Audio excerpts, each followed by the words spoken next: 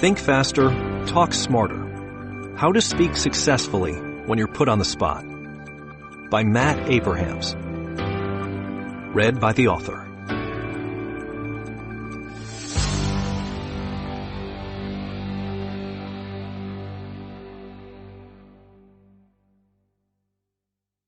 There's no greater agony than bearing an untold story inside you.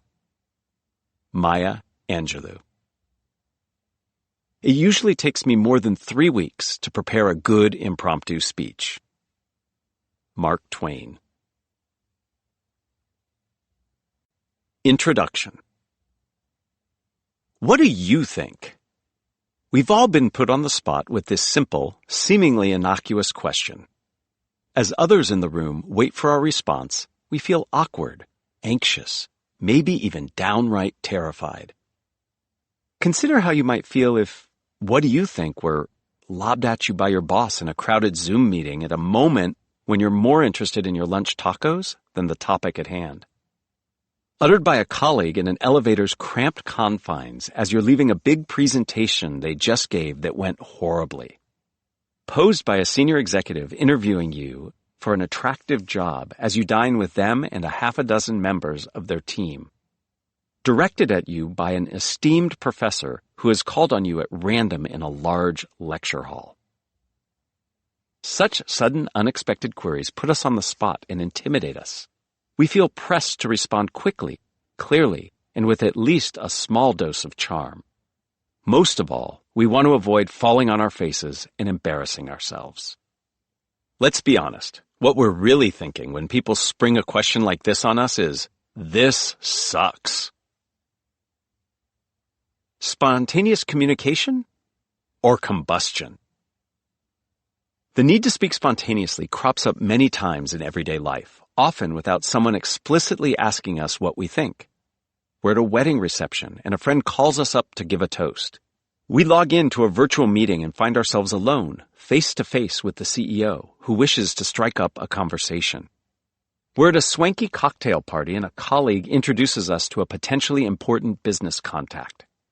We're giving a formal presentation and the moderator asks if we might stick around for 15 minutes of informal question and answer. At still other times, we thrust ourselves into precarious situations in which we must think on our feet. We make an embarrassing faux pas and have to talk our way out of it. The technology we're relying on during an important pitch fails and we have to wing it. We say something we regret in a moment of frustration and must find a way to apologize. We experience a bout of mental flatulence and utterly forget someone's name or a point we were about to make. For large numbers of us, the prospect of spontaneous communication is terrifying. Research has found that Americans fear public speaking more than they do bugs, heights, needles, zombies, ghosts, darkness, and clowns. And that's formal, pre-planned public speaking.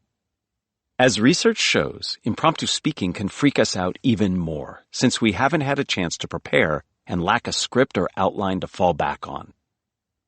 Even those of us who don't experience much anxiety when speaking publicly likely feel haunted by occasions when we misspoke, fumbled an answer, or failed to impress in a spontaneous speaking situation.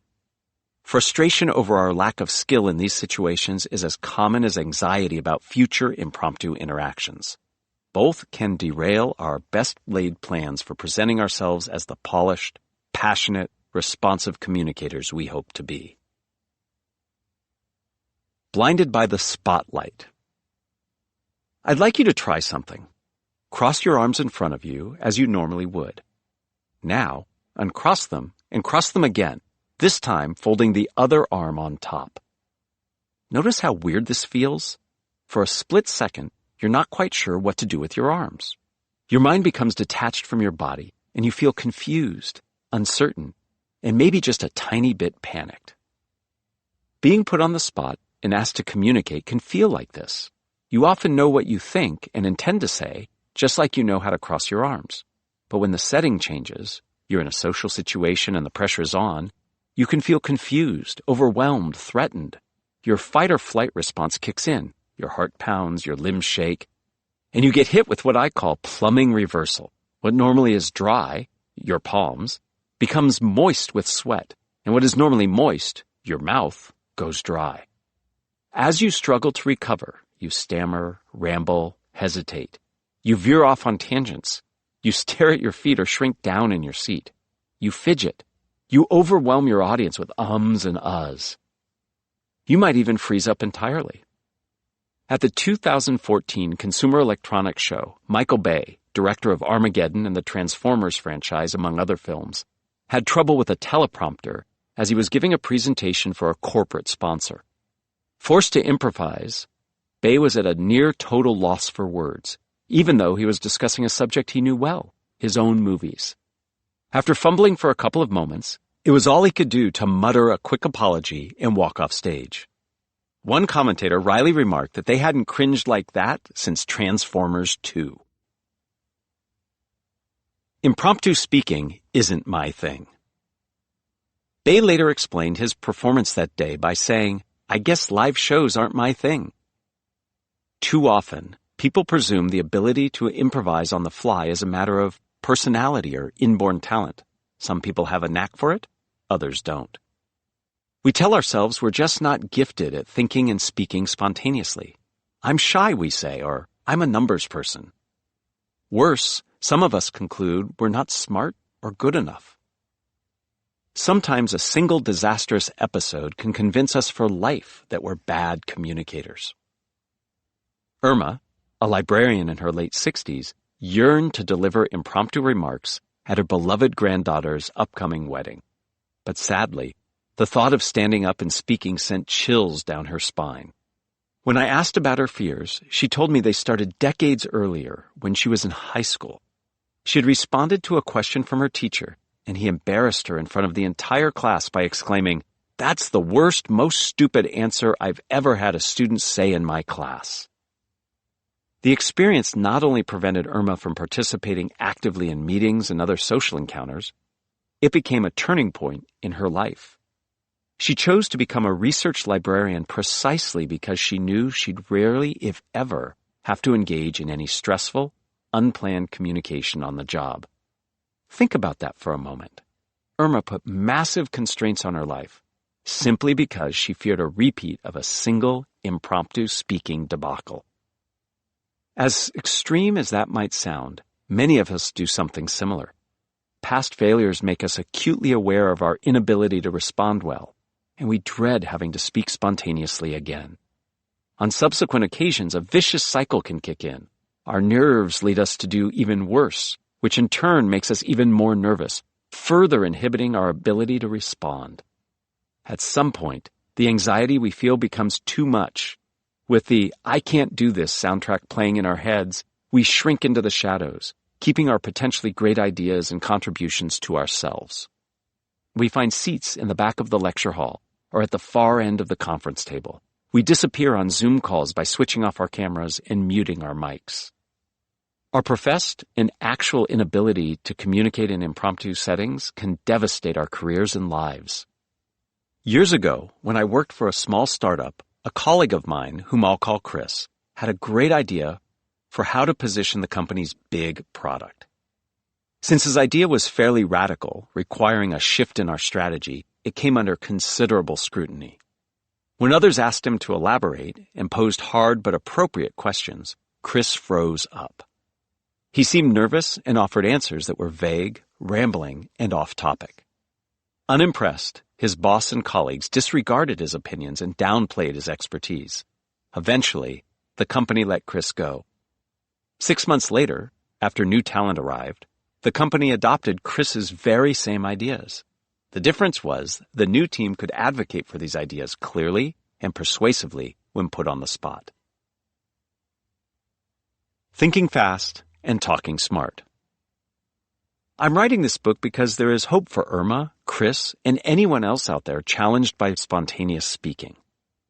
Consider the story of Archana, another student of mine who struggled with interacting with others. Having recently moved to the United States and changed professions, she felt unsure of herself and tended to avoid speaking up. I judged myself harshly, she recalls. I would get anxious and avoid speaking up in meetings at work. She realized that her reticence was putting her at a disadvantage, causing her to miss out on important career-building opportunities. After working to learn and practice a set of proven tools and techniques, Archana found that she could relax more and be herself. Turning down the critical voices in her head, she felt more self-confident, which allowed her to speak out more and made future spontaneous speaking experiences easier. Before long, she was leading team meetings without feeling too much anxiety. When a colleague of hers passed away, she surprised herself by volunteering to stand up in public and share memories and kind words. Some people are naturally more extroverted, uninhibited, quick-witted, or facile with words than others. But any deficits we might have in these areas need not define us nor determine our destiny. What most shapes how we communicate on the fly isn't something innate or deeply established in us, but rather how we approach this challenging task. Most of us conceive of spontaneous social interaction in ways that box us in and thwart us. Building up these interactions in our minds, we freak ourselves out, preventing ourselves from operating well in the moment. In other words, we get in our own way. By lowering the pressure we put on ourselves and by practicing some key skills, we can become better, more competent communicators in any kind of unplanned, high-stakes conversation. We can even come alive in these situations and enjoy them. We can all learn to, as I call it, think faster and talk smarter. No matter how affable, sociable, and facile with words we perceive ourselves to be, we can all become more comfortable and confident in the moment by employing the think faster, talk smarter method you will find outlined in this audiobook, as well as the context-specific structures I've provided. This method has 6 steps. First, we must acknowledge what we already know, that communication in general, and impromptu speaking in particular, are nerve-wracking. We must create a personalized anxiety management plan to help address our jitters.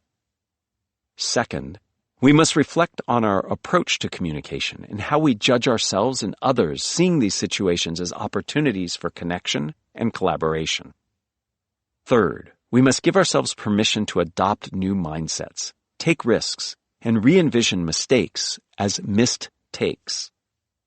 Fourth, we must listen deeply to what others are saying, and perhaps not saying, while also tuning in to our own internal voice and intuition.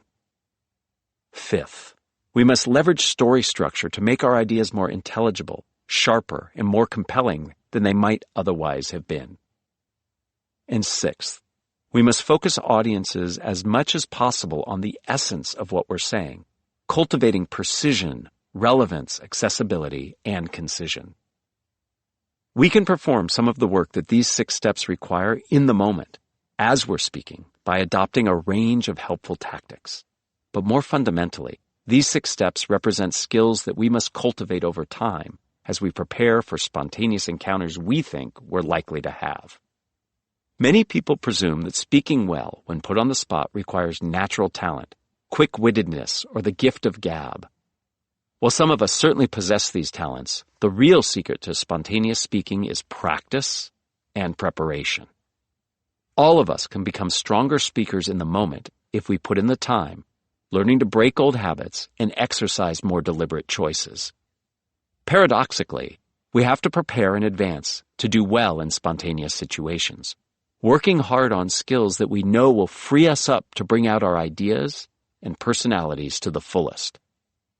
As when learning any new skill, it helps to reduce the pressure you put on yourself. Remember that becoming a strong communicator when put on the spot takes time. You don't have to stress yourself out trying to do it all at once. Moreover, the very fact that you're focusing on improving yourself in this way is already worth celebrating. Most people either don't think about spontaneous speaking, or if they do, they aren't courageous enough to do anything about it. You are aware and brave, as evidenced by the fact that you're listening to this audiobook in the first place. Becoming adept at spontaneous communication takes patience, commitment, and grace. But as the people I coach and teach have found, the impact can be life-changing. Life isn't a TED Talk.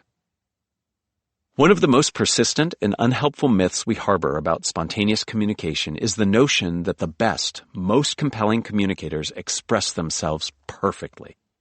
Just look at how polished those successful TED Talk presenters are, even though they're speaking casually without notes.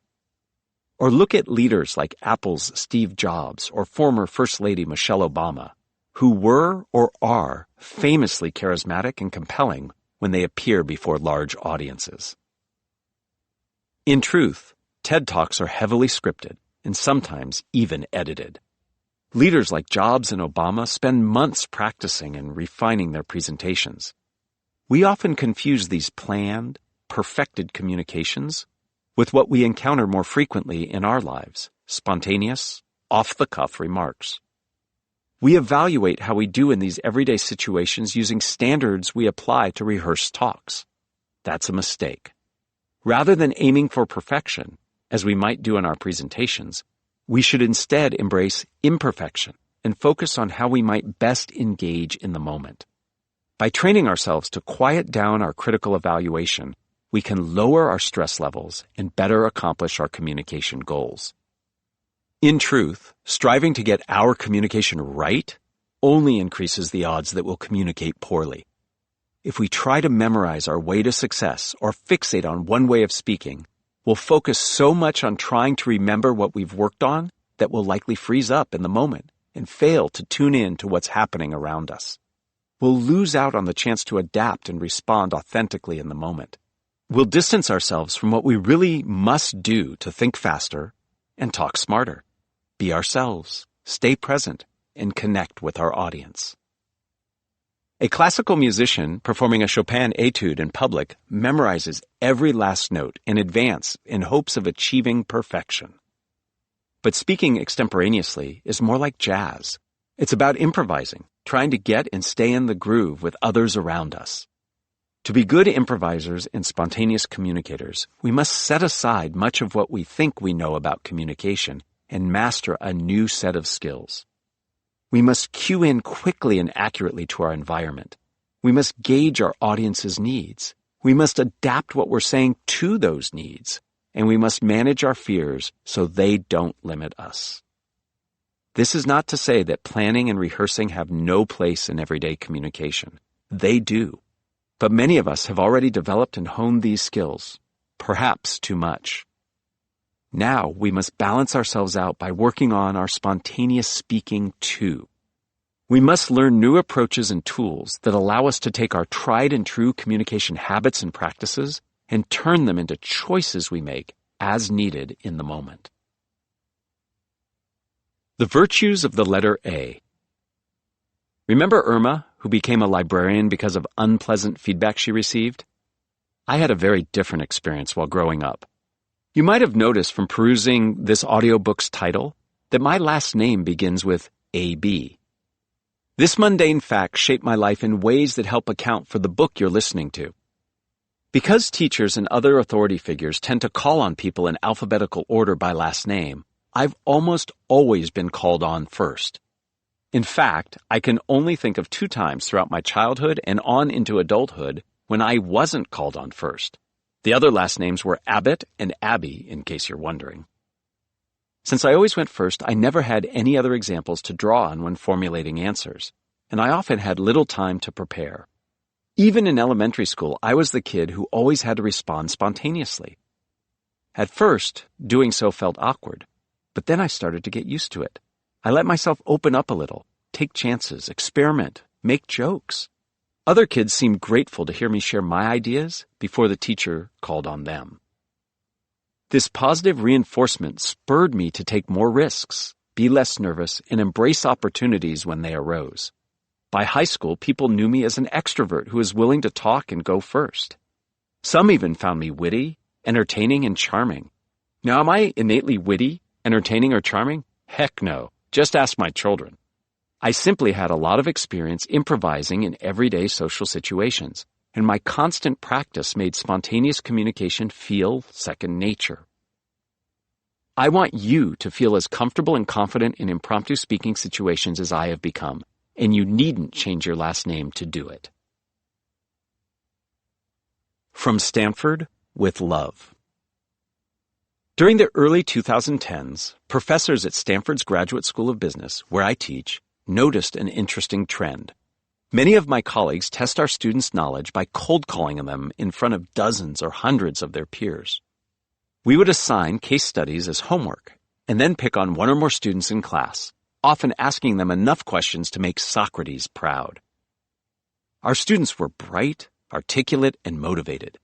They could craft and deliver a formal speech with the best of them. Many of them had given speeches as valedictorians or as part of their previous work experience. Yet these students struggled with in-class cold calls. Many would come to class highly anxious, or sit out class on days they anticipated being called upon. They tended to freeze up when put on the spot. Although students knew the answers, they struggled to quickly come up with sharp, incisive responses. As the communication guy on campus who co-taught classes at Stanford's Graduate School of Business and Continuing Studies program, I was asked to design a new learning experience to help with spontaneous social interactions in class, one that would complement our existing course offerings on formal communication. I set to work reading everything I could that related to spontaneous communication. I consulted academic journals in fields like communication, psychology, evolutionary biology, sociology, and education. I also reviewed improvisational comedy textbooks and studied examples of spontaneous communication in politics, business, medicine, and other domains. Most importantly, I called upon what I'd learned from colleagues around the Stanford campus, many of whom you'll meet in this audiobook. Integrating all of this material, as well as experiences I'd had co-teaching the Stanford Continuing Studies Improvisationally Speaking class with lecturer Adam Tobin, I created a workshop with the provocative, yet grammatically incorrect title of Think Fast, Talk Smart, Effective Speaking in Spontaneous and Stressful Situations. To my surprise and delight, this workshop has become something of a tradition at our business school. Most Stanford MBAs learn how to think fast and talk smart before they graduate. I presented this material online through videos and a podcast, and at companies, nonprofits, and government groups so that more people can think fast and talk smart. The response has been amazing. Students report liking their classes more because they no longer fear the dreaded cold call. Others who found me online share how my techniques have helped them ace interviews, secure funding, pass oral exams, win over new customers, impress bosses, and even get engaged. Corporate clients report that the tools I teach lead to better communication, stronger relationships, more enjoyable workplace experiences, and ultimately, better business results. What if you could become more comfortable and confident with spontaneous communication? What if getting singled out to speak didn't feel like a trial or tribulation, but rather a chance to engage, learn, connect, and perhaps even have fun? What if you could lose all those self-doubts, sweaty palms, and stilted pauses and communicate in ways that are more logical, concise, and compelling? What if you could rise to the occasion, thinking fast and talking smart when the spotlight falls on you? Now you can. Think Faster, Talk Smarter is a concise, practical methodology you can use to finally feel good about communicating on the fly. Part 1 shares a powerful 6-part method for understanding the obstacles that so often interfere with impromptu speaking. I'll show you how to identify the key challenges that ratchet up the pressure in spontaneous communication situations.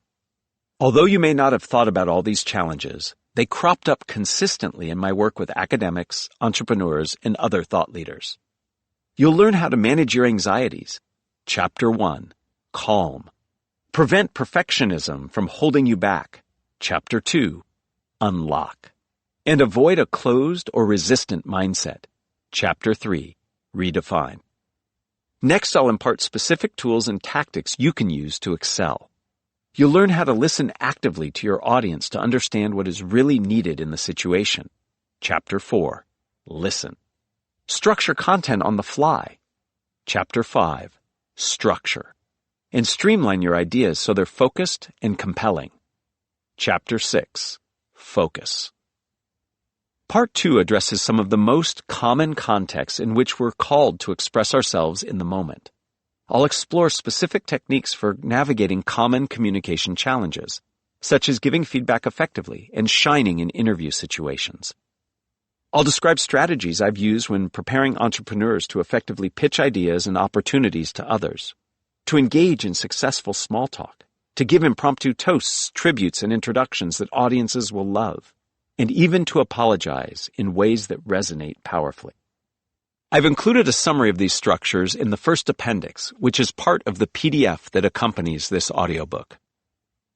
Finally, I provide a QR code in the second appendix that will take you to a dedicated Think Faster, Talk Smarter website that I will update often with new materials and videos discussing and demonstrating concepts from the book and offering new ones. If you are listening to this audiobook to prepare for a specific speaking opportunity, you may feel tempted to jump straight to part 2 or the appendices, and that's okay. Just know that the more fundamental strategies for transforming your communication abilities await you in part 1 when you're ready. All along, I'll challenge conventional wisdom, providing counterintuitive techniques to help us navigate all kinds of tricky, in-the-moment communication tasks. To make the material more memorable, I'll highlight specific tactics to try out. I'll label these Try It, and exercises that allow us to practice key techniques in more depth. Drill It. As I'll suggest, we can use these techniques to help us recover from faux pas, de-escalate volatile situations, receive and deliver bad news more gracefully, flirt more easily with that attractive someone, shine in cocktail parties, and in general, respond in ways that are more affable, charming, and effective. Stepping up in the moment. Of course, I can't promise that you'll perform perfectly in any specific situation just by learning these techniques. But to be honest, I wouldn't want you to perform perfectly every time. Spontaneous situations are by definition spontaneous. Those who do best are flexible, agile, and creative in applying the tools and techniques I discuss. They can adjust their communication to suit the room and the mood. Still, having a methodology in your back pocket as you go through life can make a huge difference. It helps you feel more comfortable and confident in approaching any in-the-moment speaking situation, giving you a basis for navigating situations that might otherwise seem overwhelming. Mastering spontaneous communication is like learning a sport. First, you absorb the foundational principles, and then you apply them in practice situations. You might not hit a home run during the big game or score the winning point, but at least you'll take substantive steps toward your goal and feel good about how you did. The key is to trust your training. Give yourself permission to take risks. Challenge what already feels comfortable and experiment. Don't abandon everything you already know. Just explore and incorporate an alternate approach, familiarizing yourself with an area of communication that is often overlooked. Use this book as a guide for ongoing practice. Turn to it before your next big conference, meeting, wedding, travel opportunity, media appearance, any situation in which you anticipate a need to communicate in the moment and want to shine. By adding tools and techniques to your communication repertoire, you'll be better able to speak up effectively no matter what comes your way. It's funny. We humans are ill-equipped to show up for some of the most meaningful moments in our life. These moments catch us by surprise, short-circuiting our intelligence and leaving us to project just a fraction of our true personalities. We can do something about this. We can train ourselves to think and speak on our feet, reacting in ways that come across as coherent, compelling, and unmistakably genuine. We can learn to be more of who we really are in the moment and convey more of what we really think. So let's get started. By understanding and practicing the following 6 steps, you too can start to think faster and talk smarter. Part 1. The Think Faster, Talk Smarter methodology. 6 steps to better spontaneous speaking. Calm. Unlock. Redefine. Listen. Structure. Focus. Chapter 1. Calm. Tame the anxiety beast. With a bit of effort, we can manage our spontaneous speaking anxiety so that it doesn't manage us. Peeling onions almost always makes me cry, but there was a time long ago when an onion caused a very different emotional response: sheer panic. I was interviewing for a job as employee number 99 in an up-and-coming software company. I made it through several rounds, and the last step was to sit for an interview with the CEO, who prided himself on personally meeting everyone before they were hired. When I arrived at the appointed time, I found the big boss already waiting for me. That threw me a little. In my experience, senior executives were so busy that they usually arrived late. But I was about to field another, more substantive curveball. Just a minute or two into our conversation, the CEO posed a question I never could have anticipated. It turned out he was famous for asking open-ended questions to test how people would respond under pressure. If you were an onion, he said, and I peeled back the first 3 layers, what would I find? Okay. I was expecting to talk about topics such as my educational credentials, my past experience, my goals, and the reasons I believed I was a good fit for the company. Why was he asking me about onions? Despite all the practice I had with spontaneous speaking growing up, I now experience the kind of fight-or-flight response most of us struggle with in such situations. My shoulders tensed, my throat went dry, my brain was overloaded, I felt jittery and hot. I really wanted to ace this interview, but my nerves were getting the better of me. I had no idea what to say. Speaking up without freaking out. To improve its spontaneous communication, or frankly, any kind of communication, we must first learn to manage the intense anxiety that can arise. As I've suggested, an attack of nerves can overpower us, consuming our attention, energy, and ability to execute. We can even become caught in what we might call an anxiety spiral. Our anxiety leads us to fault ourselves and lose confidence. We feel alone, disempowered, marginalized. That produces still more anxiety. At the extreme, this spiral can cause us to choke when put on the spot. Our anxiety overwhelms our ability to cope with it. The good news is that we can adopt techniques to reduce our anxiety, becoming more comfortable communicating ideas in any situation without our anxiety kicking into high gear. We can also become more compelling to others.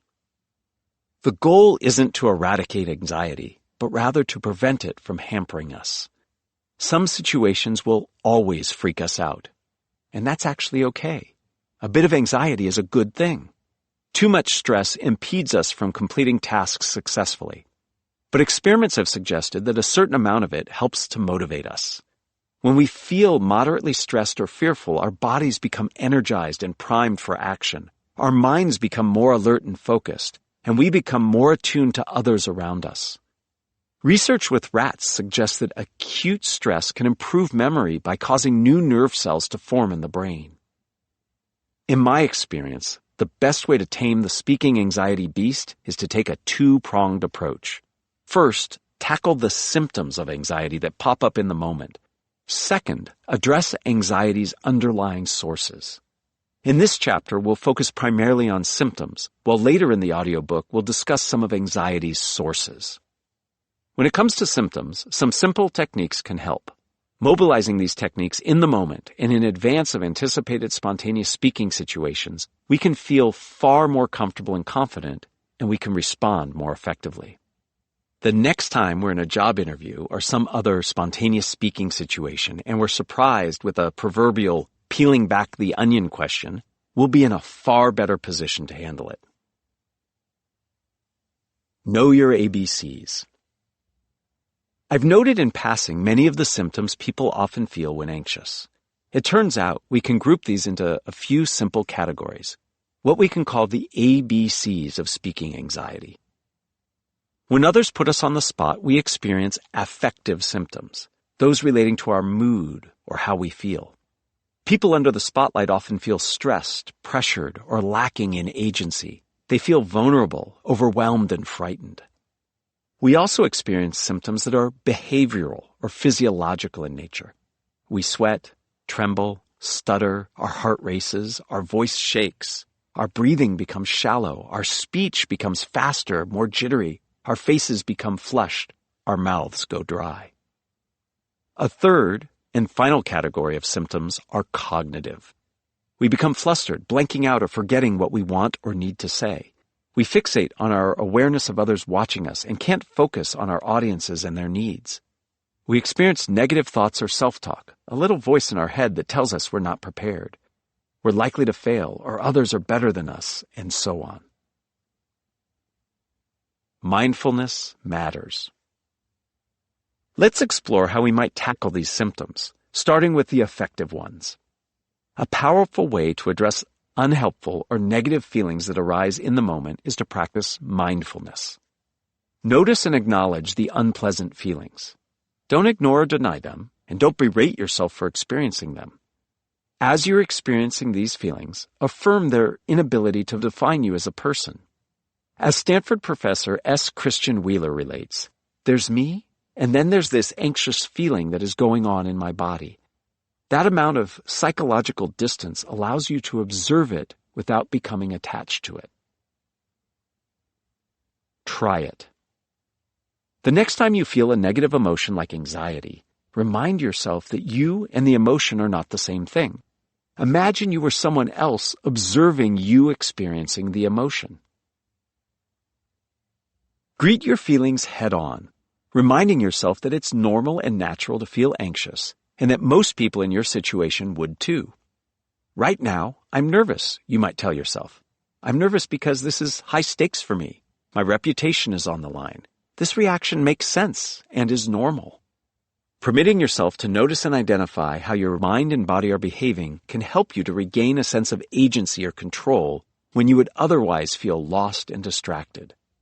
By affirming that your negative feelings are normal and natural, you prevent the emotion from sweeping you away.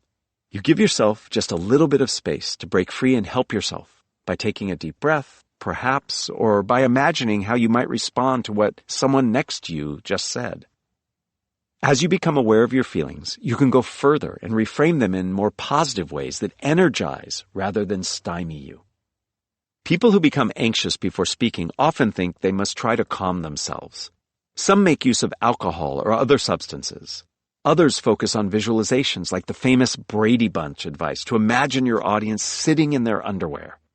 These measures often do more harm than good because they can leave you mentally fuzzy or distracted. As my friend Professor Alison Woodbrook suggests, a better strategy might be to reframe anxiety as excitement.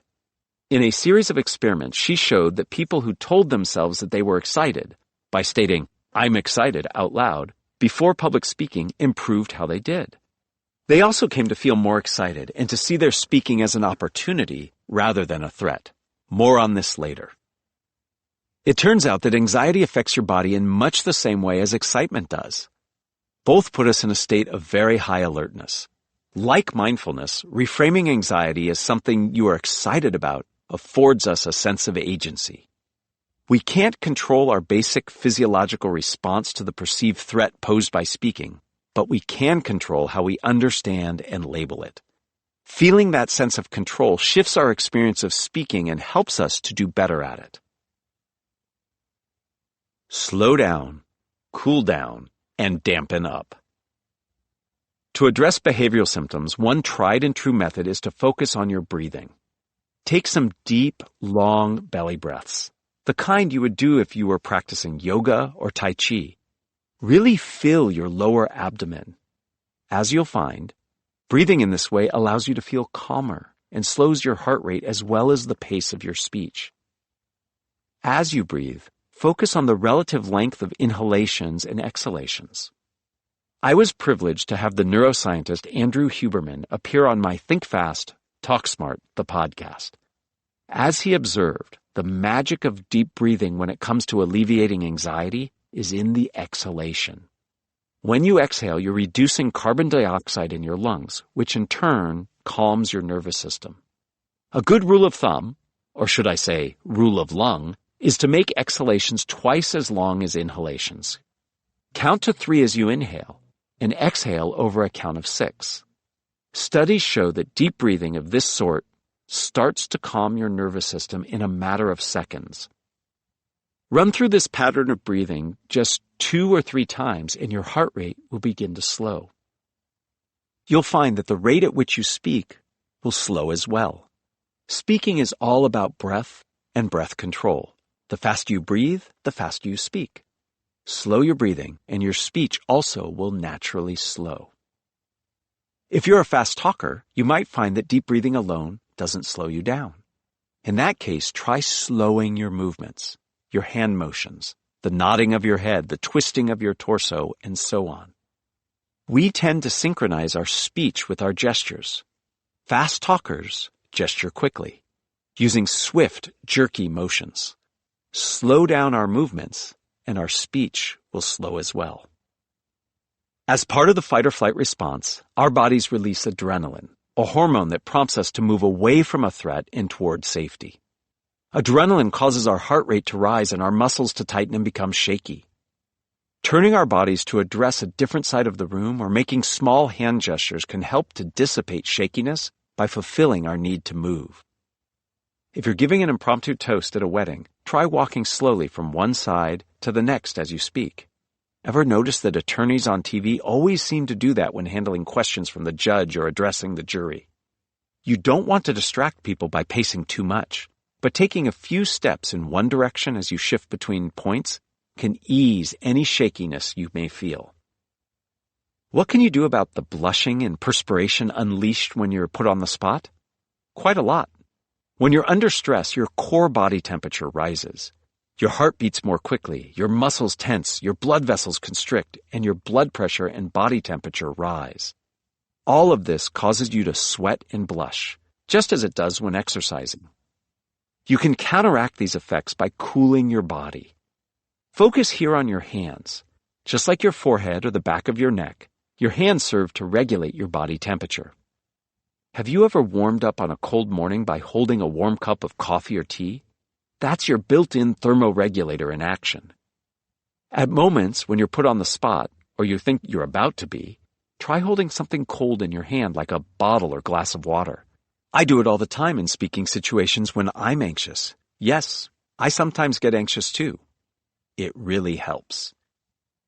Finally, let's do something about that annoying dry mouth that might arise as you try to communicate.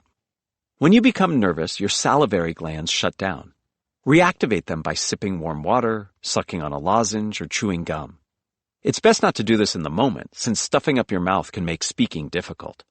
But if you're entering a situation where you suspect you might be called upon to communicate, taking a moment to prepare in advance by reactivating your salivary glands is a good move.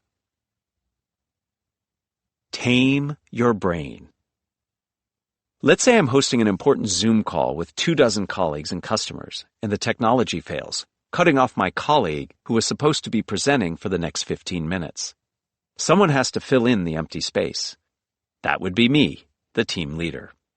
But as my body goes into fight or flight, I'm hearing these dark little voices in my head. I don't know what to say. Everybody's judging me. I'm going to get fired over this. I can banish that nasty little voice and take back control by repeating a more positive mantra in my head. Professional golfers often do this, repeating a word like calm or poise to tamp down negative self-talk. We can also adopt mantras that remind us of our deeper purposes.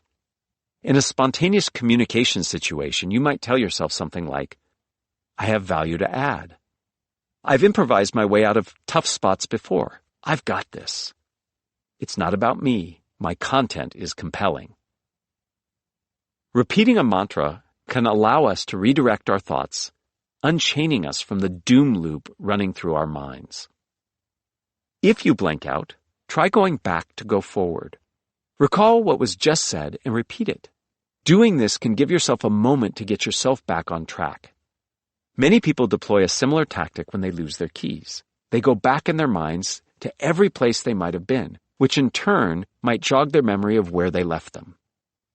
You might think that repeating what you just said is a no-no, as it will bore or distract your audience. If you do it 50 times in a 3-minute period, that might be true. But in general, repetition is a good thing. When you repeat a point a few times, you highlight it for your audiences and help them remember it. Saying something in different ways can help ideas become more comprehensible and noteworthy. Repetition is okay. You see? I just did it. I repeated the same idea 3 times. That wasn't so bad, was it? You can also buy yourself time by posing generic questions that might make sense given the context. I'll let you in on a little secret. When I teach, I sometimes lose my train of thought. I teach so many classes that I can't remember if I've made a certain point in this class or the other one. This momentary confusion can freak me out. and I feel compelled to respond immediately lest I look foolish. Typically, I'll pause and say, before we move on, I'd like you to take a moment to think about how you might apply what we've just discussed to your life. Now, I'm fortunate. Because I teach communication, students can in fact apply much of what I talk about right away. But I'll bet you could quickly come up with a generic question that you could ask, one that would allow you to take a deep breath and reflect on where you want to go next. In a Zoom call, for instance, you might ask something like, can you think of ways you can share this information with your teammates? Or when leading a meeting, you could say, let's pause for a moment and just think about how what we've been discussing fits into our overall objectives. A simple question gets people thinking and lets you off the hook as the center of attention for a moment so you can regain your composure. If you know that you'll be attending an event, a team lunch, conference, or wedding, in which you might be asked to speak spontaneously, you might think of one or two of these questions in advance and keep it handy just in case. Try it. The next time you enter a situation where you think you might have to speak spontaneously, come prepared with a question to ask your audience if you become flustered. If the mere thought of blanking out arouses fear in the moment, having these tools handy can give you an extra bit of comfort and security. You might also try rationalizing before you get into a likely spontaneous speaking situation. Ask yourself what the chances are that you really will blank out. Most people thinking rationally might put the odds that the situation wouldn't go well at 20 or 25%. But that means you'll have a 75 or 80% chance that it will. I'll take those odds. Further, ask yourself, if I do blank out, what's the worst that can happen? Many of us would say something like, I'll be embarrassed, or it'll be awkward, or I might not see the career growth I'm looking for, or people might not want to talk to me. We can make a long list of terrible consequences. But we should put our fears into perspective and realize that these consequences probably won't come to pass. People are often so consumed with their own anxieties and the impression they are leaving that they aren't paying that much attention to us. This phenomenon is so well known that psychologists have a name for it, the spotlight effect. Most likely, we are dramatically overestimating any negative impressions that others might have of us on account of our speaking. The rationalization process takes the edge off anxiety, offering us just a bit of agency. You can also reduce the odds of blanking out by structuring what you say in the moment. Structure provides you with a map, and it's much harder to get lost and blank out if you have one. You might presume that you can only structure your remarks well by planning them out in advance, but that's not true. As we'll see in Chapter 5, you can do it very effectively in the moment as well.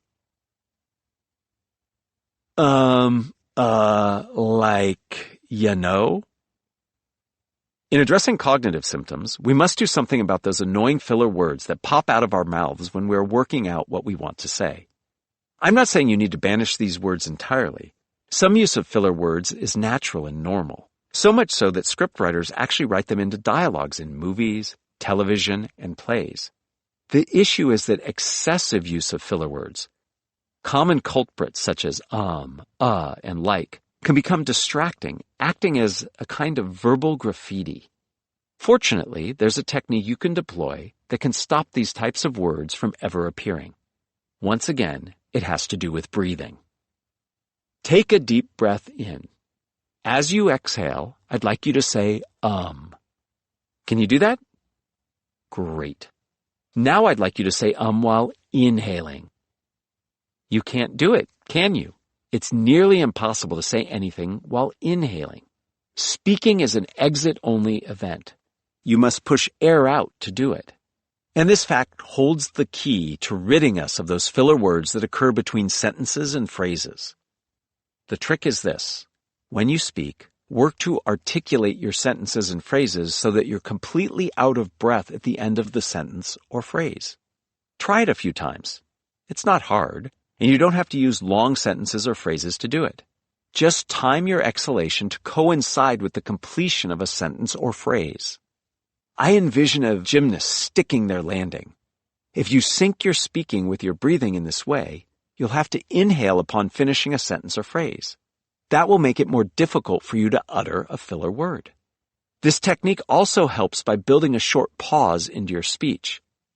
As communicators, we often presume that we must fill all the airtime, that any empty space is awkward. Not true. Sprinkling in pauses allows your audience to catch up and reflect on what you just said. Try it. To practice syncing sentences and phrases with your breath, I recommend talking through a series of sentences. At the end of each one, you want to land by coming down in tone and being out of breath. Think of the steps required to perform a common everyday action. If you talk through an activity you know well, you don't have to think about what you're saying as much, and you can focus on the ending of your sentences. I like to talk through the process of making a peanut butter and jelly sandwich. Listen to how I land each phrase by emphasizing the final word. First, you take out 2 pieces of bread. Then you spread peanut butter on one slice, but not too much. Then you spread jelly on the other slice, but not too much. Then you put the slices together. The jelly side of one piece should face the peanut butter side of the other. Slice the sandwich in half and enjoy. By landing your phrase and ensuring you're out of breath, you can make sure you eliminate filler words. To take your practice further, you might try working with speaking preparation tools such as poise.com, Ori, and Like So, which provide valuable feedback on your use of filler words. The chart entitled Techniques for Minding Your Anxiety Symptom ABCs is a good way to review the many techniques we just discussed that can help you manage your spontaneous speaking anxiety. This chart is also replicated in the attached PDF. Practice mindfulness. Acknowledge your feelings and sit with them. These feelings are perfectly rational and normal.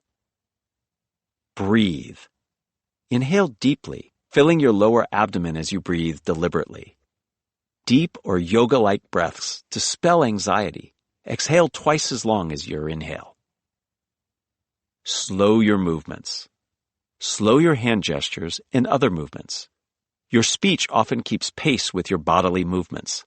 Slow them down and watch your speech calm as well. Cool your body. Hold a cool bottle of water or other cold object in your hands. By cooling yourself down, you blush and perspire less. Salivate. Chew on some gum or enjoy a lozenge.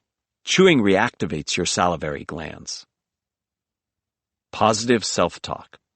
Recite a positive mantra in your head. This will quiet your inner critic and positively redirect your thoughts. Rewind and question to progress. Repeat yourself and ask questions. Avoid repeating too often, but to jog your memory, repeat what you just said or pose some questions to your audience. Get rational. Tell yourself the worst that could happen if you screw this up. Hint, even the worst isn't that bad. People are mostly focused on themselves and not you. Remember that, and rationality will prevail. Inhale to reduce fillers. Land phrases so you need to inhale. Watch all the filler words, like, okay, disappear. Try it. Create a spontaneous speaking toolkit, outfitted with all you need to manage your anxiety in the moment. Include, for instance, a cold bottle of water, a lozenge, and a note card with an affirmation written on it. Given the tips provided in this chapter, what else might you add to this kit to customize it just for you? Keep this kit handy in your phone, wallet, or purse so that you can access it just before the next event when you anticipate having to speak spontaneously. Amp yourself up. To succeed in tackling symptoms of anxiety, we must also work to make these interventions stick. Take a few moments to ponder the techniques I've shared. Which of these seem most interesting, natural, or helpful? Have you tried any of them already? Have you used other anxiety calming techniques in different areas of your life? For instance, when you're playing a sport or flirting, that might help you with your speaking fears. Once you've reviewed the techniques, gather together your favorites and form them into what I call a personalized anxiety management plan, or AMP. By contributing to your sense of agency and focus, your AMP can help excite or amp you up about speaking. Pick a handful of techniques, between 3 to 5 of them, that you believe will work for you and that address specific anxiety symptoms that bedevil you the most. You may also want to incorporate techniques for addressing the underlying sources of speaking anxiety. I'll describe some of those later in the book. Then think of an acronym that might help you remember them in the moment. Here are a couple of examples. Sample Anxiety Management Plans. BOOM. B-O-O-M. Be present-oriented. Focus on what is happening in the moment rather than worry about potential negative future consequences. Observe your movements. Slow your gestures to moderate your speaking pace. Oxygenate. Exhale twice as long as you inhale. Mantra. Speak a word or phrase that can help you calm down and focus. ARC. A-R-C. Acknowledge that anxiety is normal. Recognize you're not the only one. Rationalize. Remind yourself that even if you totally flop, it's not the end of the world. Cool yourself down. Hold something cold in your hand to keep your body temperature low. I ask all of my students and consulting clients to create an AMP. They routinely thank me, writing years later to report that they still are deploying these techniques. As they attest, finding and deploying the right AMP supercharges their confidence when they speak in high-stakes, spontaneous situations. Small changes sustained over time really do make a big difference. One woman I work with, Stephanie, took over as CEO of her family business when she was in her late 20s.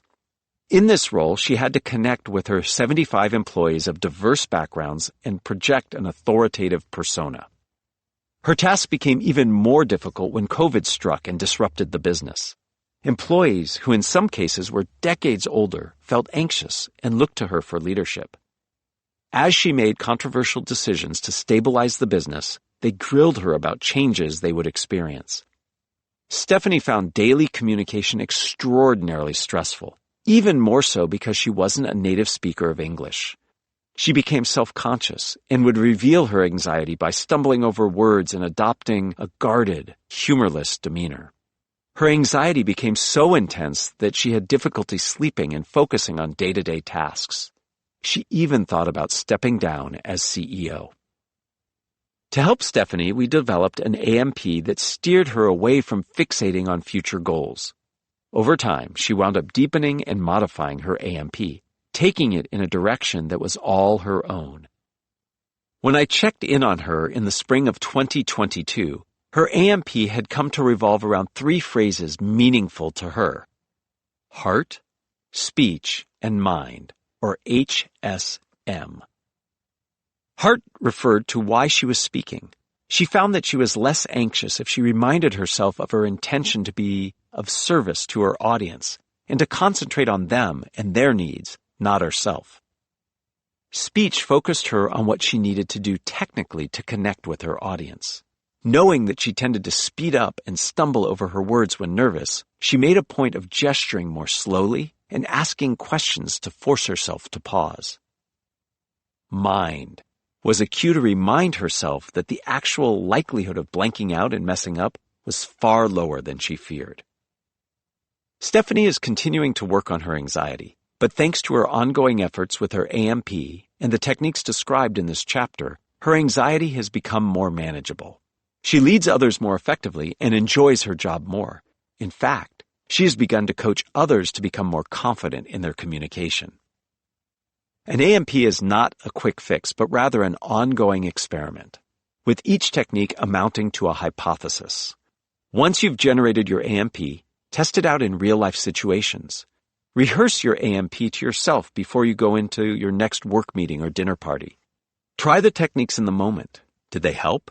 If not, try swapping in other techniques. And don't forget to update the acronym. There is no quick and easy solution for speaking anxiety. What we can do is engage in a more gradual process of managing this emotion so that it does not interfere with our communication goals. Discovering you.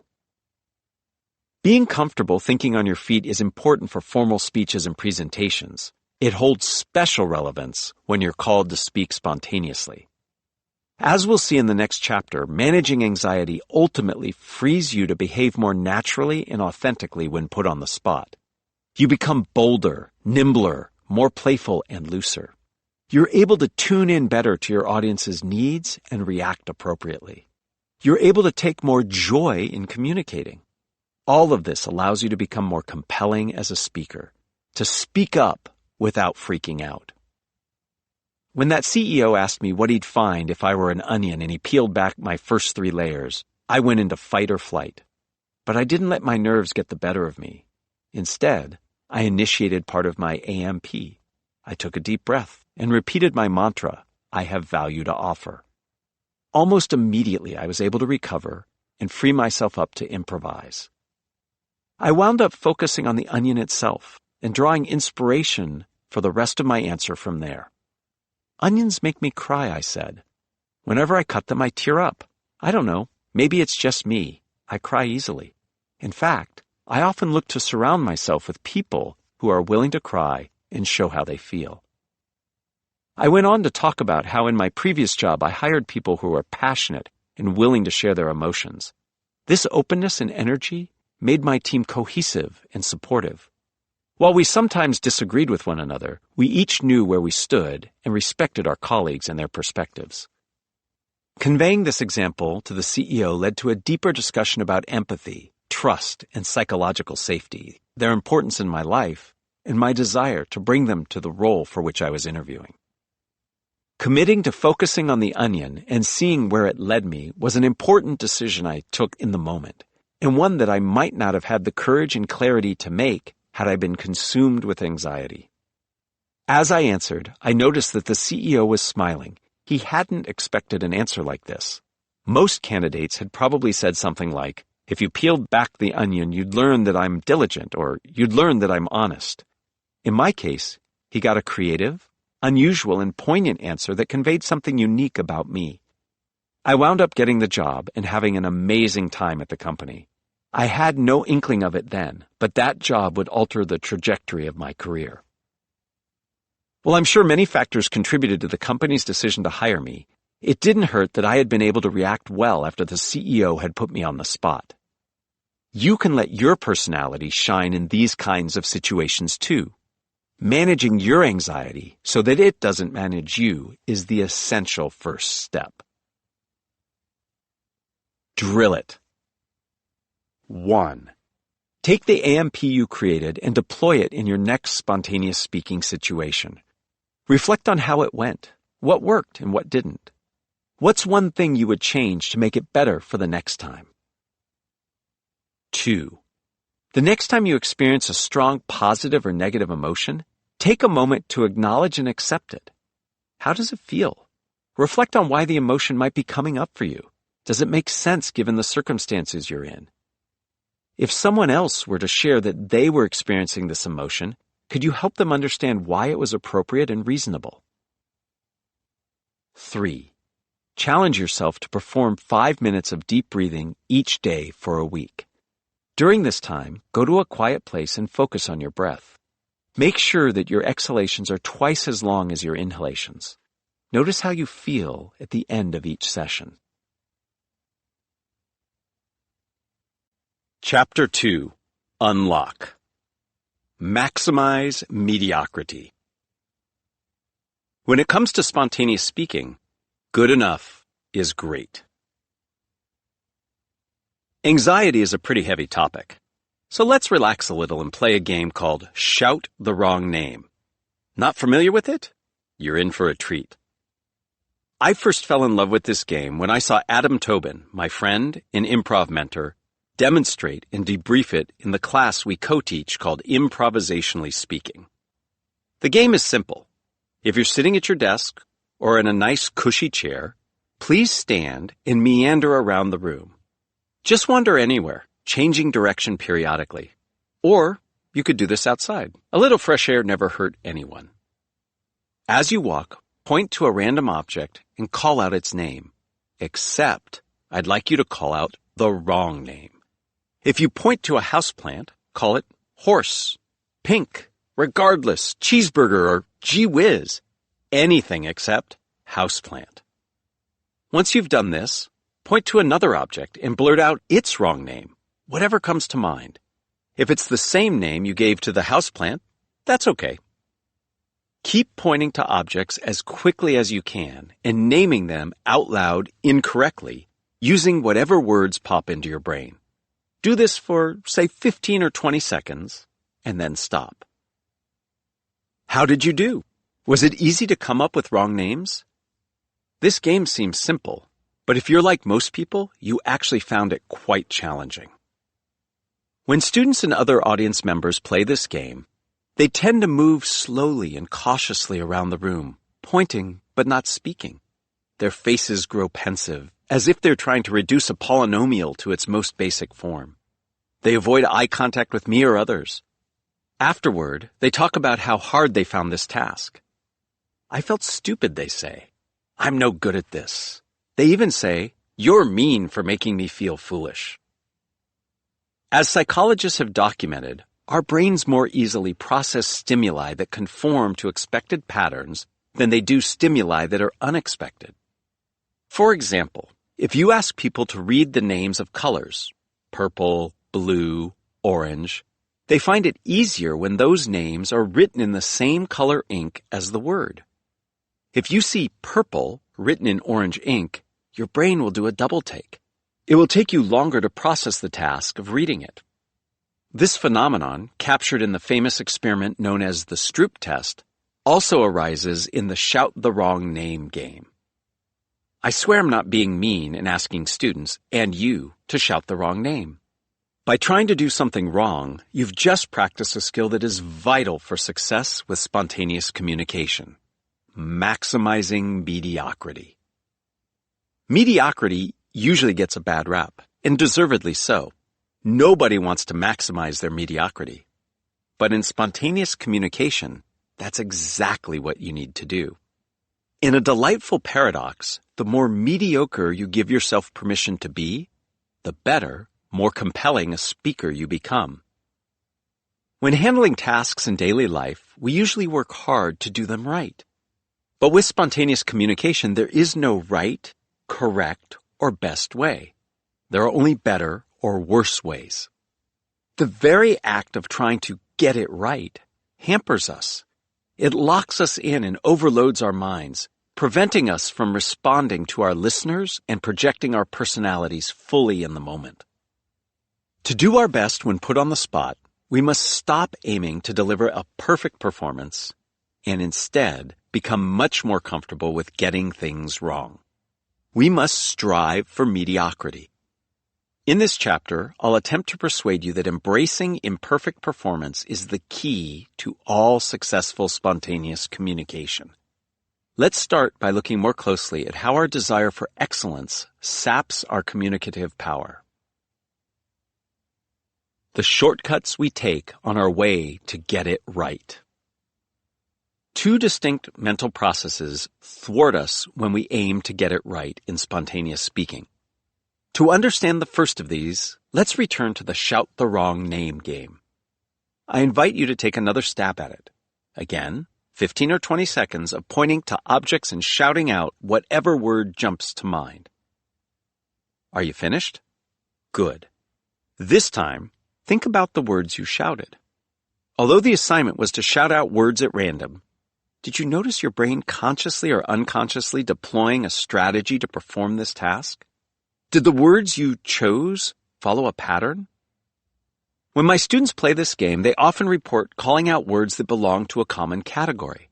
In quick succession, they'll point to objects and shout the names of fruits, animals, colors, and so on.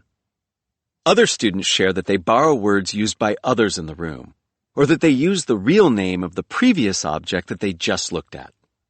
Some quickly think of several words with the idea that they'll use those for the next several objects to which they point.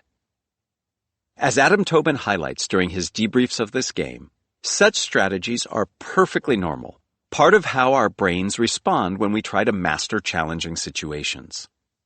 Psychologists explain this via cognitive load theory, which holds that we often only have a finite amount of working memory to devote to the tasks before us. When too much information barrages our brains all at once, as often occurs in our modern, tech-centered world, our working memory becomes overtaxed and we struggle to learn. To avoid this outcome, our brains try to help us out. They quickly and effortlessly call up mental shortcuts, or heuristics, that allow us to solve problems and perform the tasks that confront us. Heuristics are a primary tool we deploy in our efforts to get it right and achieve perfection. We commonly rely on heuristics during spontaneous speaking. When an irate customer confronts us with a problem, our brains click in and we give a standard sort of reply. Perhaps something like, "I'm sorry to hear that it's not working out for you. Did you set the product up properly?" When we learn of a friend's loss, we say, "My thoughts are with you." When a relative shares some bad news, we give a standard reply like, "I'm sure it'll be okay." When a friend asks what we think of a difficult interaction they had with a coworker, we unthinkingly reply, "It is what it is." Heuristics are essential in that they help us respond decisively and efficiently in complex situations, lightening the cognitive load we bear. Confronted with a task, we don't have to think about it. We just do it. If we lacked heuristics, we'd be stymied at every turn. Imagine how onerous we'd find it at the grocery store. We'd have to think through the pros and cons of every brand and variety of spaghetti sauce before choosing which one to buy. Instead, we apply a simple rule, something like, "I want a sauce that's organic and doesn't cost too much money." The surprising power of because. This efficiency, however, comes at a cost in two key respects. First, heuristics limit our spontaneity, which interferes with our ability to be present. In a famous experiment, psychologist Ellen Langer had participants approach people waiting in line to use a photocopier and ask if they could cut in. The would-be line cutter phrased their request in different ways, in some cases using the word because and offering a rationale. As she found, people waiting in line were far more likely to agree to let someone cut if they used the word because and offered a rationale. This held true regardless of whether the rationale was relatively strong, "I'm in a rush," or weak, "Excuse me, I have some copies to make. May I use the Xerox machine because I need to make copies?" The word because apparently prompted people to go on autopilot, triggering a heuristic in their minds, perhaps something like, "I'll let someone cut in front of me if they have a reason." Rather than being present in the moment and listening carefully, one simple word, justifying a small request, triggered a tendency to behave mindlessly and distractedly. As a result, we don't take the time to slow down and observe nuances of our environment, and we miss subtle and perhaps not so subtle elements of it. If you're in the grocery store vetting spaghetti sauces on the basis of their price and whether they're organic, you might not notice whether some of them are a slightly different variety, say chunky or vodka infused, or if they have ingredients you don't want, such as added sugar. As a result, you might wind up making a decision you'll later find subpar. When we deploy heuristics in interpersonal situations, we miss the nuances, including cues related to our audience members' needs. Let's say your colleague pops into your office and asks you unexpectedly for feedback on a meeting you were both just in. Your "give feedback on meeting" heuristic kicks in, and you immediately begin responding with an answer about next steps following the meeting, adjustments to plans, and other action items that were discussed. But your colleague might want something else. Validation of their leadership ability, say, or maybe even just an expression of warmth or friendship on your part. You're so locked into the notion of, "I must now say what I thought of that meeting," that you miss an opportunity to connect in a more meaningful way. Effective spontaneous communication requires us to break out of our existing behavior patterns and ruts. Rather than hurry to respond to a situation, we must put a hold on heuristics, taking a moment to really assess the situation we're in and perhaps ask clarifying questions.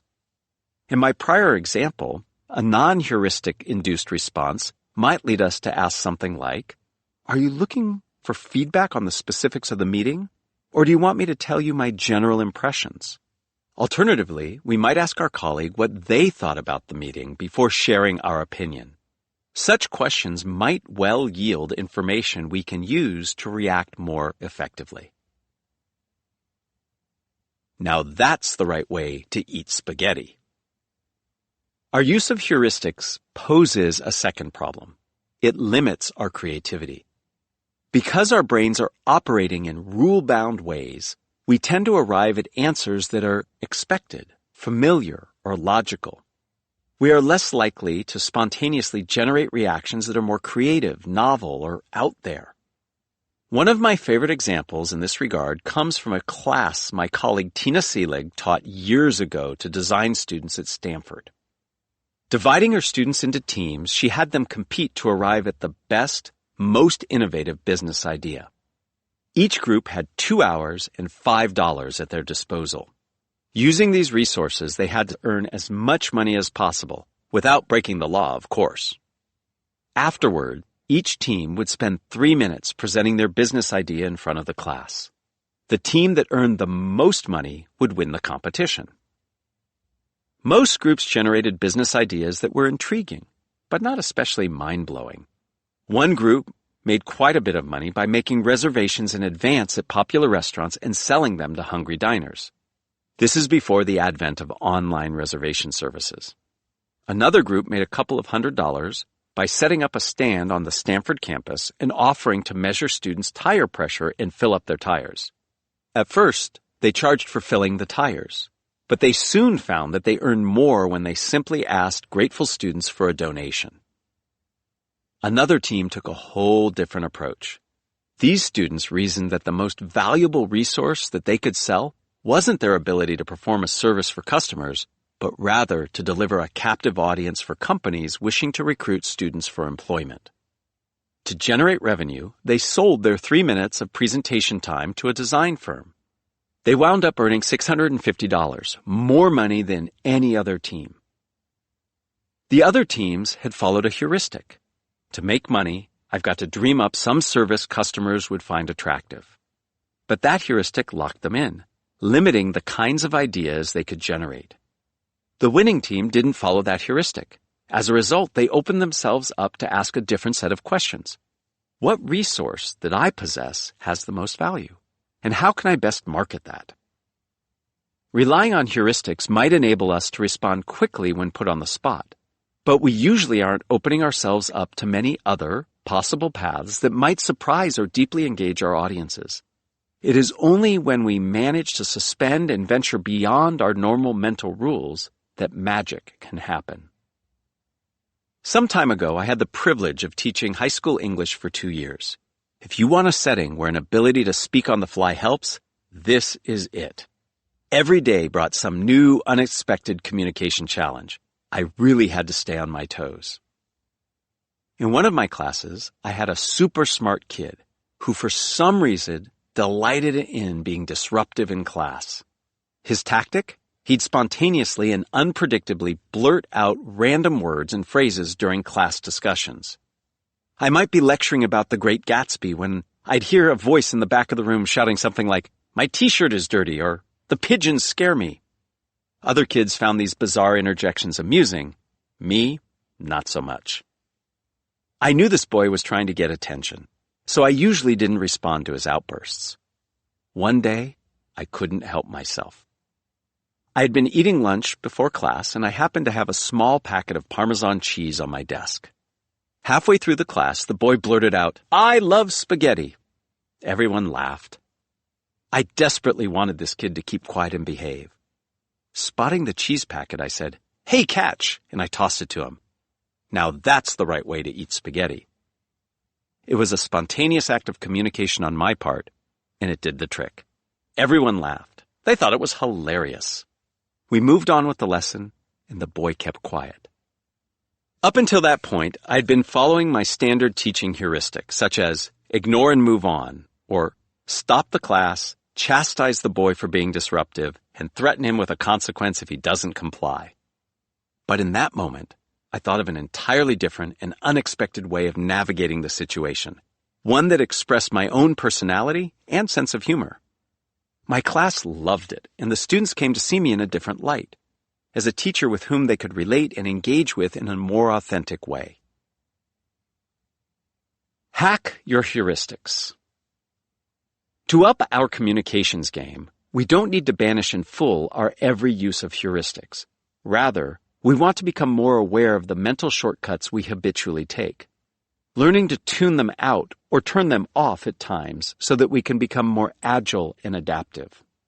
We want to increase our ability to make conscious choices when we communicate rather than simply invoking a rote response. One approach is to stay alert for situations in which we typically use heuristics. Usually, we resort to heuristics when we experience a stressor of some kind. We might face a decision and feel overwhelmed by the number of choices at our disposal. We might feel tired, hungry, or under a time crunch. We might find ourselves in an uncertain or ambiguous situation. To avoid using heuristics, we can prevent ourselves from becoming stressed in the first place. We can manage our stress once it does arise, taking care of ourselves in the moment, slowing down, or rationalizing. Refer back to Chapter 1. Reducing the anxiety we feel can allow for more open and thoughtful engagement on our part. We can also learn more about heuristics by observing others using them and trying to avoid those patterns. As parents, for instance, we might observe other parents always raising their voices when their children pummel them with requests. We can consciously focus on modifying our own behavior when our kids are nagging us. For instance, by slowing down, quieting our voices, and listening to our kids' requests. We can also take time to reflect on our own actions. If we lead a team and are trying to communicate more productively when problems arise, we can make a habit each day of thinking back on how we handled these kinds of situations. Did we react reflexively in patterned ways? Did specific triggers spur these reactions? To what extent were these reactions helpful? What might we do in these situations to suspend our use of heuristics?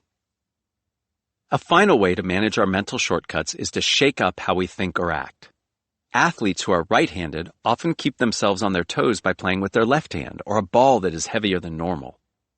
All of their ingrained habits go out the window, and they have to learn anew how to operate. I know a writer who purposely changes where he writes to free himself from ingrained thought patterns. While he usually works in his office, he has sometimes chosen to write in hospital waiting rooms, hotel lobbies, airports, funeral homes, empty movie theaters, and the spectator section of courtrooms. As he tells me, writing in new locations allows him to escape the same old patterns, unlocking a stream of new ideas. Creativity experts likewise work proactively to short-circuit heuristic biases.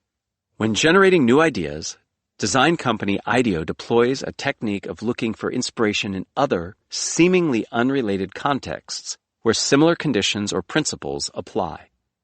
In one instance, the company was hired to redesign a hospital emergency room so that it operates more efficiently. A standard approach would have been to research how great hospital emergency rooms were designed and to borrow ideas from them. Doing so, however, would have left IDEO's designers limited by whatever heuristic biases typically inform designers of emergency rooms. Instead, IDEO considered other high-intensity environments to see how they functioned best. One example they came upon was to investigate how Formula One race car pit crews performed. Pit crews were analogous to emergency room teams, IDEO proposed, in that both had to operate quickly and efficiently in high-pressure situations to diagnose and fix problems. Avoiding the usual hospital design heuristics and turning to pit crews for inspiration allowed IDEO to arrive at all kinds of new ideas it could translate into emergency rooms.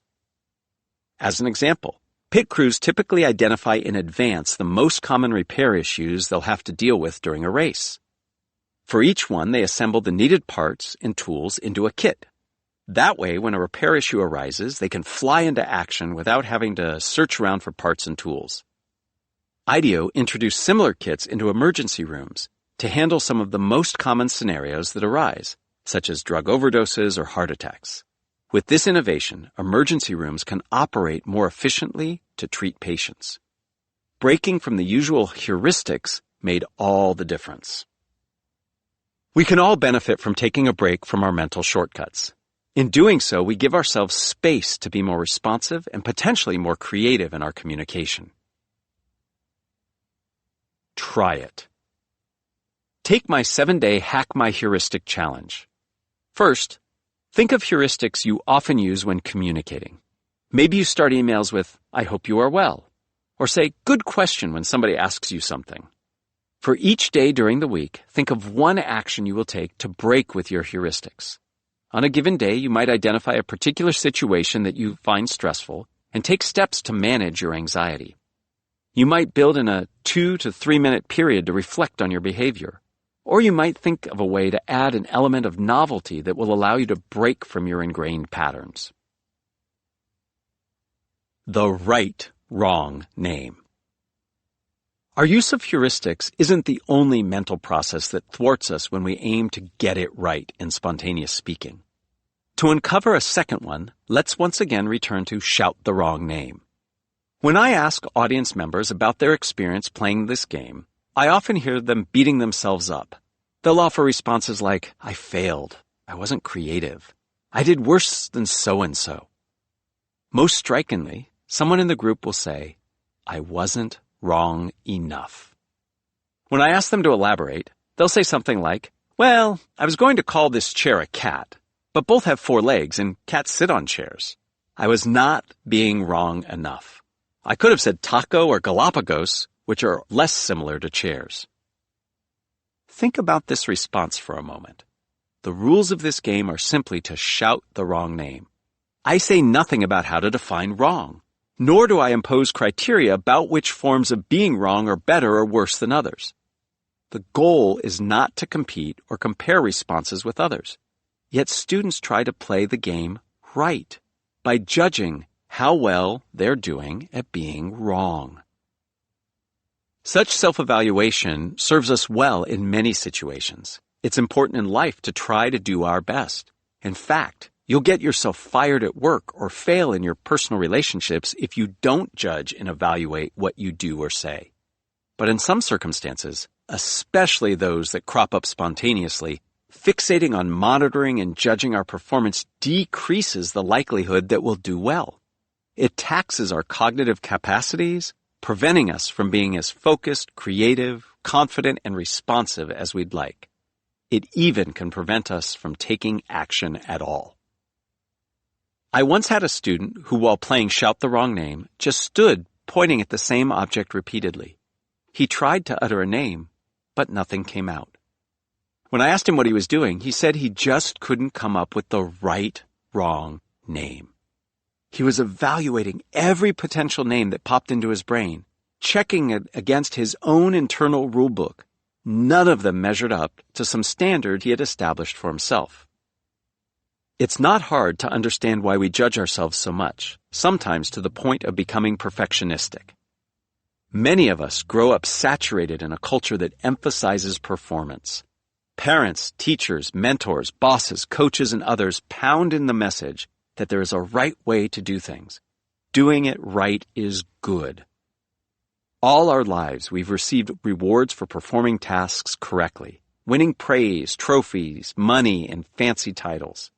We've received punishments for messing up, whether it's negative feedback, poor grades, or simply an awareness that others are looking down on us. Failing feels bad, while doing it right feels good. No surprise we're constantly monitoring and critiquing how we do, perhaps more than we should. Another reason we're quick to judge our own performance is that doing so calms us and affords us a sense of control. Unpredictable and ambiguous situations in life can leave us feeling vulnerable and exposed. Focusing and sometimes obsessing over performing tasks perfectly can give us a sense of agency. Before major meetings, I often found myself fixating on exactly what I intended to say. I now realize this was an attempt to give myself a sense of control over my destiny when what was likely to unfold was out of my hands. Of course, suspending perfectionism requires that we believe in our ability to accomplish our goals. It's precisely this faith that I'm asking you to muster. I assure you that it will be rewarded handsomely. After encouraging my students and other audience members to suspend self-judgment, I ask them to repeat the shout the wrong name game. Most of them experience the game differently this time around. The smiles on their faces are bigger. They move more quickly around the room and point to objects more readily. They have less trouble coming up with names and enjoy themselves more. We don't often allow ourselves to just live without worrying about how we're doing, but we should.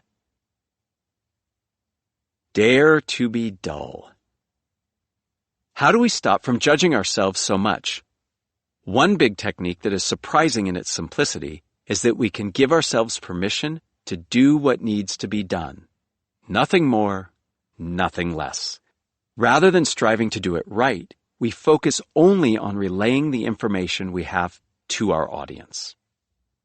This technique is actually a core tenet in the world of improvisation. Great improvisers get over the hump of their perfectionist tendencies by telling themselves that good enough is great and that they should dare to be dull. As they know, the more we can dare to be dull, the greater the chances will be anything but dull. Because we'll be communicating using our full cognitive resources. Be obvious is the most powerful creative mantra that there is, improvisation expert Dan Klein told me. When you're trying to be original, you sound like everyone else trying to be original. But when you're obvious, you're yourself. And that's what's genuine. Entertainment executive Steve Johnston served as president and managing partner of comedy icon Second City for almost 20 years and now helps run Mindless Inc., an academy that uses applied and freestyle improvisation methods to enhance mental fitness. He observes that we tend to think we must come up with the big idea when we speak, contributing something important, beautiful, or transcendent, what he likens to a cathedral. But providing the building block of a conversation, the brick, also matters. We serve as bricks by waiting, listening, and at times offering up logical connections between others' ideas. We don't have to say something original or path-breaking every time. It's enough, and sometimes uniquely powerful, to help keep a conversation going and connect the pieces. Don't strive to be a cathedral. Focus on being as useful a brick as you can be. Cultivating dullness can feel odd at first, even a little scary. When I invite Stanford students to dare to be dull, they look at me and gasp. Nobody in their lives has ever told them to do this. But suspending judgment and ceding a bit of control is precisely what these students require to do better with spontaneous communication. They already have intelligence, motivation, and diligence. The next step for them to improve their communication is to take some of the precious cognitive resources they're spending in the dogged pursuit of perfection and redirect them to being present and engaged in the task at hand. This shift takes effort at first, which seemingly contradicts my point that this is about using less energy. But students find that their communication does become smoother and more authentic with practice. Remember, there's no right or wrong way to communicate, only better and worse ways. Shifting from doing it right to just doing it reduces the pressure we feel. It allows us to focus less on the best possible ways of communicating and simply allows us to put things in our own words and terms. Our communication becomes easier, less cognitively demanding, and more unique to us. We can focus on what needs to be done rather than diverting some of our bandwidth to judging what we're doing. Try it. Take a minute to think about a successful spontaneous communication or two you've had, a time when you simply did what was needed and didn't monitor and evaluate your performance unduly. What did this feel like afterward? Remind yourself that you can do this well, and so should trust yourself to adopt a dare to be dull mindset. Make missed takes. Once we've granted ourselves permission to engage without obsessing over our performance, we can begin to free ourselves of the pressure to avoid making errors. To embrace mistakes, we can learn to adjust how we think of them, not as the opposite of success, but as a means to it. When Stanford marketing professor S. Christian Wheeler appeared on my podcast, he remarked that mistakes and failures are a natural and essential part of the learning process. As toddlers and small children, we think nothing of making mistakes. We're always messing up the simplest of tasks, walking, using a spoon, tying our shoes. As adults, we distance ourselves from failure and, in turn, prevent ourselves from learning and growing. We need to recognize that failure is a great thing, Wheeler says, because failure suggests that we're operating at the outside of our abilities and that we have some skills that we can acquire to better adapt to our circumstances. We can actively dial down our reflexive judging and evaluation by making a choice to practice accepting and even embracing mistakes when they happen. Stressing over every little mistake we make, or might make, is mentally taxing. I find it helpful to envision mistakes as missed takes in the making of a film. When a crew films a scene, they'll often do several versions or takes. They might do a close-up instead of a distant shot, have the actors stand instead of sit, have them modulate their tone, and so on. They do this not because any one take is right or wrong, but because the director and crew want to broaden their options and make sure they didn't miss any potentially great but unforeseen ways of rendering the scene. They seek out variety, takes that might be more creative, unique, or imaginative. We can think of our communication situations as opportunities to try out possible approaches. More on this in the next chapter. When we take the pressure off each interaction, each encounter becomes just another take among many, one that helps illuminate what better communication might look like. Mistakes in this vein can focus our efforts. Rather than diminishing us, they can empower us and put us on a path to become better communicators. Reframing errors as missed takes can be incredibly powerful, and not just in communication. As an avid practitioner of martial arts, I once went through a period when I hit a wall, metaphorically, not physically, and didn't know what to do. I had reached a certain level of proficiency, but I wasn't improving further. A big problem, it turned out, was the way I was punching. In my drive to deliver the ideal punch, I was moving my body in a way that limited the power of my punches. My punches might have looked good, but they lacked enough oomph. To solve this problem, I allowed myself to focus on missed takes. Deviating from what I thought was the perfect form, I experimented with different ways of moving my body while punching. With each shot, I noted how I felt and the results I obtained. Some of my adjustments didn't help. I would feel pain in places where I wasn't supposed to, or the force of my punch would remain the same or even decline. I set aside each missed take and experimented with other adjustments. Over time, as these experiments continued, I discovered a way of aligning my body while punching that allowed for much more force. My form wasn't perfect in conventional terms, but it worked for me. Only when I began to view mistakes as invaluable parts of a larger learning process did I improve. In professional contexts, we can accept or welcome in mistakes by publicly celebrating failures and working systematically to learn from them. A software company where I worked held what they called Failure Fridays. Each Friday, the whole company would enjoy a free lunch together. Individuals would take a few minutes to share a failure they had experienced, and leaders would bestow an award for the best failure. The point was to normalize failures so as to encourage risk-taking, and also to encourage teams to learn from mistakes. Critically, the winning failure couldn't be one that others had already made. Failures were valuable, but only if we took the time to learn from them. Try it. Think of a common communication you regularly deliver, such as a weekly status update or a virtual check-in. Challenge yourself to try different takes.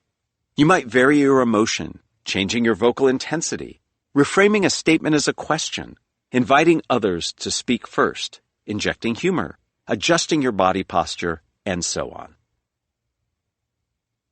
Conversations, not performances. Whether we realize it or not, many of us approach certain spontaneous interactions as we do formal speaking situations. as performances. When meeting people for the first time, making small talk, or speaking in front of a larger group than you normally would be comfortable with, we can feel as if we're on stage before an audience. This can happen even if that audience is only one or two people whose presence adds pressure to a situation. We presume that this audience is critically assessing our every move, judging it according to some set of rules and expectations. This perception on our part ratchets up the pressure, leading us to monitor and assess ourselves in an attempt to please our audience. Think about areas in our lives in which we typically perform. Perhaps we play a musical instrument, or play on a softball team, or act on stage. In these settings, everyone's eyes are on us. There's a right way and a wrong way to behave. If we hit a wrong note, drop a ball in the infield, or forget our lines, the error is clear to all. Some sports actually keep track of how many flubs players have made. We can also relax more by reframing spontaneous interaction as conversations rather than performances. Conversations are more casual and familiar than performances. We usually don't rehearse for conversations. We just have them. We usually don't think in terms of mistakes. We just try to sustain a flow and connection. Although conversations can be uncomfortable at times, and we might still feel judged, these feelings are much less pronounced than in performance situations. We can relax and just be ourselves. To help us reframe communications as conversations, we can take 3 steps. First, we can adjust our use of language. When we feel ourselves to be on a stage, or at least in the spotlight, we sometimes use words that are cold, formal, and passive. We do this because we're anxious and seek to establish authority. Otherwise, we might get physical distance by stepping back and folding our hands in front of us. Let's say you're a doctor, and you're standing in front of a group of your peers. You might find yourself making statements like, "It is imperative that doctors help solve this problem." Language like this creates distance between yourself and others. When you say, "We must solve this problem," you are not only speaking more simply and economically, but more persuasively. The word "we" is more inclusive. The communication feels more direct, more like an informal conversation. When you use language like this, your audience members might begin to do so as well. Your joint sense of the interaction as a performance dissipates, and you become more connected with one another. You get closer to actually solving the problem simply by directly pointing out that it is all of yours to solve. Another way to reframe communication as conversation is by posing more questions. Questions, even rhetorical ones, are two-way interactions. You and others around you enter into a back and forth. No longer are you alone on stage in front of your audience, you're engaging in a dialogue. Even when you're making a statement, you can think of it as an answer to an unasked question. That in itself can give the encounter a conversational feel and lower the pressure you might experience. Answering your own unasked questions can help ease pressure in formal speaking situations as well. One distinguished academic I know, a Nobel laureate, wanted to improve his public speaking, which he regarded as good but a bit stiff. He began structuring them around important research questions, using these questions as the titles of his slides. These in turn served as cues to relay his intended content. He simply provided the answers to his questions for his audience. The technique makes his presentations more connected and conversational, allowing him to feel more relaxed. He doesn't worry about presenting his every idea in a pre-planned way that his audience will perceive as elegant or perfect. He's just speaking casually with his audience members, asking questions they might have, and answering them. Finally, we must beware of the memorization trap into which so many of us fall. In advance of job interviews or other situations where we'll likely have to speak spontaneously, it is tempting to have some key lines or talking points nailed down in advance. That way, we'll know just what to say when the time comes. Writing down what we might want to say can help, but memorization also can come back to haunt us. Giving our communication the feel of a formal, over-rehearsed presentation, it can ratchet up our nerves as we struggle to remember a great zinger that we thought of in advance of the actual conversation. we wind up scrutinizing what we're saying, paying attention to every little deviation from our script and framing it as a mistake. Also, by taking valuable mental energy to remember our lines, we inhibit our ability to react naturally to others around us. We have less cognitive capacity at our disposal to listen to others and react in kind. We're in our heads, not where we should be, immersed in the social world. Instead of rushing to memorize, try writing out what you'd like to say and then turning that into a short, bullet-pointed outline. Doing so allows you to think through the material in detail while giving you a brief structure that's easier to keep in mind. Using that structure, you can more confidently fill in the gaps as you go. More on structure in Chapter 5. Examples of getting out of your own way, which is a chart also included in the PDF. I'll start by providing advice, then an explanation, and finally a payoff. Be alert to heuristics. We usually deploy them in response to a stressor. Start noticing when you're hangry, tired, or annoyed. When you reflect and slow down, you'll be more original and connected. Dare to be dull. Don't focus on doing it right. Take a hint from Nike and just do it. When you stop monitoring or prejudging your performance, attempting a perfect execution, you'll be more creative and freer. Embrace mistakes. Reframe failure as part of your journey to success. Instead of thinking of your interaction as a failure, you'll be a movie star who just experienced a missed take while filming. Converse. Remember that people aren't scrutinizing you as closely as you think, or really at all. When we think of interactions as conversations instead of performances before a critical public, they'll flow more easily. Choose informality. To accomplish the performances to conversations reframe, adjust your use of language and make it more casual. It's more intimate and endearing when you aren't so stiff. Dialogue, not monologue. You aren't a sage on the stage, so interact and ask some questions. Life and communication are more fun and successful when it's a two-way street. Extemporaneous is best. Resist the temptation to memorize and give yourself some cues or talking points instead. You'll mentally tax yourself less and won't come across as so formal. Reconnect with your spontaneous self. Anthony Viniziale is a master of spontaneous communication. Since the early 2000s, he has been a member of Freestyle Love Supreme, the Tony Award-winning improvisational comedy troupe he co-founded with actor Lin-Manuel Miranda. He also co-founded the communication training firm Mindless Inc. and FLS Academy, an organization dedicated to fostering diverse creative voices using improvisation and freestyle rap. If there's anyone who knows how to communicate well when put on the spot, it's Viniziale.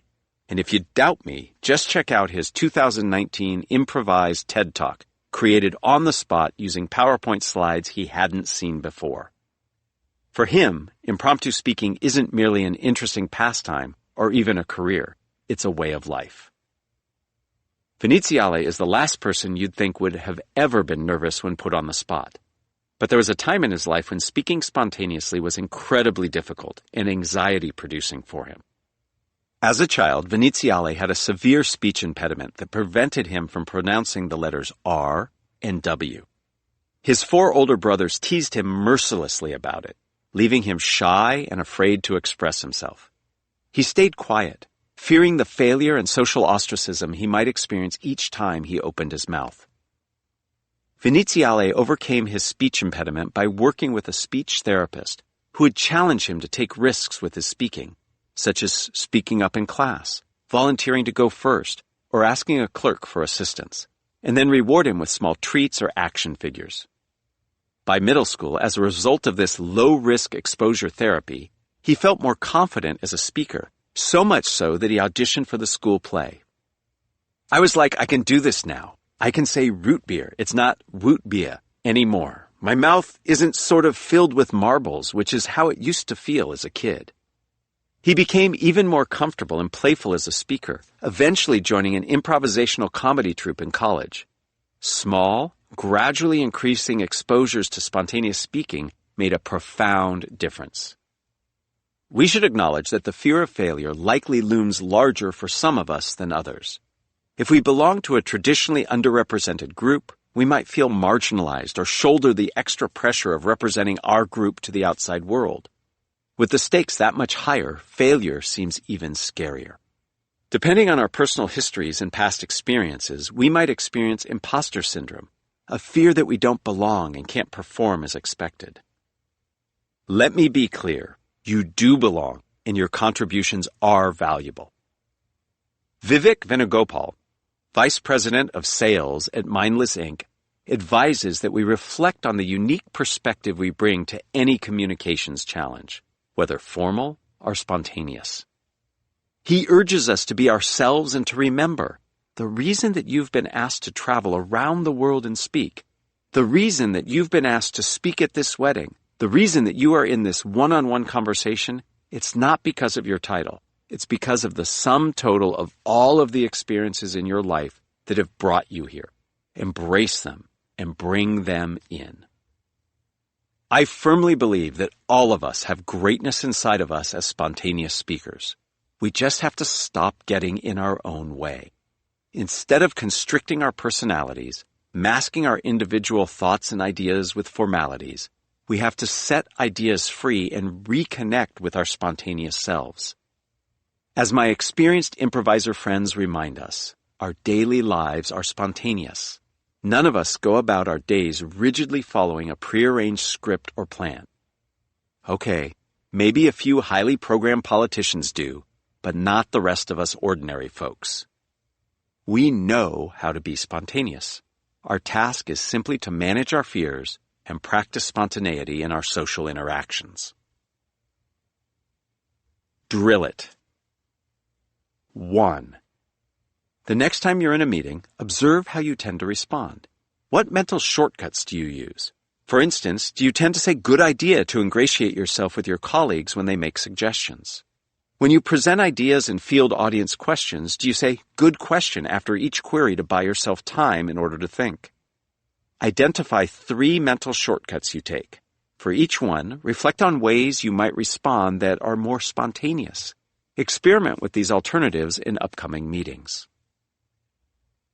2. After your next spontaneous exchange with someone, spend a few minutes reflecting. Consider all of the self-judgments you rendered in the course of the encounter. Are you harsher on yourself than you realized? Do your judgments and evaluations reveal a pattern? Did your judgments enhance your communication in the moment or make it more difficult? 3.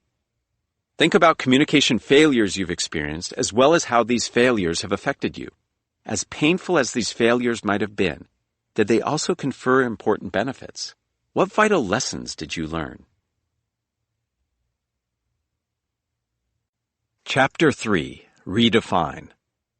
Mind your mindset. You can take back control when put on the spot. It's all about how you see it. Most people dislike the experience of getting lost in an unfamiliar place. They see it as an inconvenience, a waste of time, perhaps even a threat to their personal safety. And so they switch on their GPS, allowing it to guide them. With a computer telling them where to go, they need never fear that they'll lose their bearing and veer off into the unknown. They pay less attention to the surroundings they pass along the way because they're only concerned with their destination and not their journey.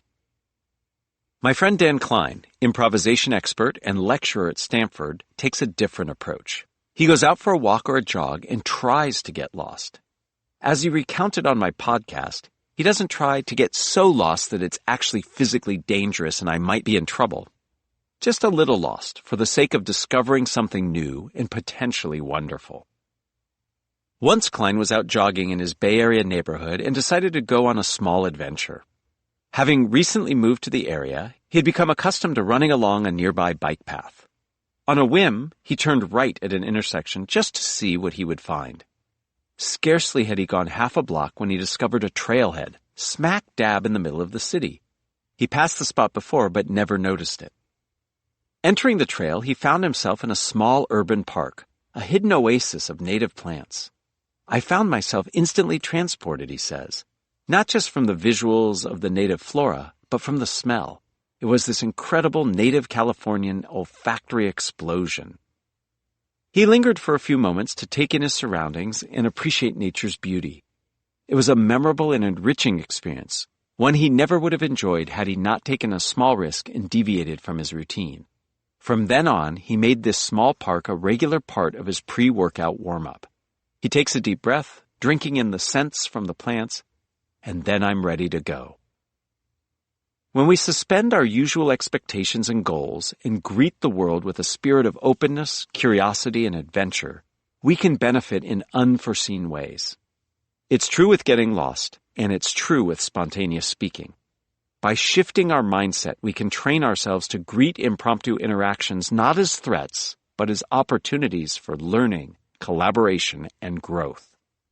With this shift, we can see better results as communicators and learn to actually enjoy the journey. The stress of spontaneous speaking often leads us to see it as inherently threatening, a crucible in which we must defend and protect ourselves. We expend so much energy preparing to defend our ideas that we have less to expend on communicating creatively and passionately. We also begin to send a number of emotional or physical signals that all is not well. Our thinking becomes defensive rather than inclusive. Physically, we retreat to a defensive posture, sometimes literally stepping back or hiding behind a chair, turning our camera off, folding our arms in front of us, or slouching. Our breath might quicken, our vocal cords tighten, and our voice becomes shriller. Our tone might come across as defensive, rushed, curt, bothered, harsh, and the messages we convey can become clipped, non-inclusive, distancing, and closed. By reframing spontaneous communication as an opportunity rather than a threat, we can relax, let our personalities shine, and even have fun. Our focus expands as we entertain new and varied possibilities. We make our bodies physically bigger and more open, drawing closer to others and projecting a more intimate and engaging presence. Our tone sounds more confident, competent, and measured, and our messages become more empathetic, detailed, inclusive, and engaging. All of these changes can in turn trigger a virtuous cycle. As we relax more, engage, and enjoy ourselves, we invite others around us to do the same. Their positivity, openness, and curiosity nudge ours along even further. Now, it's only fair to acknowledge that the stakes of different conversations can vary. In job interviews, competitive sales pitches, academic debates, and many other contexts, we might well encounter people who are gunning for us. I know I have. In our fractious times, it can seem like skeptical and even hostile audiences are the norm, especially in online venues. Yet those are exactly the situations where your communication skills become all the more useful. Not only that, we can reframe our perception of these threats to actually help us in surprising ways. Many of us live in fear of encountering detractors or hecklers. We worry that they will distract us, throw us off course, make us look silly, or point out a flaw in our logic. Trevor Wallace, a comedian and social media sensation, embraces disruptive moments in which audience members challenge him. As he explains, these moments are unique. They have a magic to them that will never be replicated. Rather than attempting to quickly move on, he sometimes stays with these moments, asking questions of the heckler to see where they lead. Often, Wallace winds up with wildly entertaining stories that he never would have uncovered otherwise. Many of these extended moments have been so good that Wallace has posted them on social media to further expand his audience. We too can reap unforeseen benefits by greeting disruptive, spontaneous moments in our lives rather than rushing past them.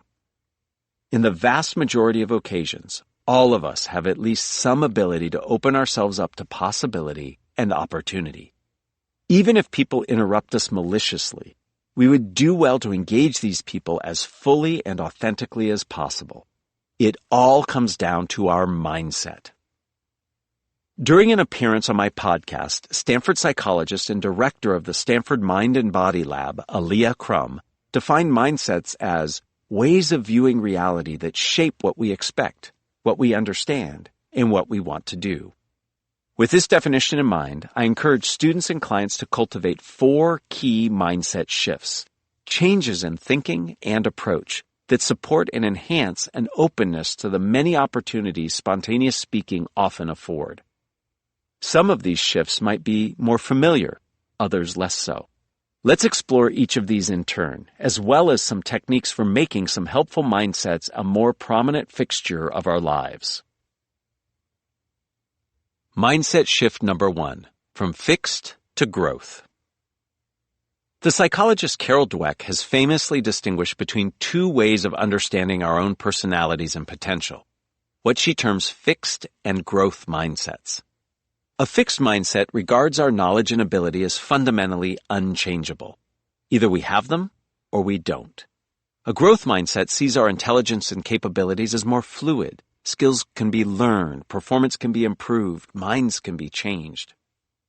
If we embrace a fixed mindset, we spend time trying to prove our intellectual capacity to ourselves.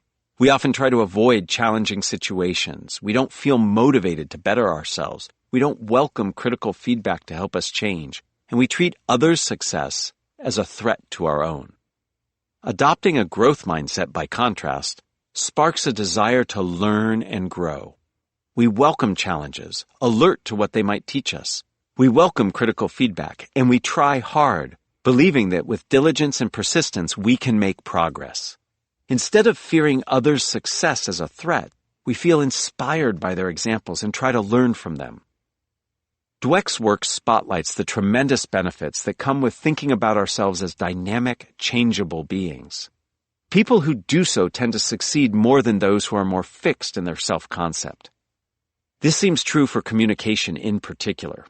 One study found that people who thought about themselves as capable of growth and positive change were less anxious about public speaking, perceived themselves to be better at it, and thought more deeply about public speaking and its impact. A growth mindset affirms the idea that impromptu communication is one of many opportunities for learning. If you bring to social interactions the notion that you are still incomplete as a human being and can improve, you'll probably feel more curious, engaged, and open-minded as you communicate. You won't feel as stressed if your communication doesn't go as planned.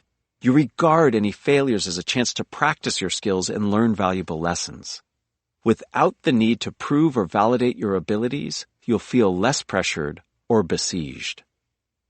You can take a number of steps to help a growth mindset figure more prominently in your life, beyond reading Dweck's book and watching her TED Talk, which I highly recommend. Adopting and honing a growth mindset involves focusing on the effort you put in rather than the results you obtain. If you've invested time and energy in working with your AMP, anxiety management plan discussed in Chapter 1, give yourself credit for that. In social situations, remind yourself you have value to contribute and new insights to glean from your efforts.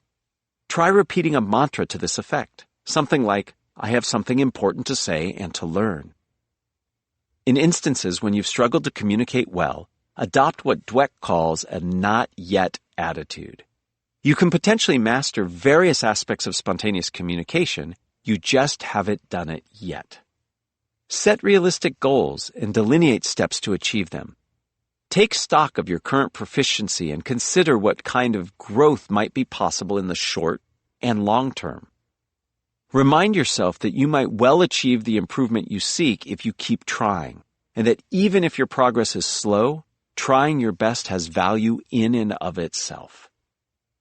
A not yet attitude also might lead you to pose helpful questions of yourself that could spur improvement. If you felt flustered during a question and answer session, you might ask yourself, how might I remind myself to breathe deeply and slowly in Q&A situations? What heuristics might be getting in my way during Q&A? What mantra might I use to remind myself that Q&A is an opportunity for missed takes? As you achieve specific communication goals, focus on the journey you've been on rather than the destination you're attempting to reach. Visualize your goals as a path or a mountain to climb, using language like process or adventure to evoke an open-ended journey. Take notes along the way, reviewing your insights and observations periodically to remind yourself of the process. including the highs and lows you experienced. As research by Suchi Huang and Jennifer Acker suggests, adopting a journey metaphor inclines us to continue the work we've done so far in support of a goal. Try it. Consider a spontaneous speaking skill you would like to hone or improve, such as answering questions, giving a toast, or recovering from a mistake. What reasonable steps might you take to work on these skills? How might you focus your efforts in small increments to develop the skills you want? What steps have you already taken? What went well and what could be improved? Whom can you turn to for assistance? Mindset shift number 2. From thinking about you to thinking about your audience. When we perceive spontaneous communication situations as threatening, we're directing our attention onto ourselves. We're the ones under siege. We're the ones who seemingly have to prove ourselves or else. As we go about addressing this threat, we continue to focus our attention squarely and narrowly on us, how we're behaving, what we're saying. To the extent we focus on others, we obsess over how they're reacting to us. We can break this dynamic and embrace an opportunity mindset by shifting our focus away from ourselves and toward the audience. Who are they really? What do they care about? How are they feeling right now? What do they want and need from us? Posing such questions, we can become aware of our situation as an opportunity to enhance the lives or experience of others. Depending on our content and the context at hand, we can empower, equip, educate, entertain, or inspire audience members with our remarks. Patricia Ryan Madsen, an improvisation expert who serves as professor emerita at Stanford, notes that when she teaches improvisation, the first thing she tells students is that improvisation is not about you. It's about the rest of the people here and how you can work with them and how you're going to make something together here. She's not alone in conveying this wisdom. Across all of the podcast interviews I've done, one of the ideas my guests return to most often is the importance of focusing on the audience. We do better if we regard spontaneous communication as an opportunity to render service to others and to learn and grow ourselves in the process. Making this mental shift allows us to take the pressure off ourselves and focus, in effect, on a higher pursuit. To help us become more audience-centric, Madsen suggests that we begin scrutinizing audience members in the physical environment the minute we walk into a room. Really become the expert, she says. Not on your subject, but on this particular gathering and what's going on here. She notes that in formal speaking situations, the information she gleans from studying her audiences has led her to alter her planned remarks. Perhaps the setting was surprisingly beautiful, or she noticed some other feature relating to her audience on which she simply had to comment. In spontaneous situations, surveying the room can likewise yield a wealth of information, including the mood of audience members, their energy level, their likes and dislikes, and so on. These insights can clue us into what audience members expect of us and how we might best help them. Try it.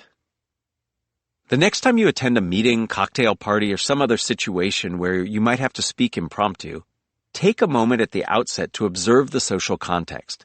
Pay attention to who is interacting with whom, where in the room people are located, who is most or least distracted or animated, and the general vibe. Notice environmental details such as the lighting, the furniture, the temperature, and so on. You'll be surprised when you realize how much information you can gather that will help you feel more at home. In thinking about our audiences, we can remind ourselves that in most cases, those communicating with us want us to succeed. Despite what it might seem, few people like to witness social awkwardness in others. Our audiences would like nothing better than to have a smooth, successful, and enjoyable interaction with us. As Madsen puts it, unlike an Olympic judge who may be scanning the performance for the tiniest error, an audience, be it at a presentation, a meeting, or a performance, is a gaggle of humans, just like you. They're there to cheer you on and learn from you. We forget this when our mind creates disaster scenarios of our upcoming presentations. Imagine that the scenario is flipped, and you're in the audience's shoes while someone else is in yours. Would you want to see a person flounder? If you had invited someone to an event, scheduled a meeting, or started a conversation, would you want the other person to feel uncomfortable or unable to express themselves? Of course not. What would you want to know if you were listening to yourself? What kind of experience would you want to have? What kind of information or message would you find relevant to our lives? Google executive Kathy Bonanno believes that most audience members harbor a simple desire in posing questions of speakers: to have a good moment with the speaker, a heightened sense of connection and immediacy. When she handles audience questions, she focuses simply on trying to have such moments. This mental technique, she says, has really relaxed me quite a bit. I'm just really trying to engage with them and connect with them. Judging from the positive feedback she's received, the tactic works. Focusing on the audience experience doesn't mean we should neglect ourselves. It simply means that we'll feel more at ease in front of our audiences if we have a clear expectation of what will create a good moment. For instance, if a friend requests advice or feedback, ask for some relevant context about what type of response they're hoping to get and what specific concerns they might want your thoughts on. By understanding our audiences, we can behave more authentically with them and ultimately serve them better. The effort on our part to do so will orient us away from a defensive posture and toward an openness to what we and our audiences might experience and accomplish together. Last, when thinking about what you need to succeed, consider what your optimal circumstances might look like. Just as caregivers of any kind must take care of themselves first before they can care for others, so we must make sure we have what we need in any given moment to communicate at our best. Vivek Venugopal of the communications training firm Mindless Inc. advises people to embrace their inner diva. As he notes, divas know what they need to perform at their best, and they have the confidence to ask for it. If you're asked to give an impromptu toast or a tribute and you need to feel as if your audience is paying attention, ask them kindly if they might put away their devices.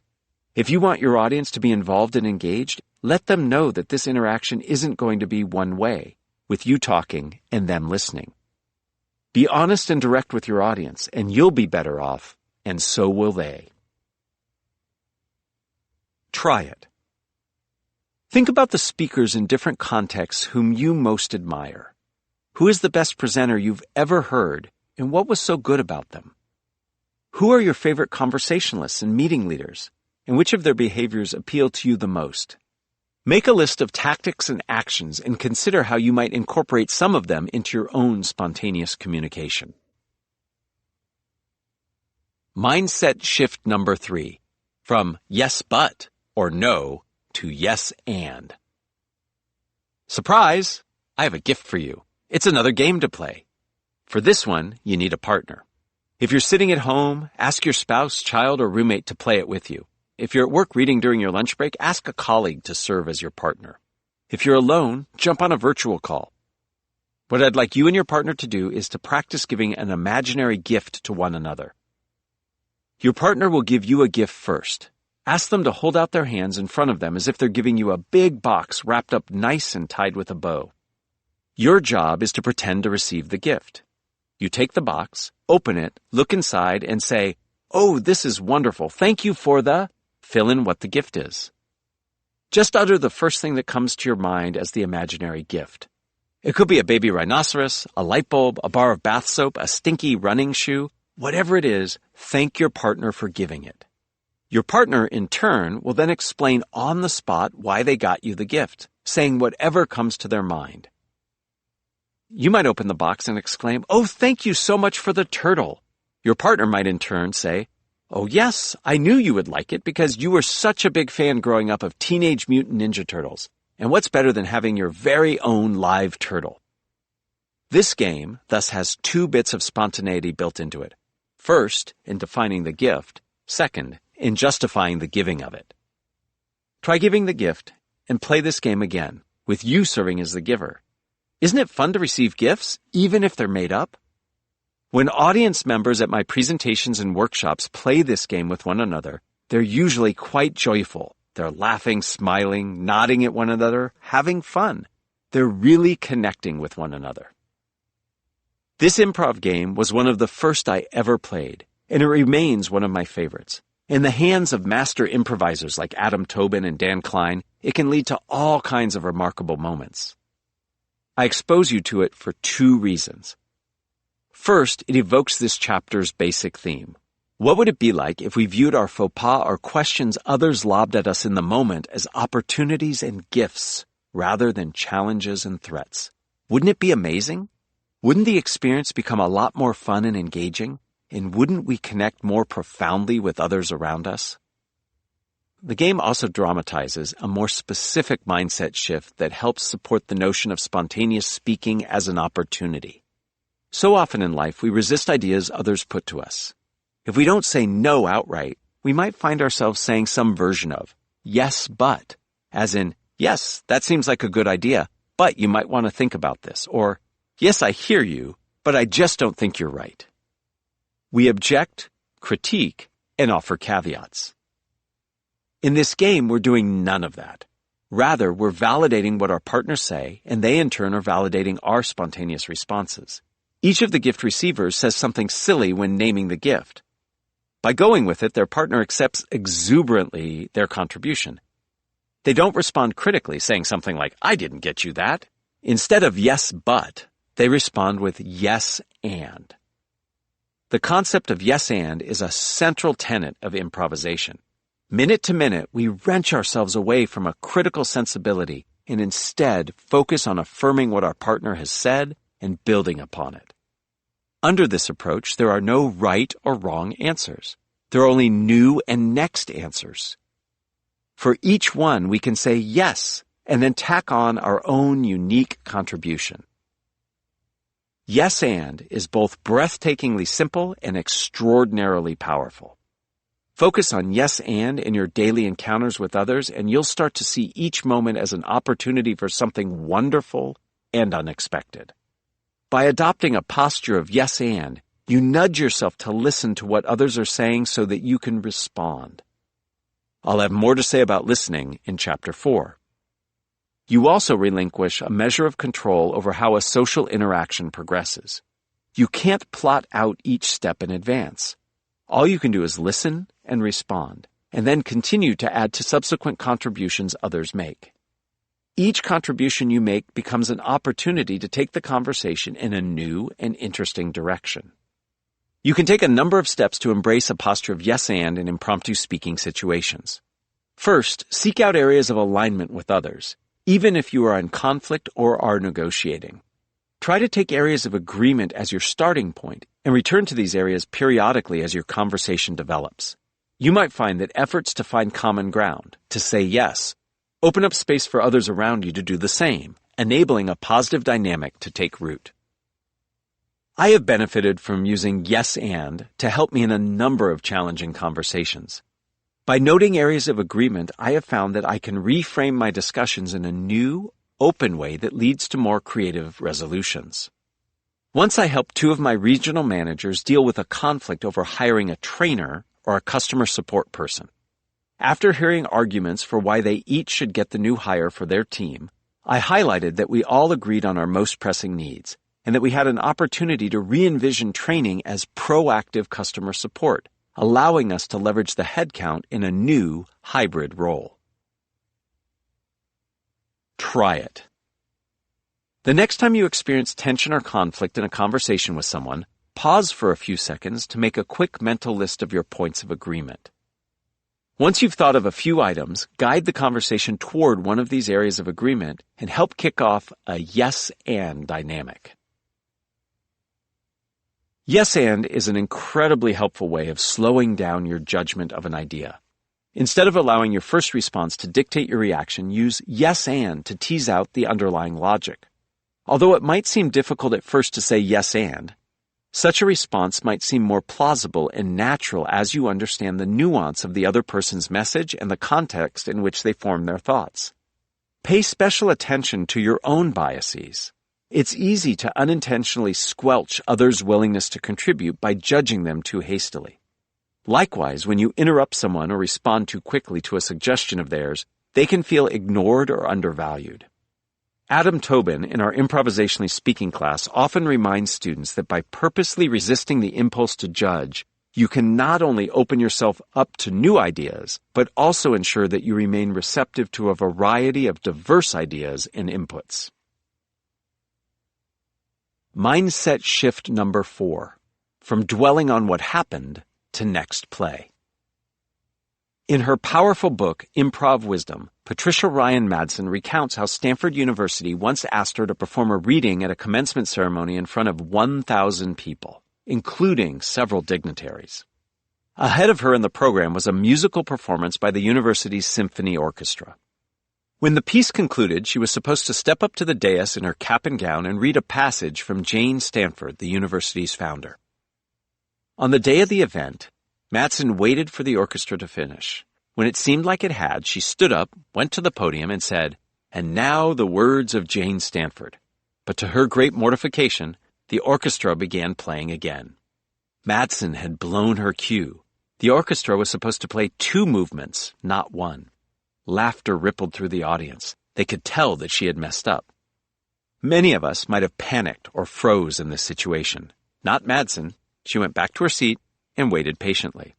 When the orchestra had completed the second movement, she went back up and repeated her opening line, "And now the words of Jane Stanford." Madsen learned an important lesson about how to handle mistakes. Don't ruminate on them. Just keep going.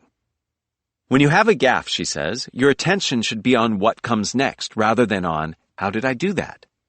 If you do, you might find that your audience appreciates your fortitude. I think some of our heroes are those people who are not cowed by something. The advice I'd give to students is it's not the mistake that matters, it's your recovery that you've got control over. Duke University's legendary basketball coach, Mike Krzyzewski, or Coach K as he's often called, famously came up with the dictum widely practiced in sports of next play. If you miss a shot in basketball, swing and miss in baseball, or throw an interception in football, you should quickly reset your mind and keep going. Focus on the task at hand rather than on what just happened. By the same token, if you sink a three-pointer, hit a grand slam, or throw a touchdown pass, you also should keep going. Performance is fluid. To do your best, you should try to stay focused on what's happening now and not allow what just happened to distract you, regardless of how devastating or wonderful it might be. As Krzyzewski once put it, whatever you have just done is not nearly as important as what you are doing right now. Former Duke star and NBA professional Shane Battier reckoned that next play was the most simple but eloquent lesson that Krzyzewski taught his players. For our purposes, next play is essentially about preparing ourselves to seize opportunity as it arises. When we're dwelling on the past, we aren't alert to the possibilities latent in the present moment. But if we can discipline ourselves to move quickly to the next play regardless of what just happened, then we're starting fresh, and it's time for the next opportunity with energy, preparation, positivity again and again and again and again and again. For many of us, shifting to a next play mindset might seem daunting. We're used to attaching emotionally to past outcomes, and we struggle to break that pattern. If that's the case, we can practice staying in the moment and moving on to the next play with a game that budding improvisers often learn called new choice. They start performing a scene, and at various points in the scene, the organizer of the game shouts out, "New choice." The performers drop the current scene, or choice they just made, and begin a new one, uttering whatever snippets of dialogue come to them. You can play this game yourself, using a timer to ring at a given interval, or by enlisting a friend to shout "new choice" repetitively at odd intervals. Doing this, even just for a few minutes, can help you become comfortable simply leaving what you're doing and moving on. The next time you find yourself in a spontaneous speaking situation where things aren't going as planned, don't dwell on it. Allow yourself a brief moment to feel emotion, then refocus and move on. Tai Kim, a volunteer youth coach who is one of the best at his craft, relates that he uses next play all the time in his professional life. Serving as a CFO at a nonprofit, he has presented in formal meetings and occasionally fumbled answers to impromptu questions lobbed his way. Although he feels an impulse to go back and somehow correct what he had said, his habitual adoption of next play leads him to let go of what had just happened and continue with the presentation. As a result, his presentations tend to go better overall. On one occasion, shortly after the 2018 mass shooting at the Marjorie Stoneman Douglas High School in Parkland, Florida, I was delivering a talk on the importance of hearing diverse viewpoints and perspectives. I felt passionate about my topic, but became distracted thinking about the stories I'd heard about the young victims. Although I had sketched out my talk, I froze up, forgetting what I was saying. I recovered from this setback by simply stating my speaking goal for the occasion. I told the audience that I have spent a good portion of my life helping to equip people with the knowledge they needed to share their perspectives so that they could feel more confident and make themselves heard. I explained my brief stumble by saying that because of my passion for this topic, I'd gotten ahead of myself. Clarity about my goal allowed me to hone my speaking with precision even in this most uncomfortable and unflattering of moments. I acknowledged what everyone in the room had observed. I had stumbled, and then brought everyone's attention back to where it belonged, on the next play. There's a famous Zen parable that helps us remember not to judge gaffes or victories, our own or others, too quickly. A farmer learns that his horse has escaped its pen. When his neighbors comment on his bad luck, he says, "Maybe." When his horse returns, along with several wild horses, his neighbors remark on this good turn of fortune. "Maybe," the farmer responds again. When his son later tries to ride one of the wild horses and suffers injury upon being thrown off, the neighbors console the farmer. His response? "Maybe." Shortly afterward, the farmer learns his son's injuries have caused the army to disqualify his son from participating in a military draft. More great news, but yet again the wise farmer responds with, "Maybe." We can never know how an event or a statement will ultimately impact our lives. Seemingly negative turns of fate can turn out to be blessings in disguise, while apparent windfalls can bring hidden costs. It's best not to spend time dwelling on either positive or negative results, and instead stay focused on our larger goal. The next time we experience a setback and feel tempted to ruminate, we can tell ourselves, "Maybe," and then proceed to the next play. Try it. Before entering a situation where you might be put on the spot, try writing down "maybe" on a piece of paper and carrying that paper with you in your pocket. The act of writing it down and the feel of it in your pocket might remind you to suspend judgment on what you say or do and simply move on to the next play. Alternatively, you might program your smartphone to send you an alert with the word "maybe" 5 minutes before an expected spontaneous situation. Finding the upside in the downside. Years ago, when I was leading a team in a corporate setting, my bosses informed me that I would have to lay off around 10 people, a quarter of my direct reports. The news came as a tremendous shock. I had never before had to let go so many people all at once. Although I knew our business had softened due to larger economic forces, my bosses had told me just a week earlier that my team would be exempt from layoffs. Most of my employees were close friends. It would be awful to have to deliver this news to them. I felt besieged in every sense of the word. My self-image as a kind, empathetic person and a supportive boss was under threat. I had little choice but to pull myself together and set up meetings with the affected employees. My first meeting was with Sandy, a good friend and senior manager for our East Coast team. As she walked into the conference room, I felt sick to my stomach. I worried about the impact the layoff would have on her and whether she and I would be able to part on good terms. I worried as well whether I'd be able to rise to the occasion and behave as compassionately as possible in this situation.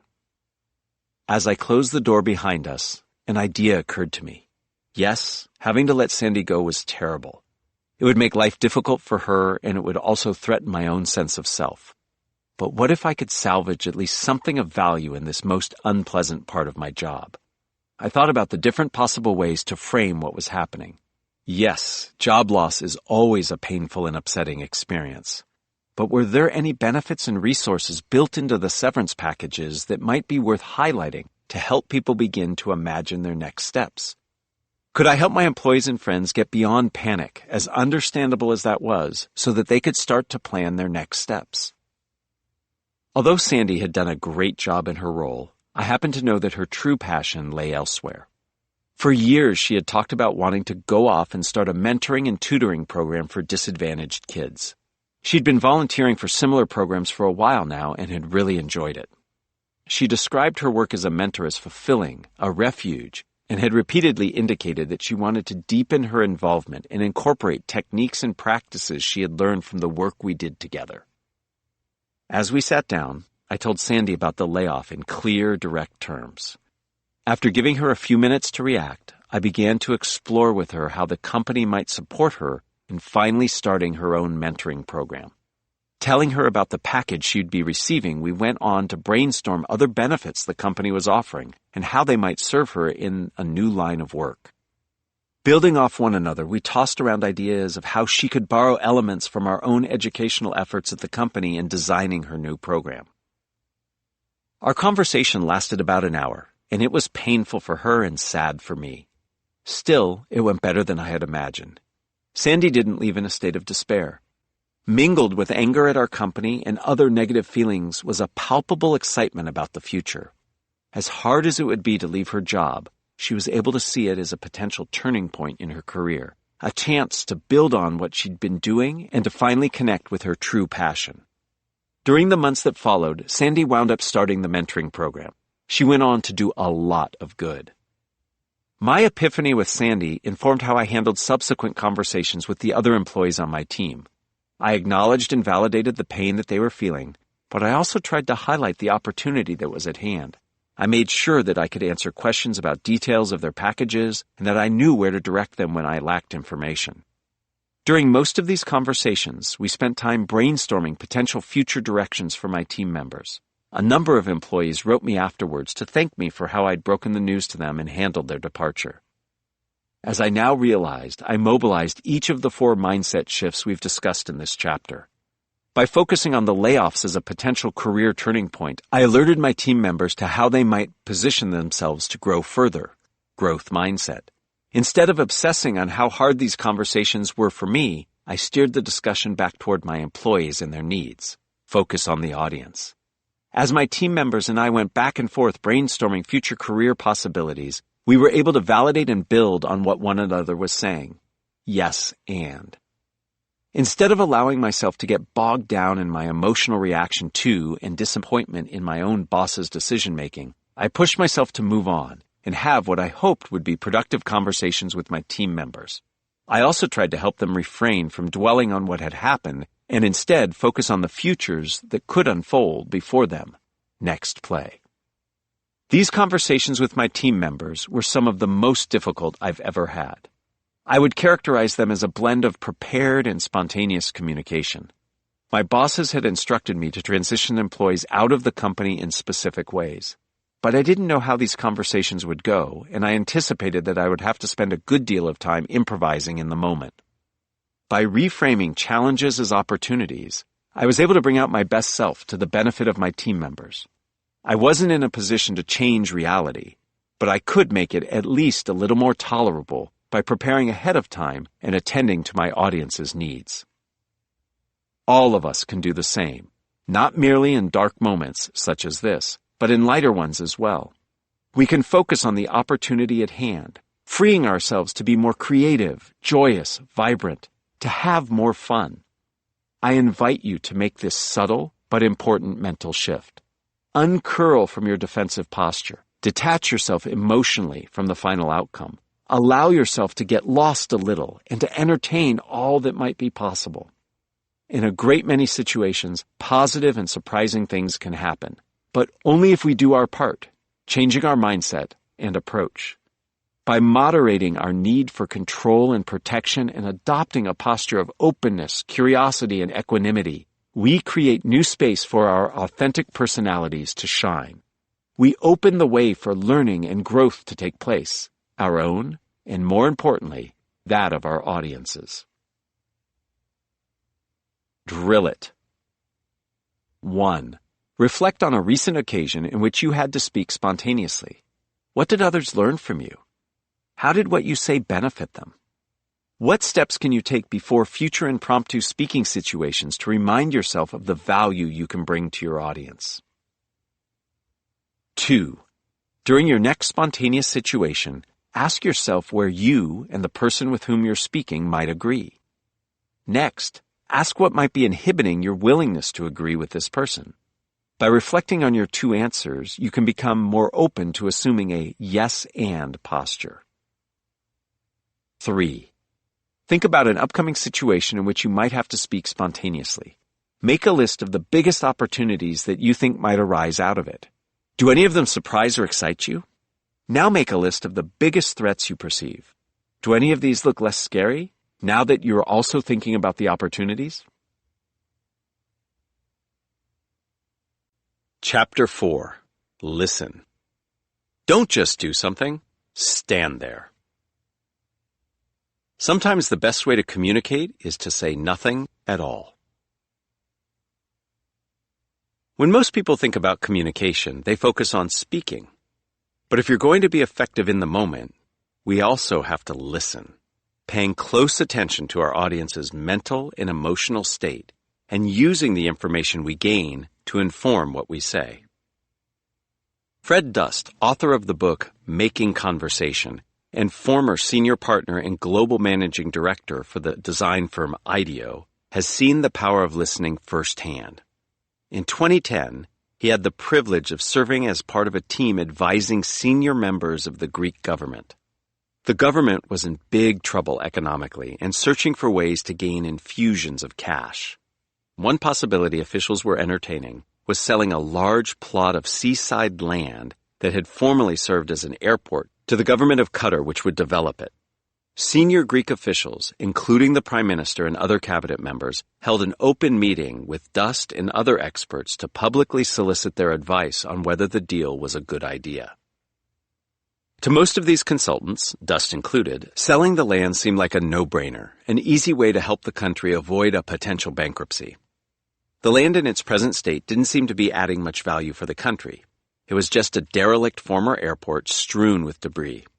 The Qataris were poised to do something interesting and productive with it, benefiting Greece's economy. The Greek government appeared to agree with this assessment and seemed bent on proceeding with the property's sale. Rather than an open discussion about the deal, organizers of the meeting conceived of it as a scripted affair in which consultants would tell Greek officials that they should sell the land so as to build public support for the plan. Dust entered the meeting prepared to endorse the deal and offer some thoughts on why it made sense. But as the conversation unfolded, he noticed something interesting. Although Greek officials spoke positively about the deal, some appeared ambivalent. In subtle and less subtle ways, the officials seemed to acknowledge how important it was that Athenians, as traditionally ocean-going people, be connected physically with the sea. Since this land was one of the last oceanfront plots near Athens, and since earlier real estate projects elsewhere in the city had served to reduce the public's contact with the waterfront, the implication was that Athens would be losing something culturally and spiritually important if the land were sold. You could see and feel that this deal was actually quite disturbing to them, Dust said. The notion of dispensing with the last piece of oceanfront property that Athens had. When it came Dust's turn to speak, he made a spontaneous decision to scrap what he had prepared and instead articulate the unease about the plan he perceived people were feeling. He didn't tell the Greeks not to do the deal, but he did acknowledge their ambivalence and what they would be sacrificing if it went through.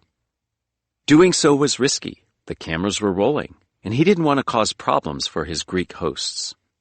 As he remembers it, he felt uneasy and sick to his stomach as he spoke. But he went with his intuition anyway, telling officials what he felt they needed and wanted to hear. What happened next startled Dust. As the meeting adjourned, several burly security men surrounded him. Dust thought he had screwed up and the government was escorting him out of the country. But then the Prime Minister came over to speak with him. He asked if we could have dinner and said I had articulated precisely what he and his fellow officials had been feeling. In the end, the Greek government decided not to sell the land to the Qataris. Greek officials would still need to solve the country's fiscal crisis, but at least they could feel satisfied that in this instance they had not betrayed the heritage of their capital city. By staying alert and listening closely to what the Greek politicians were really saying, Dust was able to respond authentically on the fly and have a profound and quite positive impact on his audience. We so often miss opportunities during spontaneous encounters to look for signs of what others around us are thinking, feeling, and needing. Often we miss these opportunities due to noise, physical physiological and psychological. The environment might be noisy or distracting. We can barely hear ourselves think, much less attend to what others are thinking or feeling. Our bodies can distract us. We feel nervous, tired, or hungry, and we have a harder time paying attention. Finally, mental factors can intrude. We judge what we hear, or we rehearse what we intend to say next. Our own biases or sense of status leads us to overlook others' perspectives and to focus instead on ourselves. The 3 P's that impede us from listening well. 1. Physical noise. 2. Physiological noise, fatigue, hunger, and anxiety. 3. Psychological noise, biases, judging, and rehearsing. The power of listening. To truly connect with our audiences, we have established the importance of fighting distraction and orienting ourselves toward them. We must listen to what they're saying and how they're saying it for clues on how we might most effectively connect. By observing our surroundings, we can pay attention not just to the words, but to the nonverbal and situational signs that evoke their deeper emotions, desires, and needs. How are audience members reacting to what we're saying or doing? How is our current social environment influencing our interaction? What about our communication is resonating, and what isn't? What signals are they sending about how they feel in the moment? Striving to answer such questions allows us to steer our communications in ways that others find more relevant, thoughtful, and compelling. In turn, we wind up creating new opportunities for ourselves, whether it's a chance to build trust, forge a new relationship, connect more powerfully in the moment, appreciate others' perspectives better, or just operate more effectively. Learning to listen allows us to uncover previously unknown information or insights. It allows us to recognize patterns sooner and in different ways. Ari Fleischer, White House press secretary under President George W. Bush, called this listening via osmosis. He describes how he was able to do his job better when he was staying alert and absorbing information rather than merely giving it out. He learned early that he could never hope to serve as the expert in every room he was in, given the vast array of topics and policies he encountered throughout the day. Rather than beating himself up over situations in which he felt underprepared, Fleischer began to focus on soaking in the verbal and nonverbal information. Coming across new information about a policy area like Social Security or defense, he would make a mental note and store this information. He could make use of it later at opportune times, when asking a follow-up question, say, or when articulating an opinion. In effect, he would recognize a pattern, connecting something he'd seen earlier with something else that he's now seeing or hearing. Osmosis really worked, he says. It's amazing how much you absorb. It's a myriad of issues a press secretary gets exposed to, and you better absorb it all. That way, when it comes up in the briefing room, you can address it. My improv mentor, Adam Tobin, tells a story about a time he was pitching a new television show concept to a studio vice president. One of the first questions the vice president asked him was why his show wasn't a sci-fi story. It was an odd query that seemed to come out of nowhere. Tobin had never thought of the show he was pitching as science fiction. Yet he didn't brush off the question as silly or move on from it. Leveraging his skills as an expert listener and improviser, Tobin leaned in, inquiring why the assistant had asked the question. The vice president told Tobin he had asked not so much because Tobin's idea seemed like science fiction, but because his boss was nervous about producing anything that smacked of science fiction. His last 3 ventures in that genre had failed. What this person was doing, Tobin reflects, was actually asking me for ammunition that he could then take to his boss to sell my story. He was solving a problem that I didn't even know existed. By taking time to listen and be present, Tobin gleaned new information that would allow him to communicate more successfully in this current pitching situation as well as in the future. He enhanced the degree of opportunity open to him through careful listening. Listening also opens up opportunities by helping us connect to those around us. One research study grouped participants in pairs with one person listening and the other speaking. Some of the listeners received text messages while the speakers were talking, a deliberate attempt by the researchers to distract them. Those speakers whose listeners weren't visibly distracted were sharper, less anxious, and more eager to share their thoughts. The more we listen, the more headway we're liable to make with others. In subsequent studies with employees, researchers found that listening seems to make an employee more relaxed, more self-aware of his or her strengths and weaknesses, and more willing to reflect in a non-defensive manner. By allowing more information to flow and making collaboration easier, we can create more opportunity for connection and increase the chances that our spontaneous speaking will land successfully with our audience. Conversely, by failing to listen, we miss out on opportunities and sometimes even create new problems, communicating in ways that strike our audiences as jarring, tone-deaf, or off-putting. When I was in my early 20s, I interned for a famous film director and producer.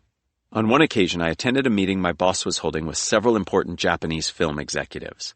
I was familiar with Japanese cultural norms, so I knew that business professionals from Japan tend to present business cards in a more formal way than Americans typically do. When you first meet a business contact in Japan, you hold one of your cards in both hands, gaze down at it, and then hand it to the other person.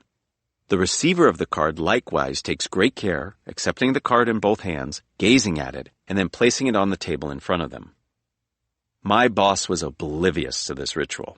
When several of his guests handed him cards, he did what most Americans would do: collect them into a stack, put them unceremoniously in his wallet, and then sit down and start the meeting. Mistakes like this happen all the time in business, but we usually can salvage the situation if we stay alert to people's responses. My boss didn't do that. He failed to pick up on subtle and not so subtle signs that he'd committed a faux pas: a stiffening in the shoulders of his guests, a nervous smile, an awkward silence. Two guests sitting just feet away from him exchanged confused and disapproving glances. Even a novice like me could see that something inappropriate had just happened. The meeting continued for another hour, and the tension in the air never dissipated, but my boss didn't seem to notice. We've all failed to listen during spontaneous encounters and paid the price. Perhaps we've thrown our support behind an idea before taking the time to find out if the team thinks it's the optimal solution. Perhaps we've rushed to offer a solution to a problem articulated by our significant other, when in fact all they want is to vent and feel heard.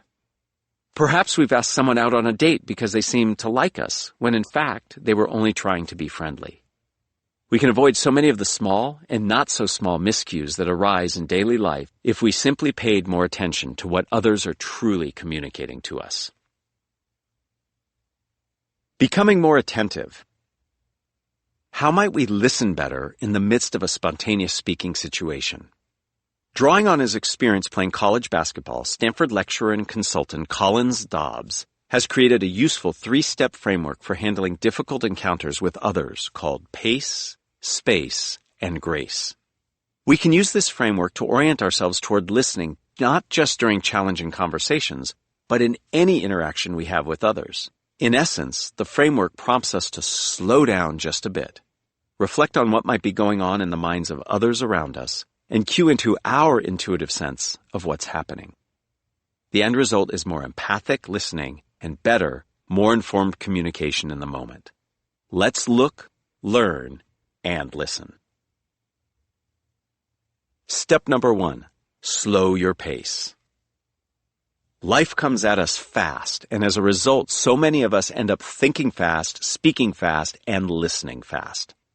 By slowing down and focusing on simply being present and paying attention, we can become more receptive to messages from others we might otherwise miss. Former NPR journalist Deborah Schifrin has a technique she uses when interviewing others called the killer last question. As an interview is wrapping up, she'll ask her interviewee if there is anything important that she neglected to ask. Sometimes the person responds immediately, but if they don't, she does something radical. She waits, and waits some more.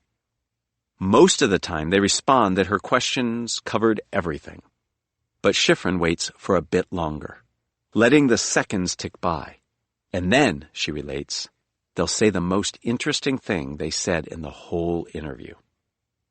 Schifrin theorizes that the dead time liberates interviewees because she is in effect giving them control over the conversation. This creates a condition where they're more likely to share something. Or at the end of this conversation, we've been talking about a lot of things. It lets them ask a question of themselves and get to an answer that excites them. Schifrin's killer last question exemplifies the first strategy we can deploy to listen better in the moment. As Schifrin's example suggests, slowing our pace can also demonstrate interest and respect on our part. There are many actions we can take to slow our pace, not just at the end of the conversation, but at any time. We can put away our phones when sitting across the table from someone. We can take deep breaths. We can repeat mantras to ourselves, something like, "I'm here for you," or "This is important, so I should pay attention." We can remind ourselves of how important it is to listen. Try it. Practice pausing during your communication with others.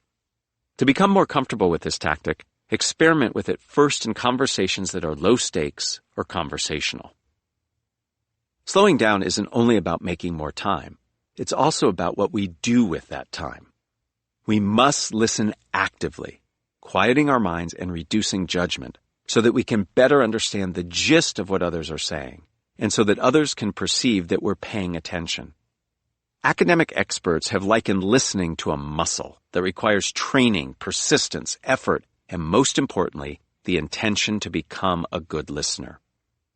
To listen more intently, we can take steps like maintaining eye contact, conveying to others that we're listening via our facial expressions or head nodding, reflecting on what we're hearing, asking open-ended questions, and so on. We can also avoid holding conversations when we're distracted, rescheduling them for times when we know we can really focus. Honing our listening abilities often means attending to the nuances of our own and others' nonverbal communication. Guy Ichikoff, a well-known listening expert who teaches at the University of Haifa, told me how a couples counselor he knows stays alert to the dynamics that unfold thanks to subtle cues their clients give during sessions. Often, when one member of a couple, usually the male, becomes uncomfortable, he'll point his feet toward the door, as if he wants to leave. Although he might not express discomfort explicitly, his partner notices this cue, either consciously or not, and it puts them on the defensive. They, in turn, will tighten up. They'll cross their arms, take a step back, or hunch their shoulders to make themselves small. We must stay alert for behavioral cues into how others are feeling, and we must also notice our own cues that might inhibit others from expressing themselves. As Ichikoff further notes, we often take shortcuts when confronted with nonverbal communication. We assume we know what a particular gesture means, when in fact, these might be highly individualized. Give the other person more time to speak, Ichikoff advises. Don't be afraid of silence. People need time to think deeply. When we take the time to listen, we can begin to parse the nuances of each person's nonverbal communication. We might find that a speaker's true emotions are somewhat different than what we initially inferred. Our mindset when listening matters too. If you're like me, you sometimes react in spontaneous situations by trying to solve a problem that crops up in the course of conversation. You think you're listening, but your problem-solving mindset leads you not to stay silent, but instead to interject with a solution. By contrast, a person with a listening attitude believes that the solution to the speaker's problem lies within the speaker, Ichikoff says. Instead of rushing to offer a solution, someone with a listening mindset might instead try to help the speaker bring out a solution themselves by posing questions, listening closely to their responses, and asking follow-up questions. Questions might include, have you encountered a problem like this before? And what resources have you used to help you deal with something like this in the past? When we consciously adopt a listening mindset, people perceive us as better listeners. Much of the time, we probably are. Slowing our pace to practice active listening can help us to function better in a whole range of spontaneous situations. If we're at a business dinner, we can understand the real reason our manager just asked us to introduce the visiting colleague. If we're in the hallway chatting with a coworker, we can uncover her true motivation when she asks us for feedback. If we're at a party flirting with an attractive somebody, we can learn what this person really likes on a date or the kind of relationship they really want. In all of these spontaneous situations, slowing down can help to build relationships and foster ongoing communication by conveying that we take keen interest in what the other person is saying. We also gain critical reconnaissance that helps us respond in the moment. Try it. Watch a video where someone is communicating and turn the sound down. Notice the person's nonverbal behavior. What are their eyes doing? Are they expansive in their gestures or is their body tightened? How is their body oriented? All of these cues and clues serve either to reinforce or betray what they're trying to convey. Step number 2, make space for reflection. When veteran Silicon Valley designer Bob Baxley presents his work to other executives, he doesn't spend all of his time talking. He makes a point to listen. A lot. I never try to respond to feedback in the moment and redesign the thing in real time, he says. I coach my team to do the same thing. This is our moment to just listen and take notes. We'll synthesize later what we hear and try to make sense of it. Fred Dust takes a similar approach. When something he hears triggers a response in him that might take him off in a new direction, he restrains himself so that he has time to think. You shouldn't feel like you should be forced into having to respond, he says. In addition to moderating our pace, we can listen better in the moment by carving out space for ourselves to reflect on what we've heard. We've taken the time to open ourselves up to others' perspectives. Now we must ponder our own responses and how we might best meet the other person's needs. One step we can take to buy ourselves time and gain the space we need to make sense of signals we're receiving from others is to ask clarifying questions. What makes you believe this? How does this help? What more can you tell me? As Schifrin observes, the act of posing questions requires a certain amount of bravery on our part. We're relinquishing control to the other person by inviting them to respond, and we might feel nervous about where the conversation might lead. Yet doing so can allow us to process what we hear while again sending cues that we're paying attention, helping us to gain further details and insights. Try it. Over the next day, make a point of asking several clarifying questions in the course of 3 conversations in which you're apart. Make it your mission to get the other person to explain to you the problem they're trying to solve, the feelings they hope to share, or the information they need. Notice how you get more detail and how you feel less pressure to respond right away. I know how difficult, but also how helpful it can be to pose clarifying questions. Not long ago, while I was teaching communication skills to a group of 75 startup founders and executives, one of them approached me during a break to offer unsolicited feedback about my presentation. This gentleman disliked my material and how I was presenting it. He accused me of being wrong and teaching people to be boring.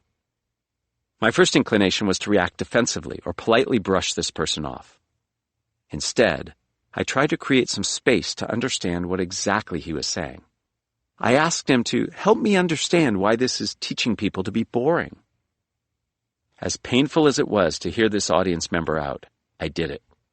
Processing what he was saying, I realized that he wasn't having a bad day or trying to be a jerk. He was well-intentioned and genuinely wanted to see me succeed. This new awareness on my part shifted the meaning of his remarks. I was now willing to take them more seriously. His biggest concern had to do with the sequencing of my material. While I was trying to scaffold knowledge in a logical and methodical manner, he felt my buildup was too slow and disengaging. His feedback helped me, and I never would have heard it had I not allowed myself space to reflect on his initial feedback.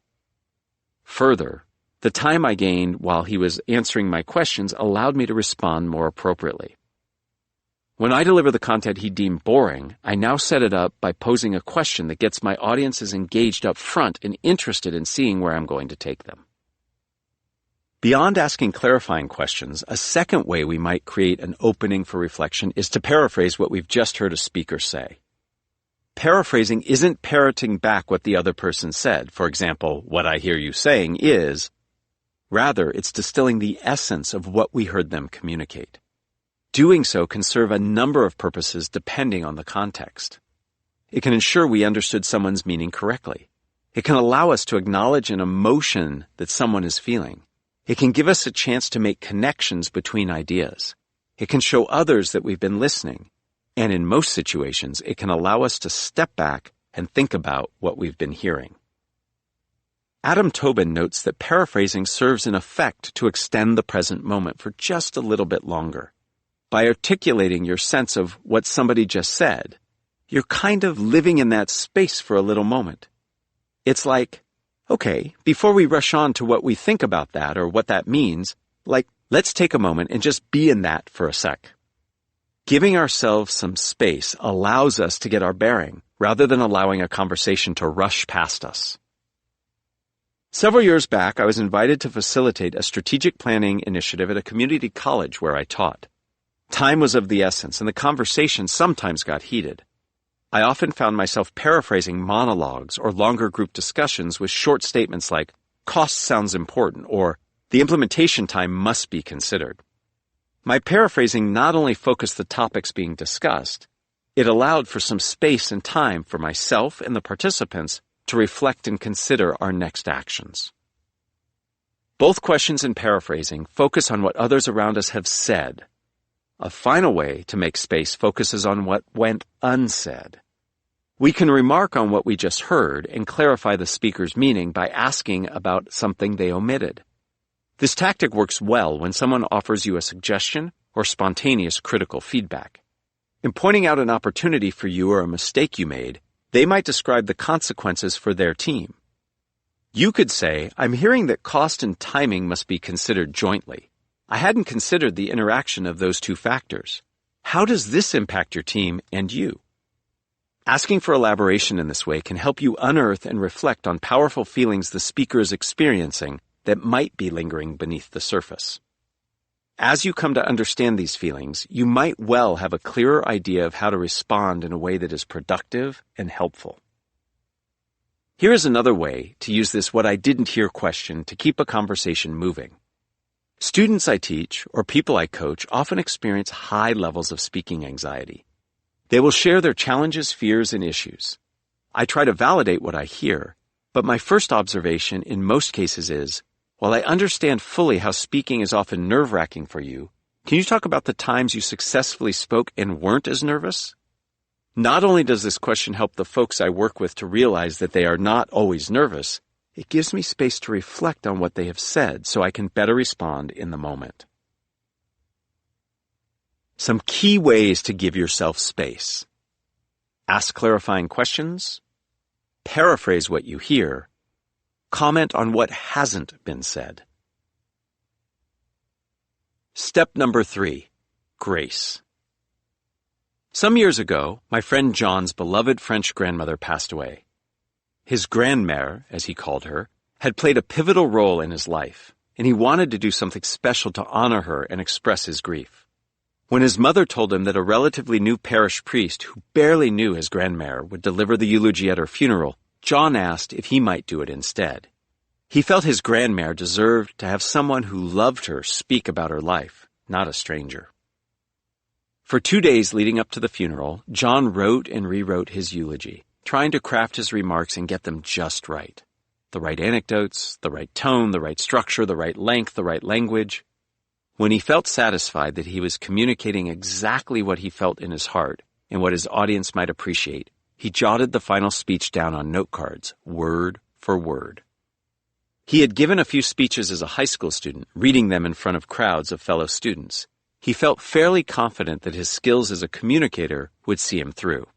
Still, he felt anxious, wondering whether he'd be able to perform well amid his grief and in the formal environment of a church chapel, with the priest and others in the community looking on.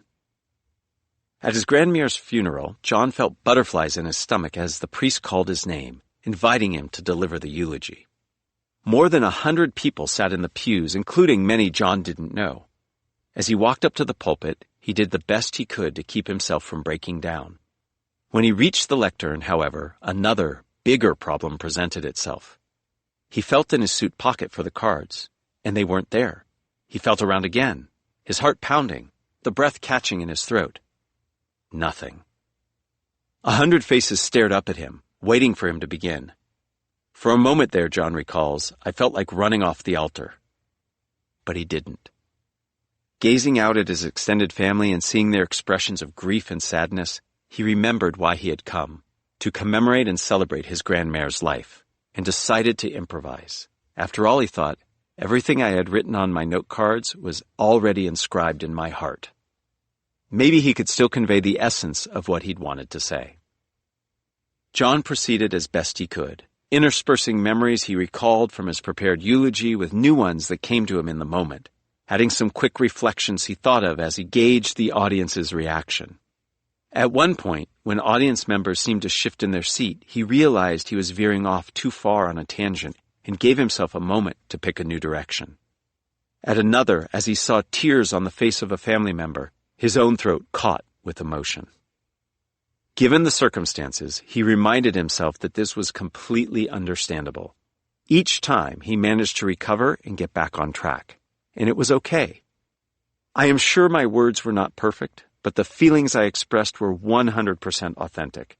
Instead of looking at my scribbles as I spoke, I got to see the faces of other loved ones, marked with tears and smiles. Thrust unexpectedly into a spontaneous communication situation, John made the most of it by listening. He registered the emotions of others in attendance and remained sensitive to his internal voice, which told him not to run, but instead to put his trust in himself and to wing it. He continued to pay attention to his internal voice as he delivered his remarks, processing the reactions of those around him and letting his internal voice guide his behavior in response. As soon as John stepped down from the altar, he knew that his eulogy was well received.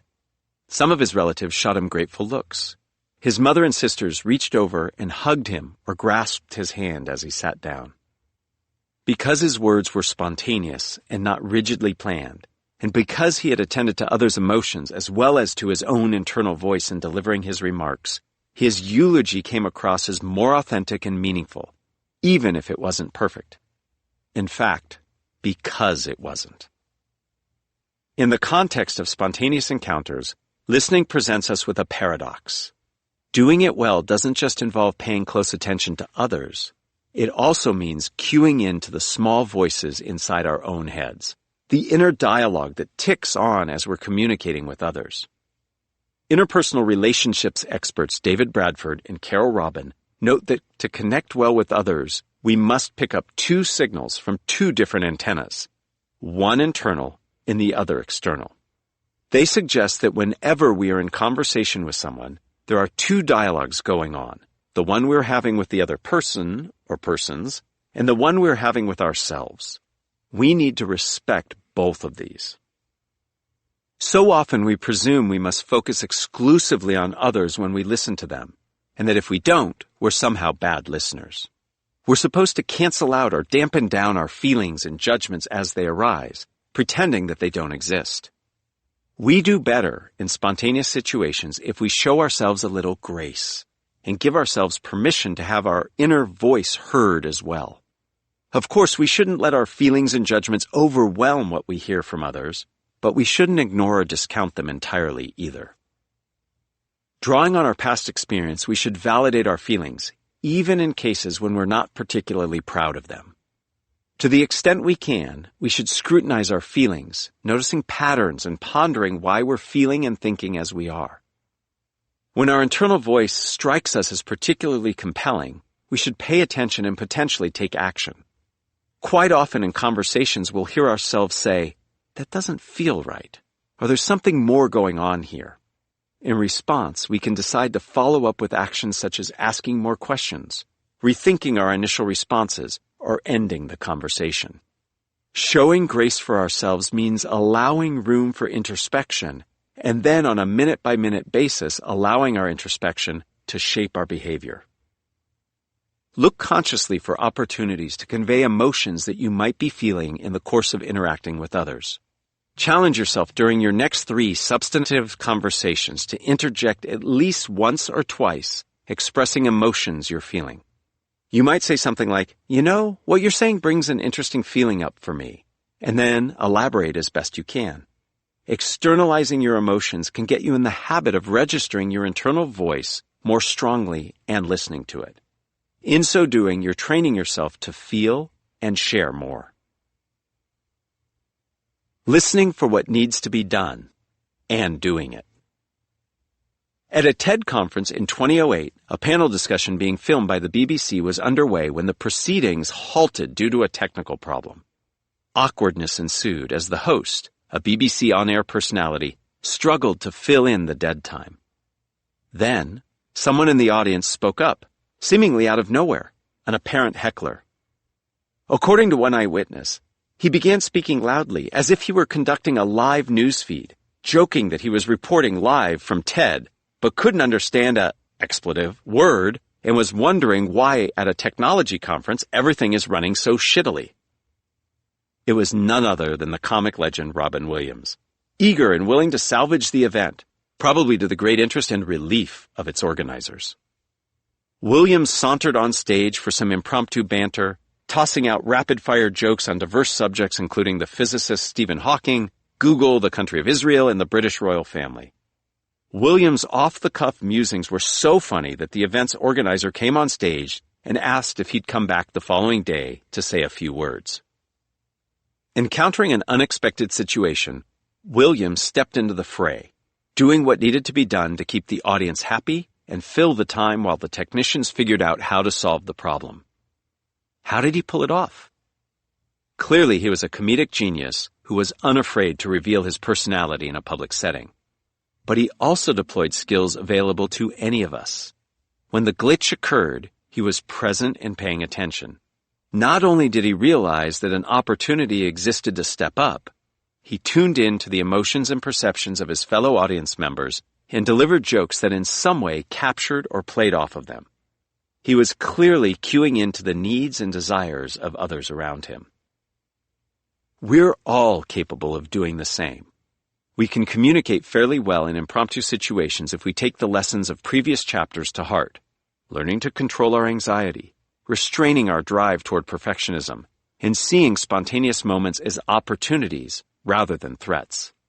But we can't truly connect with others unless we pay attention to them as well as to ourselves, creating an ongoing dialogue in our minds between what we're picking up from others and what our own internal voices are saying we should do in response. We can't create, experience, and project that kind of pitch-perfect communication Williams spawned that day unless we're listening in the fullest sense of the word. That means adding more pace, space, and grace to our spontaneous communication.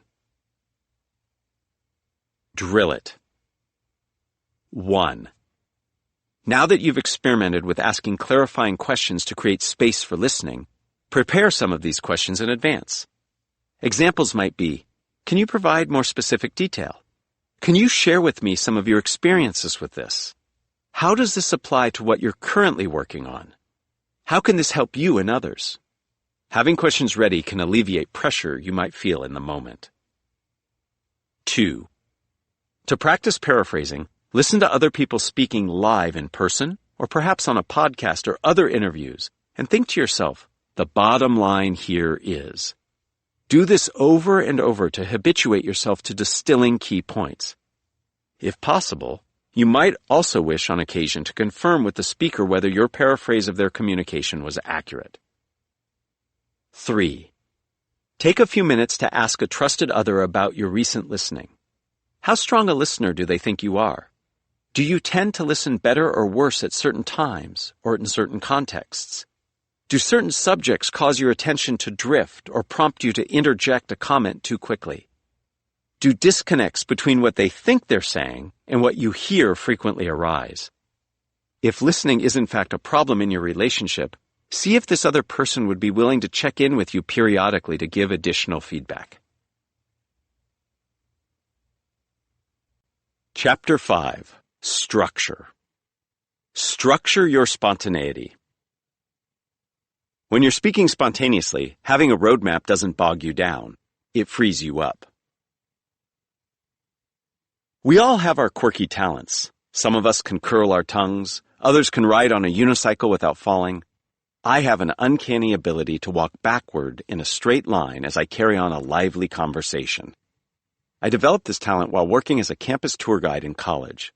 I was desperate for money, and it was the highest paying job I could find. Day after day, I led groups of parents and prospective students around the Stanford University campus, pointing out important sites while edging backward without stumbling or crashing into anything. My skill as a backward-walking conversationalist is of limited use today, especially since so much of our communication is now virtual. But working as a tour guide served me well in another respect. I learned many lessons, perhaps none more valuable than the importance of structure in communication. The number one rule my supervisors drilled into me during my 3 months of training was never lose your tour group. To ensure that I didn't, my bosses trained me to set expectations well and to provide visitors with a clear path or direction. In other words, they taught me to give tours in a structured way. The lessons I learned about how to be a great tour guide can help you change the way you think about preparing for a big conversation. Yes, you heard that right. We can, in fact, prepare for impromptu communication. So far in this audiobook, I've talked about how to get comfortable speaking spontaneously and being present in the moment to respond to your audience. But we can also take certain steps in advance, not to prescript an interaction or memorize what we'll say, but simply to create some boundaries and habits for ourselves that increase the odds that we'll communicate well on the fly. One of the most important steps we can take is to think about structure and how we design our messages. When I started my tours, I didn't simply say, "Hi, I'm Matt, let's go," and start sharing whatever information struck my fancy.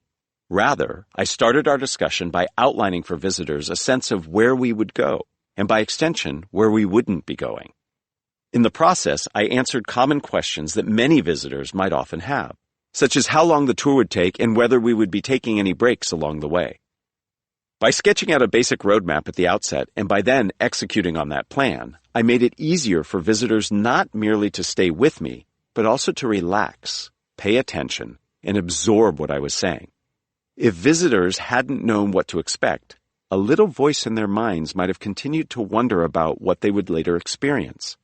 Setting expectations at the beginning of the tour made it easier for both me and my audience to pay attention to the details.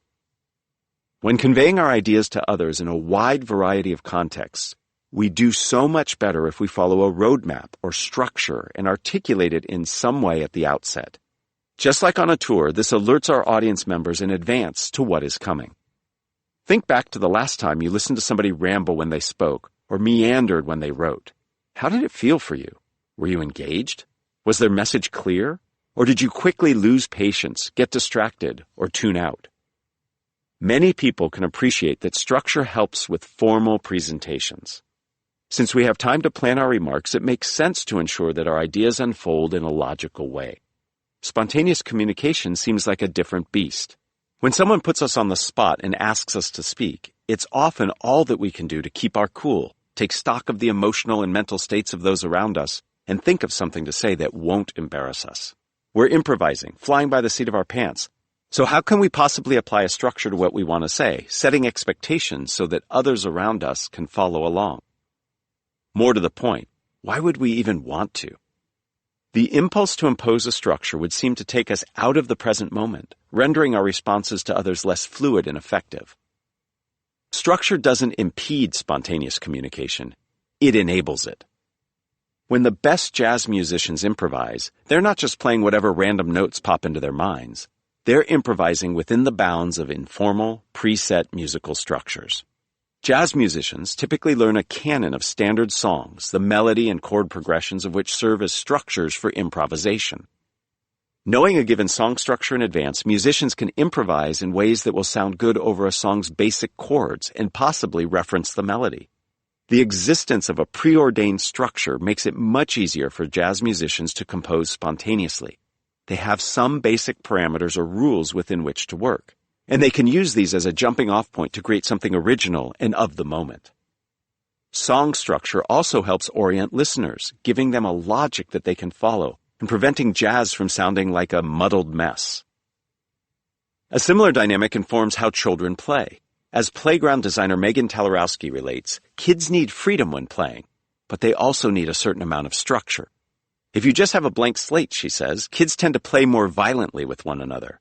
They have a tendency to treat each other like playthings because there's nothing to activate their imagination, nothing for them to riff off of.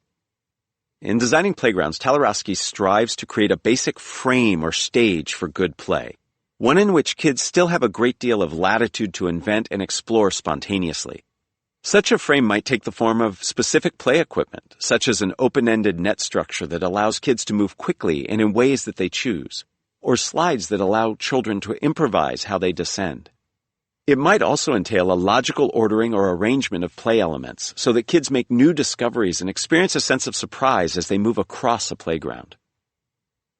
To render structure easier for us, we can follow the example of jazz musicians and arm ourselves in advance with a few versatile and simple roadmaps that can help us in everyday situations without going too far in trying to script a spontaneous encounter. That way, when a spontaneous encounter presents itself, we can mobilize a relevant structure and use it almost effortlessly to enhance our power as communicators. Note to self: a list isn't a structure. When I mention structure to clients and audience members, some of them confuse it with a mere listing of information. They think that if they organize what they want to say into a series of bullet points or slides, they have a structure. Don't get me wrong, the list can be a wonderful thing. When you're headed to the grocery store or determining who's been naughty or nice, a list can get the job done. But when it comes to communicating spontaneously, lists don't rise to the level of a full-fledged structure. They won't help us respond better and deliver more compelling messages. They're just lists. A structure, as I define it, is a narrative or story that logically connects ideas with one another, organizing them into a beginning, a middle, and an end. If you rely on a list of bullet points in a spontaneous situation, you've missed the point. Sue Stanley, Senior Instructional Designer at Toastmasters International, agrees. Structure is an important tenet of any successful speech, she says, whether it's impromptu or not. You have to be able to get a beginning, a middle, and an end. You have to know where you're going to start and where you're going to end. When you think about structure as a logical, narrative progression of elements, you start to see it everywhere. Most popular music unfolds according to one of a relatively small number of common structures. One familiar structure, known as A-B, A-B, C-B, begins with an introductory verse, A, continues to the song's chorus, B, goes back to present another verse, A, returns with the chorus, B, and moves to a bridge or transitional section, C, before returning to the chorus and ending, B. Hit songs by artists like Tina Turner, Radiohead, and Katy Perry all follow this structure, which again unfolds logically, offering a clear beginning, middle, and end. Movies, novels, and other literary works likewise follow common structures. For instance, a common formula in Western literary works is A-B, D-C, E. You start by depicting an action, A, continued by providing a backstory, B. Develop the tension between the characters, D. Increase the tension until you reach a climactic moment, C. And then resolve the plot in an ending, E. When you consume a story with a structure like this, the events don't feel like they come out of nowhere. They seem to unfold logically. Legal arguments often unfold according to a structure called IRAC. First, you discuss the issue at hand, I. Then you present the relevant legal rule that might apply, R. Next, you present an analysis in which you apply the rule to the issue, A. And finally, you come to a conclusion, C. Salespeople often follow a structure called problem, solution, benefit when pitching their wares. First, you point out a problem or pain point that is out there in the world and that affects the audience. Next, introduce your product or service and discuss how it solves the problem. Finally, describe the larger benefits customers will gain if they buy the product or service. The next time you watch television commercials, pay attention to the flow of ideas. Chances are, you'll see problem, solution, benefit in action.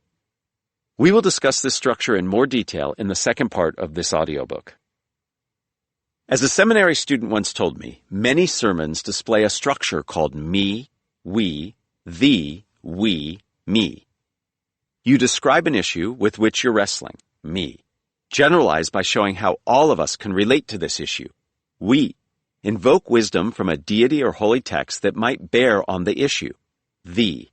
Ask the audience to take action in line with the holy teaching, we. And end by explaining how this action or teaching plays out in each individual's life, resolving the initial issue or challenge, me. Try it. Take a few minutes to think about your favorite book or popular song and how it flows. Can you identify the underlying structure? Bonus points. Listen to a TED Talk or two and see if you can identify the roadmap the speaker is using. Keep them listening. Why are narratives so useful and powerful when communicating? As a speaker and speaking coach, I've found that structuring my presentation affords at least 4 benefits. First, as I've suggested, arranging information as a logical story helps keep our audience's attention and interest. Beyond previewing where content is going, a story structure has built into it the ability to make connections or transitions between ideas. There's something propelling a story, historian of education David Labaree remarks. There's a line of interest that draws you in. It's more of an intellectual struggle to simply follow a logical argument. But if you can weave it together into something that feels like a story, then you're more likely to be able to draw people in. As a tour guide, I found that if I didn't connect where our group had been to where we were going next, tour members would get lost. They would wander off, either because they felt curious about something they saw and wanted to linger with it, they couldn't grasp the relevance of what they were seeing and their attention drifted, or they worried about what was coming next and thus couldn't focus as well. Something similar holds with impromptu speaking. Without clear bridges between ideas, we'll lose our audiences and they'll go to their phone, their friends, or to sleep.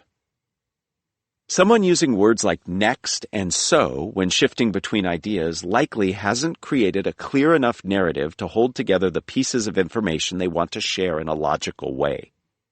Following a structure pushes us to make connections between ideas explicit, often with a single sentence. The problem-solution-benefit structure, for instance, invites a transition like, now that we have a firm understanding of the problem at hand, allow me to share how we can solve it through a simple investment. Or, once we invest in and build out this solution, we'll be able to reduce costs and save time. The best, most robust transitions tend to review what was said and then signpost what is coming next. And they do it in the context of a larger logical flow that we've established at the outset. Note that we don't always have to be perfectly explicit about our overarching structure when beginning impromptu remarks. We can take a subtler approach and still reap the benefits of structure. Reverend Martin Luther King Jr.'s famous I Have a Dream speech, which many argue is mostly delivered spontaneously, follows the problem-solution-benefit formula, but he never openly calls that out for his audience. Using analogies and other rhetorical devices, he deftly moves from one element to the next, gracefully developing a logical flow. In general, it's a good idea to give your audience some kind of roadmap at the outset of a speech of any length, spontaneous or not. Thinking about what you want to communicate in the context of a story structure can be a useful way to organize your thoughts, even when speaking on the spot. Enhance stickiness. A second way structure helps with spontaneous speaking is by helping both us and our audience to remember important messages. We humans are miserable at remembering information. We can barely hold more than 7 distinct numbers in our heads at once, and we're probably worse when it comes to remembering complex concepts. Our brains are designed to forget much of what we experience, filtering it out so we can remember the important stuff. Forgetting may be the default mode of the brain, one journalist has written. We tend to remember the essence or gist of events, letting go of the details, what scientists somewhat colorfully call fade to gist. Yet our brains were also designed to seek out, enjoy, create, and remember structured narratives or stories. In fact, scientists often call our ability to recall long-ago events episodic memory, because we tend to retain information as episodes or stories. As neuroscientist David Eagleman relates, stories are crafted to plug into what matters to the brain. In describing just how potent stories are, Eagleman alludes to the scene at the end of the original Star Wars movie, when Luke Skywalker has to drop a bomb into a tiny interior hole in the massive Death Star to blow it up. That's what storytelling is to our brains, he says. It is the porthole that can completely sway us, can make us feel like, oh, make us laugh, make us cry, make us understand someone else's point of view, or at least push in that direction. So that is really at the heart of what neuroscience tells us about how we communicate and how we engage people. By structuring our communication as a logical sequence with a beginning, middle, and end, we prime our messages to be noticed and remembered, both by ourselves and our audiences. One study of students giving in-class presentations found that only a few told stories, but that their peers found these stories far more memorable than statistics. Queried afterwards, 63% of students reported recalling stories from the presentations, while only 5% recalled data points. Stories enable us to connect with audiences not only on the level of abstract reason or logic, but also emotion, which in turn might well help us remember information better. Stanford neurologist Frank Longo, reflecting on the neurological basis for narrative's power, speculates that if my story can elicit some emotion in you, besides remembering it better, you just might find it more interesting. Emotion can rev up the circuits in the brain devoted to paying attention. So if I'm an effective storyteller, I'm figuring out how to arouse your attention circuits, your memory circuits, and part of that could be through the emotional component. Unlike a mere list, storytelling can even potentially transform our audiences through the emotional connections it forges, changing their minds, soothing or invigorating their souls, inspiring them to take action. As behavioral scientist Jennifer Acker reflects, those who tell the best stories will become the best leaders, precisely because they activate both the rational and emotional parts of audience members' brains. By aiding memory, structure can also allow our communication to spread. As a veteran communications consultant to well-known clients in the tech industry, Raymond Nasser often helps entrepreneurs prepare for high-stakes meetings with venture capitalists in which they attempt to secure funding for their firms. In these meetings, entrepreneurs usually must present their own personal histories and those of their startup ventures. Rather than deliver this background as a series of disconnected facts, Nasser counsels them to structure their accounts as narratives with a clear beginning, middle, and end. Their stories, he argues, should emphasize a strong sense of tension driving events forward, and they should end in a catharsis that delivers a feeling of resolution. As Nasser explains, one of the greatest benefits of adopting a narrative structure is repeatability.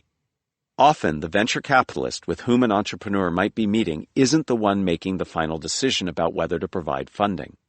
That person has to go back to their firm and pitch the entrepreneur's company to others. If entrepreneurs tell a well-crafted story, it will more likely stick with those hearing it, and they in turn will have an easier time repeating it so that it sticks with their listeners. Over time, Nasser reflects, the repeatability of a story among listeners changes a mere narrative into mythology because it gets repeated generation upon generation upon generation. The best stories don't simply impart information. They make it meaningful, enlightening, and energizing. In the process, a simple communication takes on a life of its own. Who wouldn't want this kind of impact for their spontaneous speaking? I know I would. Try it. The next time you need to convince someone to do or think something, try taking Nasser's advice and structuring what you intend to say as a narrative with a clear beginning, middle, and end. You might try this at work when you're trying to convince your boss and coworkers to take a certain course of action, or at home to get your unruly teenagers to change their behavior. Telling a story that begins with a clear problem, raises the stakes with tension in the middle, and then resolves with a memorable ending will help illustrate the point you want to make in a way that is hard to ignore or forget. Make it easier for your audience. Structure's third benefit, in addition to helping people engage with our communication more fully and remember it better, is that it makes processing information easier. In part, this is because we explicitly signal the structure to readers and help them orient themselves as they receive information. In researching this book, I spoke with Micah Carroll, editorial director of the For Dummies brand and author of New York City for Dummies. As she relates, the popular For Dummies franchise follows a very clear format that contains cues and guideposts for readers. The franchise's objective is to assist readers with a process called wayfinding, a term borrowed from hiking or adventuring that is also applicable to the information-seeking experience, where we are also trying to orient ourselves in relation to what we do and don't know in a learning journey. Audiences in spontaneous situations engage in wayfinding as well. If you make it easier for your audience to find their way throughout your content, they'll be better able to contextualize and process it. Research in cognitive neuroscience supports the importance of orienting audiences when communicating. Scholars like to talk about processing fluency, how easily and smoothly information gets encoded in our brains. It takes a certain amount of effort for our brains to process random collections of information. Leveraging a structure boosts processing fluency because we don't have to work as hard to make sense of individual pieces of information. As neurologist Yosef Parvizi further notes, storytelling works in large part via the creation of mental images in our minds, which our brain processes more quickly than it does abstract ideas. It's like driving a Porsche rather than taking a bike, he says. Which would you rather use when you're trying to get a message across? Try it. Tell a friend about 2 events you attended recently. Start by listing features of each event. Now turbocharge your message by leveraging the comparison, contrast, conclusion roadmap. Reflect on how the events are similar, then on how they're different. Then come to some conclusion based on the analysis. In what ways was your response clearer than it might have been had you not used the structure? Make it easier for you, too. If structure influences how our audiences think about the messages we convey, it also impacts our own thinking, structure's 4th benefit. The structure we choose as speakers determines how we think about what we intend to say. Let's imagine we're taking a literature class in college, and a professor calls on us, asking what we thought of the assigned reading for that week, Shakespeare's play The Tempest. We could choose to answer the question by comparing it to another of Shakespeare's plays we had read the week earlier, and we could use a structure when delivering our response, comparison, contrast, conclusion. If we hadn't used that particular structure, we might not have focused our thinking on the similarities and differences between the 2 texts. We might have simply given an opinion of The Tempest, or we might have thought to point to similarities between the 2 plays, but not rigorously analyze the differences. Deploying structures is a way to discipline our thinking. By leading us to adhere to a logic, they force us to stay with a line of argument rather than flit all over the place. They help establish both what we think and ultimately talk about as well as what we don't. You might presume that disciplining ourselves via structure makes our job as speakers more difficult, even as it makes listening easier. Quite the contrary. In spontaneous situations, we have 2 big problems we have to solve: what to say and how to say it. Having a structure solves the how to say it part, while also influencing what to say. When we're telling a story with a logic embedded in it, we know at every point where we've been and where we're going. That frees us to spend more mental energy thinking about the actual content we seek to deliver. It also gives us confidence, especially in spontaneous situations. We don't have to clench our fists silently, wondering if we'll come up with something to say after we finish our current thought. We have a roadmap, so we know we're all set. To dramatize how much easier spontaneous speaking is when the how to say it part is taken care of, I ask my students to throw out random topics on which they would like me to speak. I pause for about 15 seconds and then deliver a 5-minute impromptu discourse on one of these topics. I spend that 15 seconds choosing a structure and then very cursorily apply it to the topic. Considering the topic and audience, I ponder whether I might use a persuasive structure like problem, solution, benefit, a chronological structure like past, present, future, or a comparative structure like comparison, contrast, conclusion. To my students' amazement, my speeches actually turn out to be extremely clear and engaging, with minimal effort. Although my long experience with communication obviously helps, my students appreciate how structure can empower them to quickly assemble their thoughts on the fly. As we become more fluid with structure, opportunities arise for creativity and expressiveness. Since we know where we are in our structure at any given point, we can pause in places to elaborate, experiment, or explore without fearing that we'll become lost. As longtime improvisation instructor James Whittington notes, we can also make impromptu decisions to swap in new ideas, anecdotes, jokes, and so forth as they occur to us at various parts of our structured response. Again, without worrying that we'll somehow scuttle our larger response. Of course, we can't indulge ourselves too much in these creative excursions. Whittington recalls that one of his own teachers likened improvisation to driving on a highway. There are many exits to explore, but none are the destination. Take a stroll around the small towns on your long drive, but remember to get back on the highway. Don't set up house there and start a family. Structure doesn't free us to go on endless tangents or endlessly long ones. It doesn't allow us to say absolutely everything that pops into our heads. But it does open up an important space in the moment for us to play around a bit, experiment, and gauge our audience's reactions. The Swiss Army knife of structures. What would you do if you had to jump in unexpectedly and give a presentation for an absent colleague with only a few minutes' notice? Sarah Zeitler, marketing manager at a publicly traded manufacturing conglomerate, found herself in exactly this situation. Her company was holding a big meeting via video conference in which it was launching its new products, updating the audience on ongoing projects, and announcing several new acquisitions of other companies. It was Sarah's job to organize the event, which would include short presentations from a number of speakers, and make sure it ran smoothly. More than 200 people were tuning in to watch the event, including sales reps, subsidiaries of the companies, designers, supervisors, and senior leaders.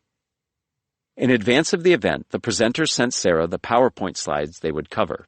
One of them let Sarah know she had a personal errand to run, so would log on a few minutes late. Sarah accommodated this colleague by slotting her presentation time toward the end of the program. On the day of the event, this colleague was more than a few minutes late. Sarah nervously watched the clock. As this woman's presentation time neared, Sarah sent an email and called her mobile to make sure she was coming. No response. Sarah took a peek at her colleague's slides. Her colleague had planned to update the audience on her ongoing projects, including a new product launch, and the slides were mostly stunning visuals depicting the new product and its features, accompanied by just a bit of text. Although Sarah didn't have a deep knowledge of this product or know exactly which of its features her colleague had hoped to cover, she made a split-second decision. She would jump in and present this woman's material.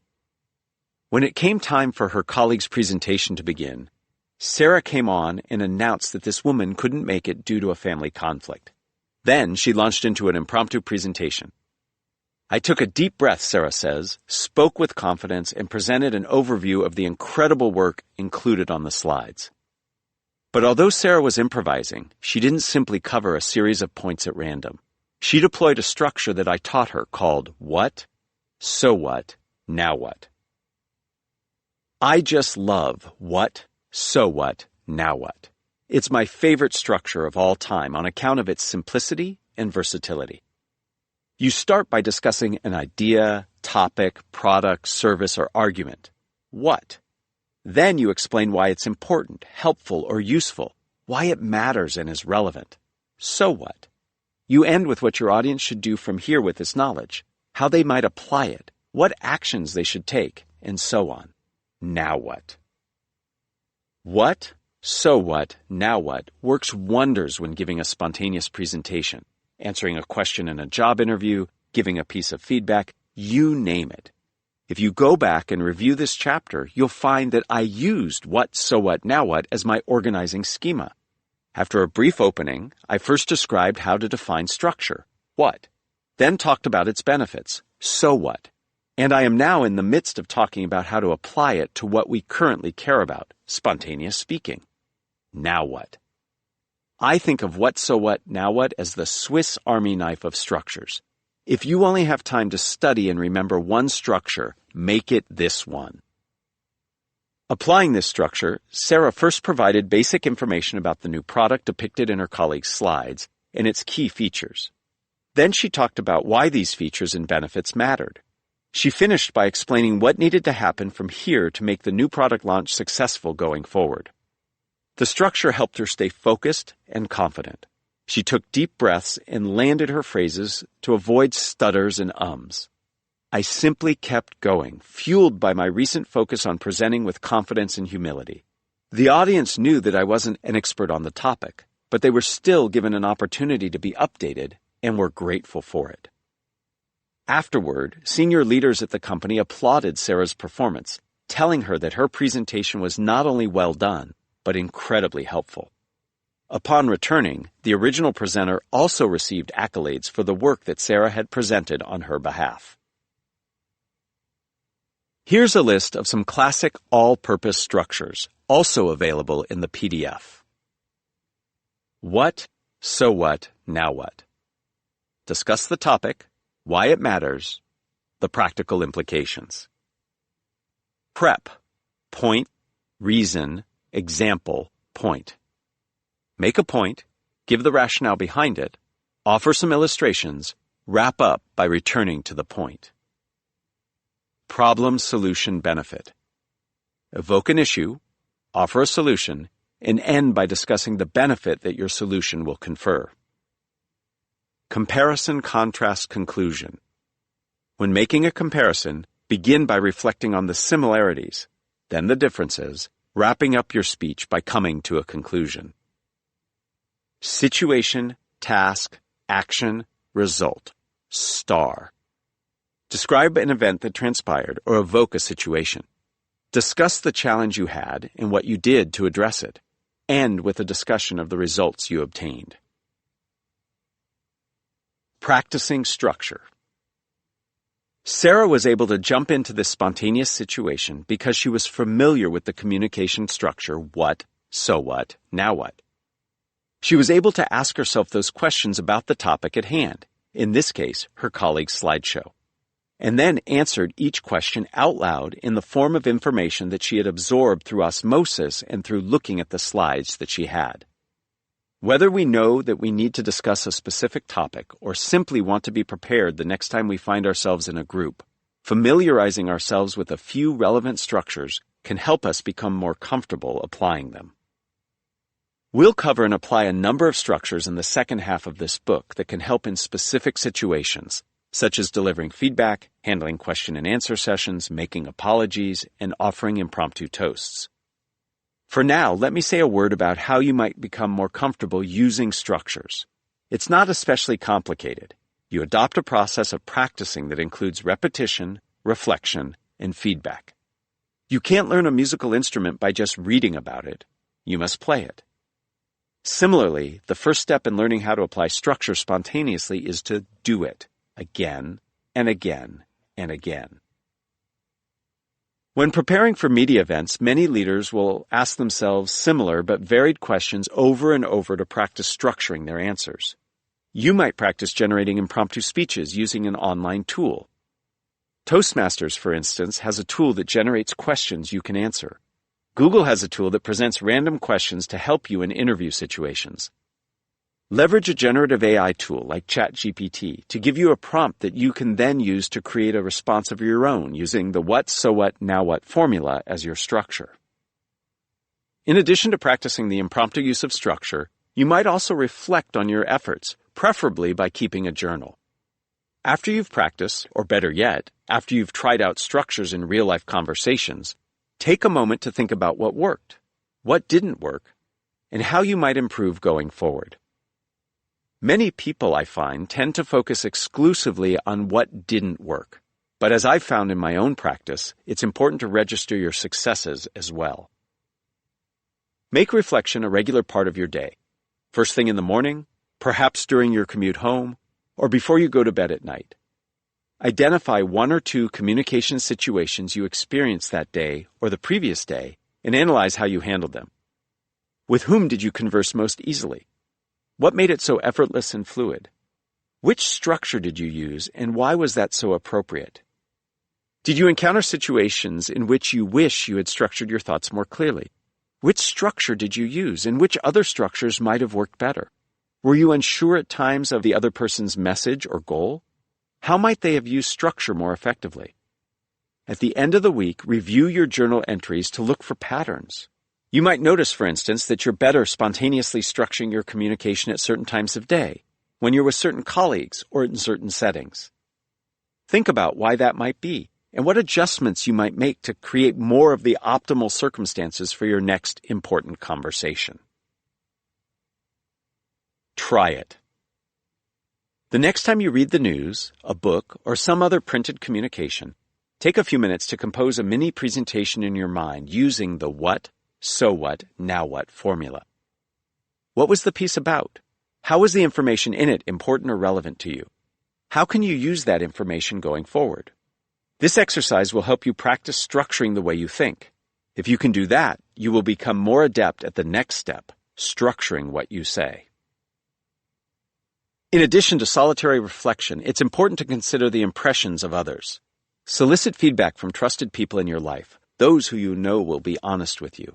Ask these individuals to comment on both the strengths and weaknesses of your structured responses. Solicit their suggestions. Don't just ask, "How did I do?" since that might not lead to frank feedback. Instead ask, "What can I do to be better?" I've emphasized what, so what, now what, but you can practice structuring your communications using any of the formulas presented in this audiobook, as well as others you might find elsewhere. Don't feel compelled to study and practice every last structure you come upon. It's not necessary. Focus on mastering 2 or 3 structures that work for you, depending on the situations in which you most often find yourself speaking impromptu. You might keep 1 or 2 generic structures like what, so what, now what, or problem solution benefit in your back pocket for use in a range of situations, adding a couple of more context-specific structures that you think you'll use frequently.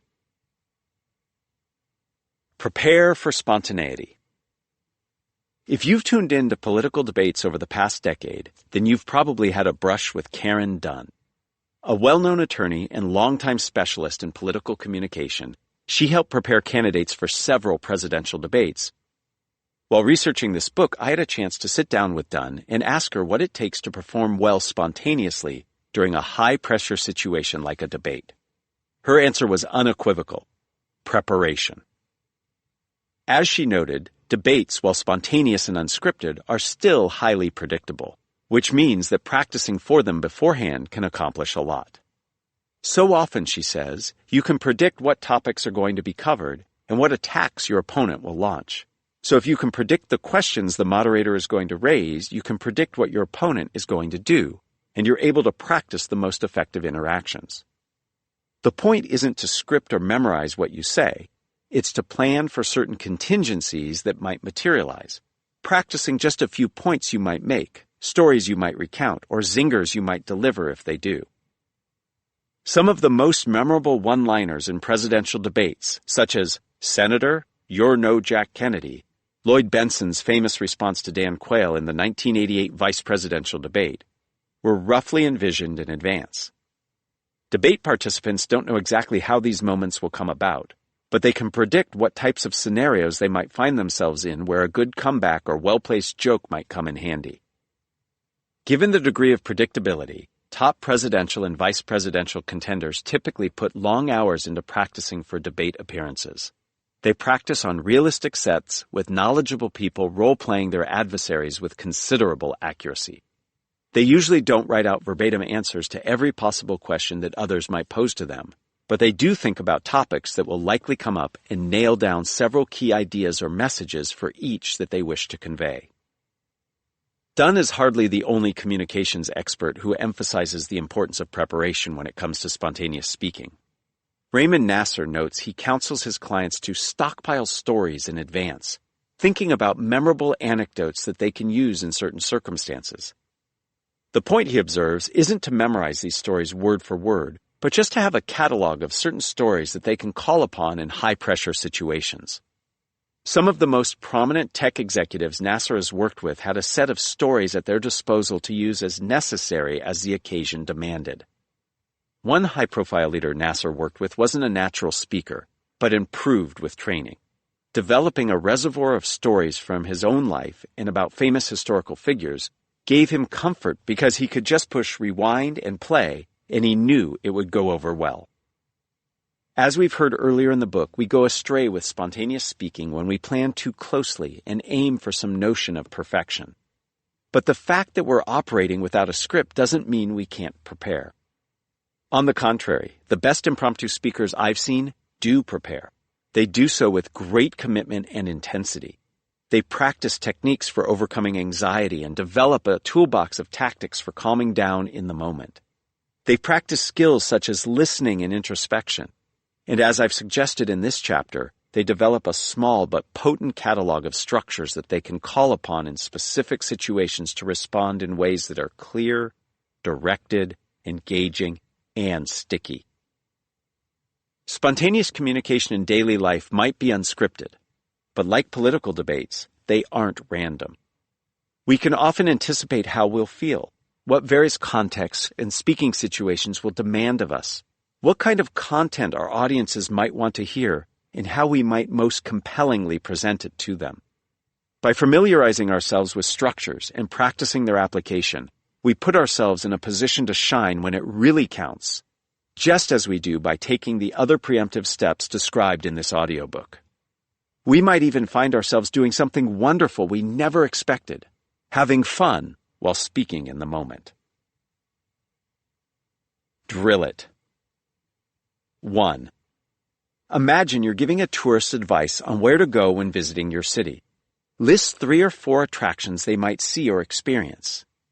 Now give the same advice or guidance, but convey it as a story of some kind based on your experiences. Think about which of the 2 approaches is more compelling, memorable, or useful for your audience, and why. 2. The story spine is a class exercise from the world of improvisation, and you can use it to practice structuring information as a story. Fill in the following prompt to set up a scenario, including characters and time and place. Once upon a time, insert character and place. Every day, describe normal life. But one day, insert event, happened. Because of that, insert another event, happened. Because of, insert yet another event, happened. Add more events. Until finally, insert final action. And ever since then, insert change that has taken place. Using this format, create 2 or 3 narratives. Are you starting to get more of a feel for storytelling? The more you do this, the easier it will be to create narratives on the spot. 3. Use the electronic tools for generating questions mentioned in this chapter to practice applying structure, using one of the 5 all-purpose structures I outlined earlier. Chapter 6. Focus. The F word of spontaneous speaking. Don't make it hard for your audiences to get your point. Focus their attention on what matters most. The best, most powerful communication in both formal and spontaneous situations is clear and sharply focused. It conveys everything an audience needs to receive the speaker's desired message, and only that information. It doesn't distract audience members, bore them, or waste their time by using verbiage that is fuzzy, irrelevant, impossibly dense, acronym-laden, or long-winded. For a classic example of a well-focused, albeit painstakingly planned message, consider how Steve Jobs first introduced Apple's revolutionary iPod to the world. The year was 2001. The occasion, a press briefing held at an auditorium at the company's headquarters. Upon taking the stage, Jobs could have raved about the iPod's many features, its sleek design, its weight, the size of its screen, how much storage capacity it offered. Instead, he beguiled consumers with a focused, memorable message that in just 5 words conveyed everything they wanted and needed to know about Apple's new product. 1,000 songs in your pocket. At the time, many music lovers stored their music on CDs, which were cumbersome to lug around. Other MP3 players existed, but they had a limited storage capacity. The phrase, 1,000 songs in your pocket, which became a tagline for Apple's advertising, accomplished several tasks at once. It evoked consumers' previous challenges in listening to music, distinguished the iPod from the competition, and conveyed the iPod's practical value for consumers, all in 5 simple words. The iPod went on to become hugely popular. It revolutionized the way we listen to music, and it also gave rise to the whole medium of podcasting, something for which I am very grateful. I wish more communication in everyday life were as sharply focused and meaningful as this bit of marketing magic was. How often have you chatted with somebody at a cocktail party only to find yourself in the middle of an anecdote with so much backstory that you forgot why they even started telling it?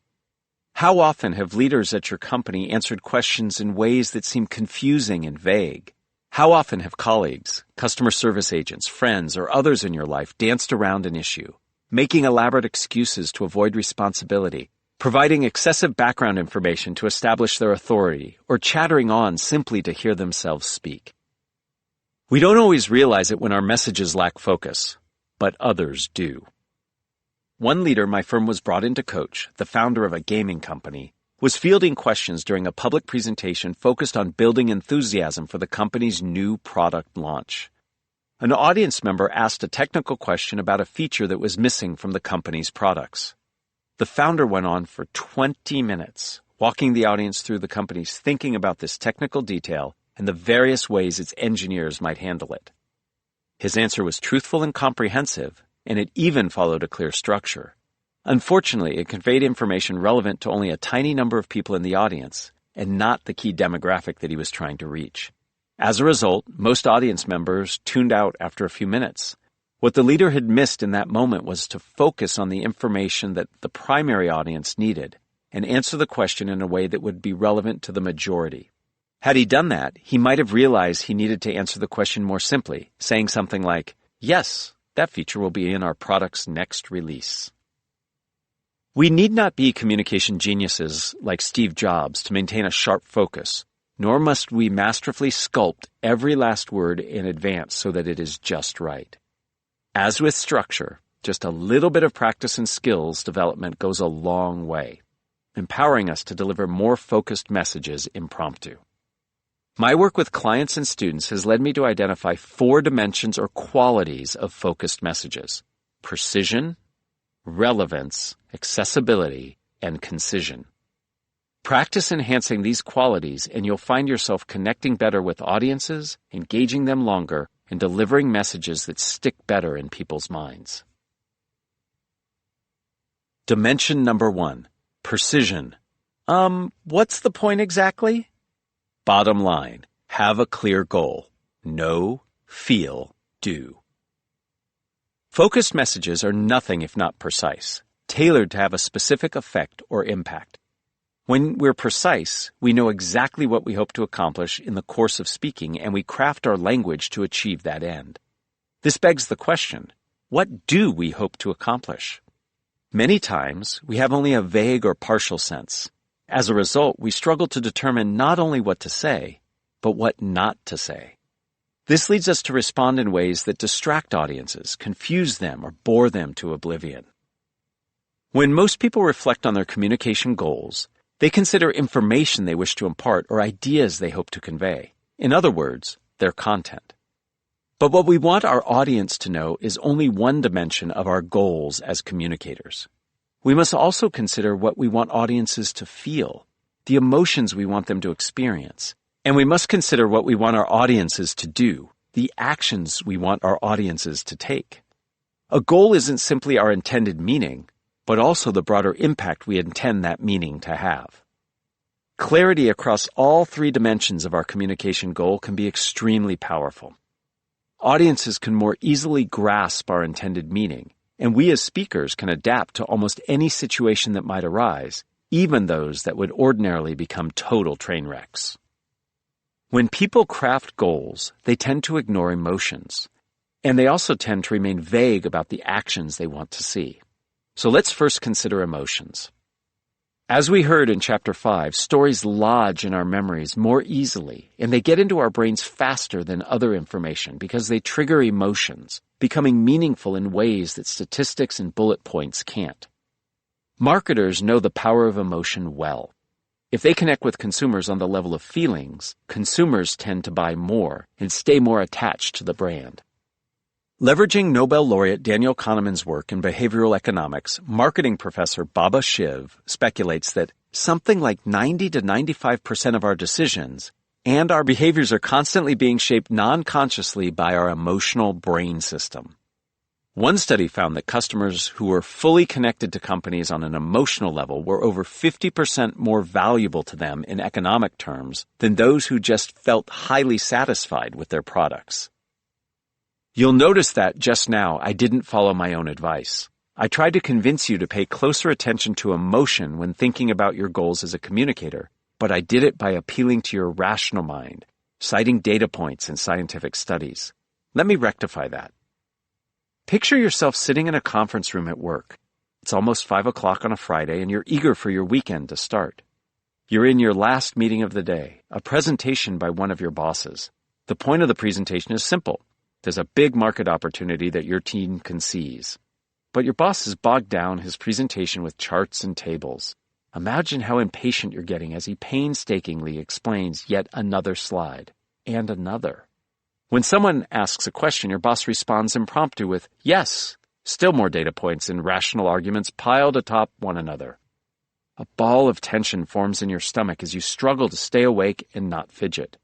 You find yourself asking, why do I care about this? What am I supposed to do with this information? Your boss hasn't clarified the dimension of his goals, and it is unclear what he wants anybody to do next. Did this more emotional, story-driven articulation of my argument feel more compelling to you than my earlier sentences laden with data and quotations from authority? Beyond information and emotion, we must consider action. We tend to remain fuzzy on the specific actions we wish our audiences to take as a result of our messages. I see this all the time when prepping entrepreneurs for informal question and answer sessions. Many of them know what information they wish to convey. For instance, data about the company's mission, strong past performance, and future opportunities, as well as the emotional impact, in most cases, curiosity and excitement about the firm. But they don't always make it clear what they want their audiences to do. Entrepreneurs will tell me they seek to obtain support for their ventures. What does that mean exactly? Is it financial investment? Is it getting someone to like them on social media? Is it getting audience members to become evangelists for the company? If they haven't thought this through carefully enough, they can't fine-tune what they're saying in a way that leads audience members in the desired direction. They find it harder to respond in the moment, and their impromptu messages don't hang together. To improve your ability to speak spontaneously, you would do well to first clarify your goals in your own mind. If you're about to enter a situation where you think you might speak spontaneously, spend a few minutes jotting down answers to 3 questions. What do you want people to know? What do you want them to feel? What do you want them to do? Try it. Think back to the last time you spoke spontaneously. What did you want people to know, feel, and do? Were the messages you delivered aligned with these goals? Think about how you might measure success. Will your audience be able to understand a given set of ideas? Will you see visible signs that they feel a certain way? Will the audience give you a certain amount of money or take another action a given number of times? After speaking spontaneously, take a few minutes to evaluate how successful you were, comparing the impact you had to your previously established goals. Did you achieve your goal across all 3 areas? Why or why not? What might you do better next time? If you run through this exercise a few times, you'll get in the habit of entering social situations with more precise ambitions and analyzing your behavior afterward more rigorously. Dimension number 2, relevance. Why should I care? Bottom line, focus on importance and salience for your audience. Legendary entrepreneur Jim Koch, a pioneer of craft brewing and the creator of Samuel Adams Boston Lager, knows a thing or two about selling. Early in his career, he and his business partner got their company, the Boston Beer Company, off the ground by going into neighborhood bars one at a time and making their pitch. Sometimes they succeeded, often they did not. Looking back on his career, Cook relates his belief in what he calls the golden rule of selling. Never ask customers to do something that is not in their long-term best interest. Underlying that rule, Cook suggests, is an extreme focus on the customer. Businesses should adhere to an almost Buddhist ideal of selflessness, he says. If you do that, as we did from the outset, you make life a lot easier for yourself. You build trusting, loyal relationships with people. You wind up winning financially because your customers benefit from the relationship. And perhaps most importantly, you feel good about selling because you're helping others succeed as well. To sell in a selfless way, you must first strive to understand customers and their concerns. Take time to listen carefully and understand what customers perceive their need to be, Cook counsels. Until you understand people's reasons for doing what they're doing, you have no ability to change their beliefs and behavior. You're just arguing, and you're not going to win. Cook relates the challenge he faced every time he walked into a bar on a sales call. Within 30 seconds, he had to size up the person with whom he was meeting, as well as the bar and its business. Only then could he figure out how to pitch his product to them. And if he couldn't think of a way that Samuel Adams' Boston Lager could fill the bar's needs and contribute to its success, he didn't try too hard to push it. He continued on to the next bar. Try it. A famous improvisation game called Sell a Blank to a Blank asks participants to sell a random product and service to a randomly selected type of person. The product might be a plunger or a piano, and the job type or person might be a police officer, circus clown, or kindergarten teacher. The person playing this game would spend a minute or two trying to sell a plunger to a police officer, for instance, or a piano to a circus clown. This game helps us practice imagining other people and tailoring our communication to their needs. Try picking 3 products or services of your own. For each one, pick a type of person to sell to. How might you best frame your pitch? Creating common ground. The strongest, most focused messages are those that audiences perceive as relevant to their situations. They are messages that speak directly to who audiences are, what they want, and what they need. Messages that somehow address the question that lingers in the mind of any of us when we're listening. Why should I care? We often go astray in spontaneous situations by failing to craft our message with audiences in mind. We assume that the people we are speaking to have a base-level interest for what we want to talk about, simply because of our own enthusiasm for the topic. We focus on what we want to say without asking ourselves how to frame the message in a context that our audience wants or needs to hear. When we're trying to argue for an idea, we rattle off arguments that are important and impactful to us, particularly when discussing a topic that we feel emotionally about. We may skip the step of asking what will make the same topic important, impactful, and emotionally resonant for our audience. Ditto when we're trying to sell a product or service. We list the features and functions rather than explaining how what we're selling solves an important problem or challenge as customers define it. To make your spontaneous communication more relevant, make a habit of thinking about your audiences and their needs. You can do this in the moment. If someone puts you on the spot with a question, pause for just a second and ask yourself, who is this person? What do they need to hear? How can I frame what I'm about to say so that it's most relevant, interesting, urgent for them? If you're heading into a situation where you might have to speak spontaneously, spend a little time beforehand preparing with some base-level questions. You can even perform a slightly more rigorous analysis, grounded if possible in some quick research. Consider the following questions. How might I best convey to this particular audience what I find most important or compelling about my topic? How much does the audience know about my topic? What impressions of me and my topic does my audience likely have? Are there any likely areas of resistance, concern, or hesitation? What motivates my audience? Let's say you're in a wedding party for a close friend who grew up on the other side of the country. You don't know your friend's family very well, and you've never met their fiancé's family. You do know that your friend comes from a community that holds traditional religious beliefs and that shows great deference to its elders. Because you're such close friends, you think it likely that someone will invite you to toast the happy couple at some point during the multi-day event. You might ponder the previous questions as you prepare to speak. The likelihood is that the audience doesn't know you, so you'll need to spend at least a little time describing who you are and what your friend means to you. You'll also need to spend a little time thinking about your audience. Perhaps you've learned that it's customary in your friend's culture to show deference to their elders, so you could consider expressing how meaningful it has been to meet your friend's parents. When you're giving a toast to a room with a range of ages and acquaintances, you should consider what kind of humor will get laughs versus what might create discomfort in the room.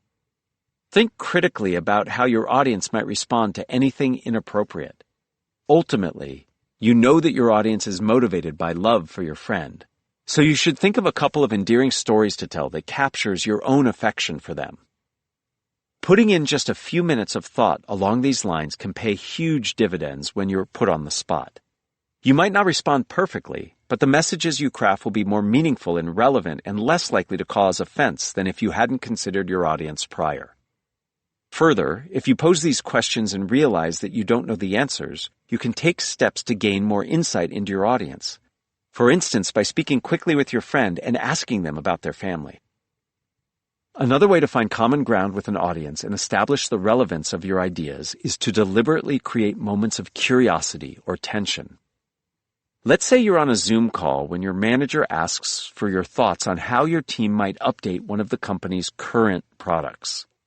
In a situation like this, you may feel put on the spot, especially if you know that some customers have provided negative feedback. But rather than hide from that reality, a situation like this could give you an opportunity. In answering your boss's query, you might spur curiosity in your boss and others on the Zoom by first identifying 3 or 4 unexpected comments you've received from customers about their experiences with your product. Hearing this feedback might trigger questions in the minds of your audience members. How did these comments originate? How might we best address them? Is there an opportunity to improve or expand? If the customer feedback you're citing was negative, bringing it up might create tension among the group. But you can transform that tension into curiosity by establishing a new, shared priority. How might we resolve this problem? Posing this question might create a sense of urgency, priming audience members to find your response to your boss's original query, how might the team update the company's current product, more relevant and interesting. Try it. In your next spontaneous encounter, try creating a moment of curiosity for your audience that might make the topic seem more relevant and urgent. If someone poses a question for you to answer on the spot, create just a bit of uncertainty by first defining a potential impact or challenge that the answer you'll give will address, and only then delivering the answer itself. If someone hasn't asked a question, but you find yourself in a position of communicating an idea, evoke curiosity by first posing and answering a question of your own. For example, when you spontaneously need to share information about a new product, you could ask, do we really want to support 2 products in the market? Turning resistance into curiosity. The example demonstrates how thinking about relevance requires that we also address potential areas of resistance that audience members might have. We can also do this by dampening the tension, moderating our words so as not to say something that we know will set off the audience. Anytime you're thinking about resistance and how to combat it, you're really thinking about defensiveness, social psychologist and Stanford GSB professor Zachary Tormala observes. Our challenge is to help reduce that defensiveness in others. So taking a more open, agreeable, inclusive, and cooperative type approach with people generally lowers the resistance, and then you have a chance. At least there's some wiggle room. To project more openness and inclusivity, we can ask questions and try to find common ground. We might say something like, in thinking about how to achieve this goal, I'm curious about your thoughts on X. Every bit of effort we take to increase relevance increases the odds that our audiences will engage with our message. The reality is that most audiences are selfish with their attention and focus. This holds even in spontaneous situations where people appear to be motivated to hear what you have to say. Interviewers are curious about your answers. Colleagues seeking feedback want to hear your thoughts. Audience members at celebrations want to hear your toast. Yet these folks still can become distracted and fail to pay attention. They'll stand a better chance of tuning in if your communication seems important to them and well-tailored to their needs. Address the why should I care question in the course of communicating, and you'll find that audiences really will care more about what you say. And they'll pay attention to your focused message. Dimension number 3, accessibility. Why is this stuff so complicated? Bottom line, make your content understandable by avoiding jargon and acronyms. One of the most common mistakes we make in spontaneous communication is to over-communicate. In line with the importance of listening to the room and thinking ahead about what kind of communication our audience is ready to have, many of us could stand to make our spontaneous communication more accessible. Complexity can stand in the way of some of our most important conversations. Some of this complexity occurs because people feel the need to broadcast their status as experts. A great deal of it owes to what some have called the curse of knowledge. We know too much for our own good, and we make assumptions and use language when communicating that our audiences, or frankly most ordinary mortals, would find impenetrable. There is also what we might call the curse of passion. We ramble on unnecessarily, conveying everything we know about a subject, simply because we feel passionately about the topic at hand and presume our audience does too. But complexity comes at a cost, especially in spontaneous situations. Complexity renders our messages confusing and distracting. In many cases, it can turn our audiences off by creating needless distance between ourselves and them. We're the experts, and they're just lowly, uninformed listeners. Finally, it can make our communication much longer than it should be, leading audience members to become overwhelmed or bored and tune out. When you become aware of complexity's sheer prevalence in society and our obliviousness to it, it can seem almost farcical. I got a laugh some years ago when leading a workshop for members of the U.S. military. I was explaining how detrimental complex language, jargon, and acronyms were for communicators when a military official raised his hand and said that he and his colleagues didn't have a problem with excessive jargon. I was flabbergasted, observing that in the short time I'd been with them, I'd heard a whole array of acronyms whose meaning escaped me. Well, this gentleman said, we have a GOAT for that. I had no clue what he was talking about. A goat? You sacrifice an animal and everyone somehow understands acronyms? You write acronyms on an animal and that's how everyone learns? He explained that he was talking about a GOAT, G-O-A-T, not a goat. GOAT stood for Glossary of Acronyms and Terms. Apparently, all newcomers to the team I was addressing received a copy of the GOAT so that they could understand what their colleagues were talking about. Here, in other words, was a professional environment in which acronyms, jargon, and complex language were so prevalent that they had created a handbook to compile and explain it all. And even that handbook's name was an acronym. It didn't occur to them to try a different and far more elegant solution. Pare back the complicated language so that both spontaneous and formal communication were more accessible. TED Talks are a standard 18 minutes long. As curator Chris Anderson has remarked, this length is short enough to hold people's attention, including on the internet, and precise enough to be taken seriously. But it's also long enough to say something that matters. As it turns out, speakers really don't need a full 18 minutes.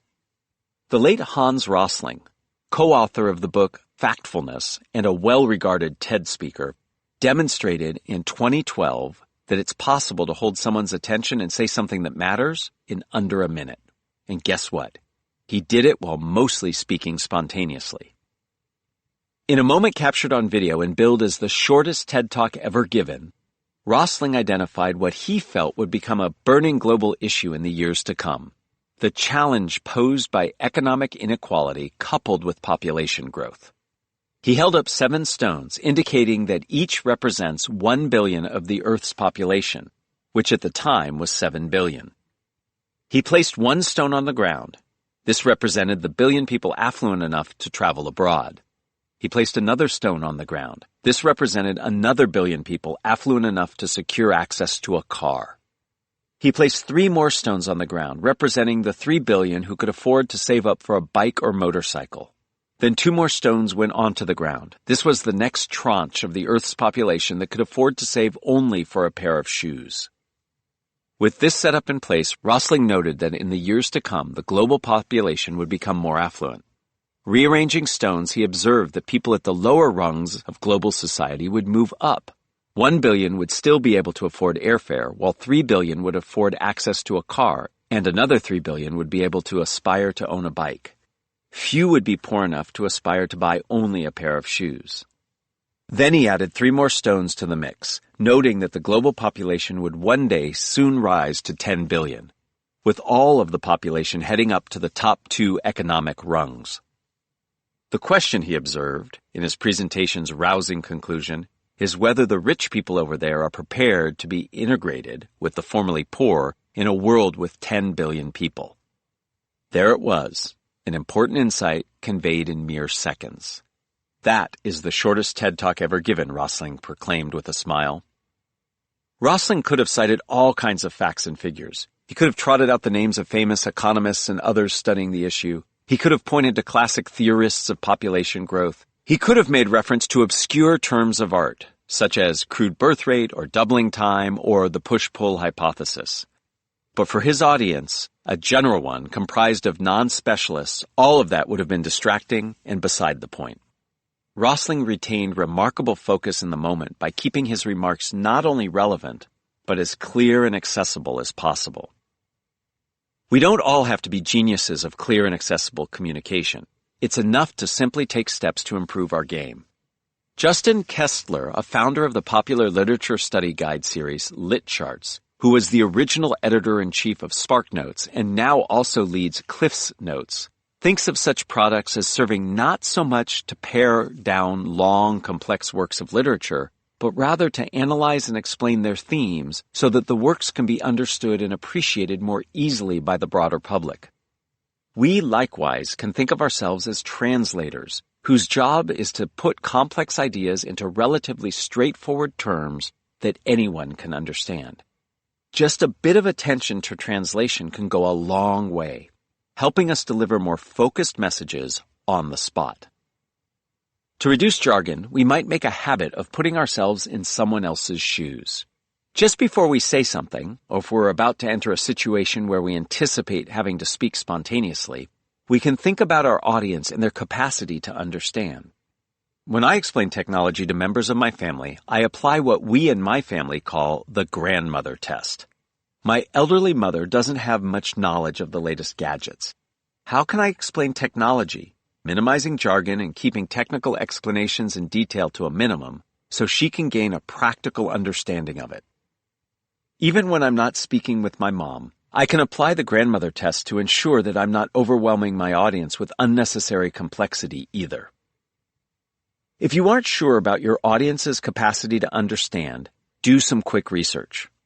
The toy maker Lego is widely known for creating instruction manuals so simple and accessible that kids anywhere, including those who haven't learned to read yet, can use them to build their desired projects. Lego designer Anthony Dalby told me that the company maintains a very, very deep knowledge and understanding of what kids are able to understand at any age. It uses that knowledge to make decisions such as how many Lego bricks it shows on a page of an instruction manual, or how to color the bricks. It painstakingly imparts this knowledge to employees, requiring that they undergo a full year of training before they can write building instructions. As spontaneous communicators, we cannot usually count on having this depth of understanding of our audience. But it does help to know in advance if our audiences are familiar with certain words or concepts, how long they're liable to pay attention, how they like to receive information, and so on. If you're appearing at a professional or company function, a quick chat with the organizer or an employee at the company might be all that you need to get this information.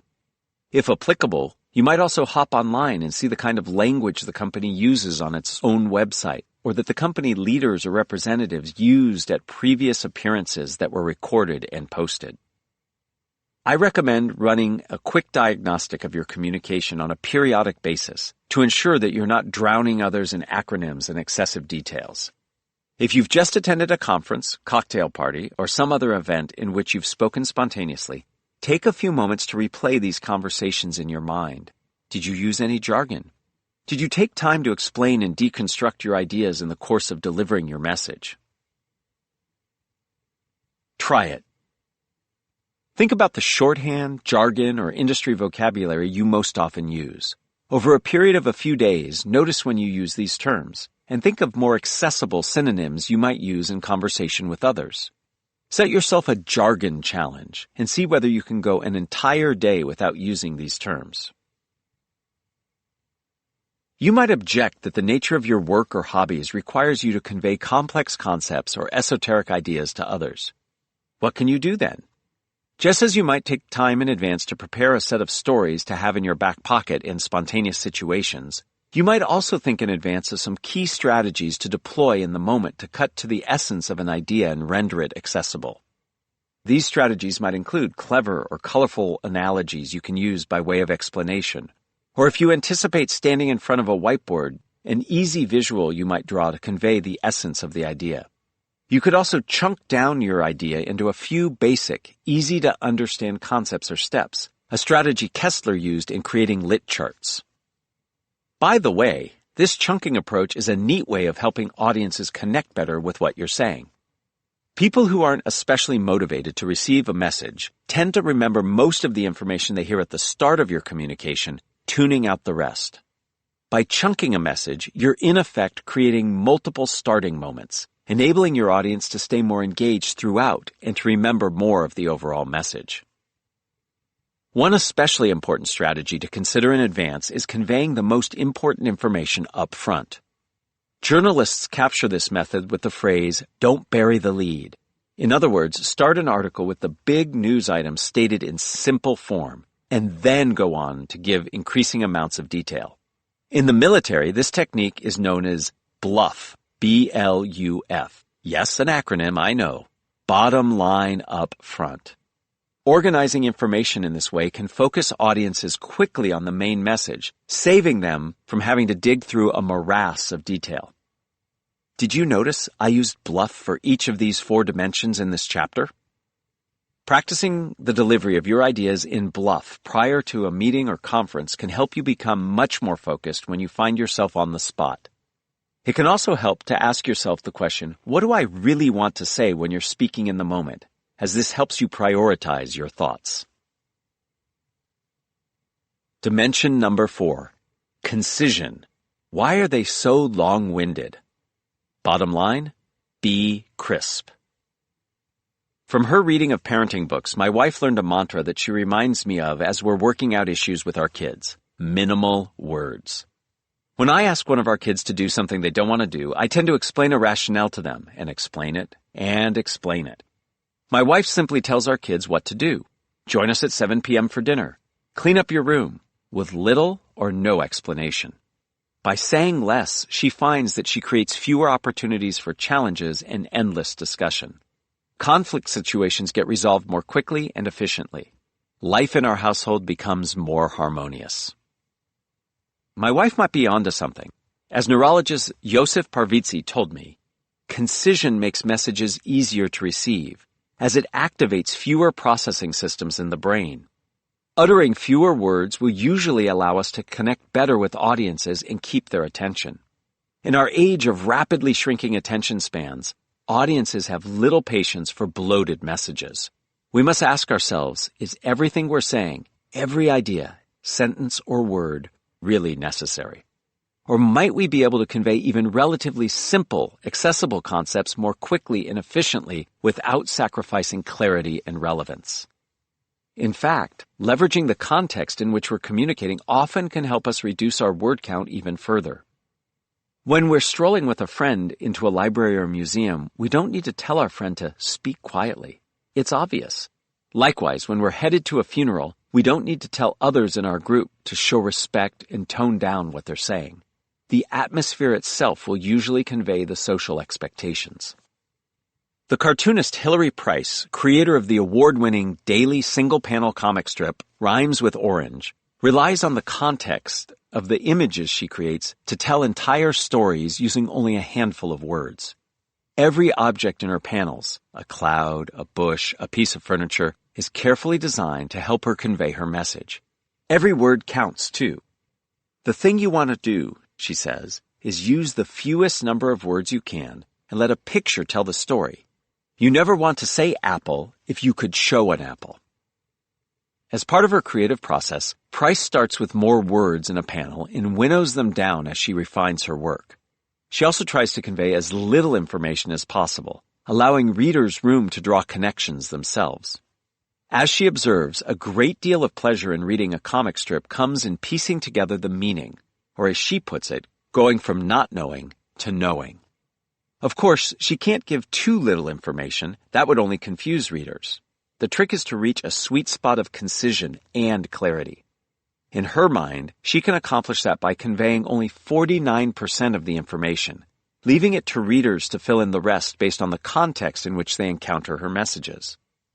Often, she'll achieve that concision by depicting a scene just before an event happens, leaving it to readers to draw logical conclusions about what will soon transpire. What's funnier, she says, watching me throw a drink at you or seeing me as I'm just about to do that? The latter, of course, and there's no need to then show the actual throwing of the drink or the reactions of the characters afterward. The ancient Greeks held that brevity is the soul of wit, an antecedent to our own aphorism, less is more. In Price's world, brevity is the soul of humor and entertainment. The takeaway?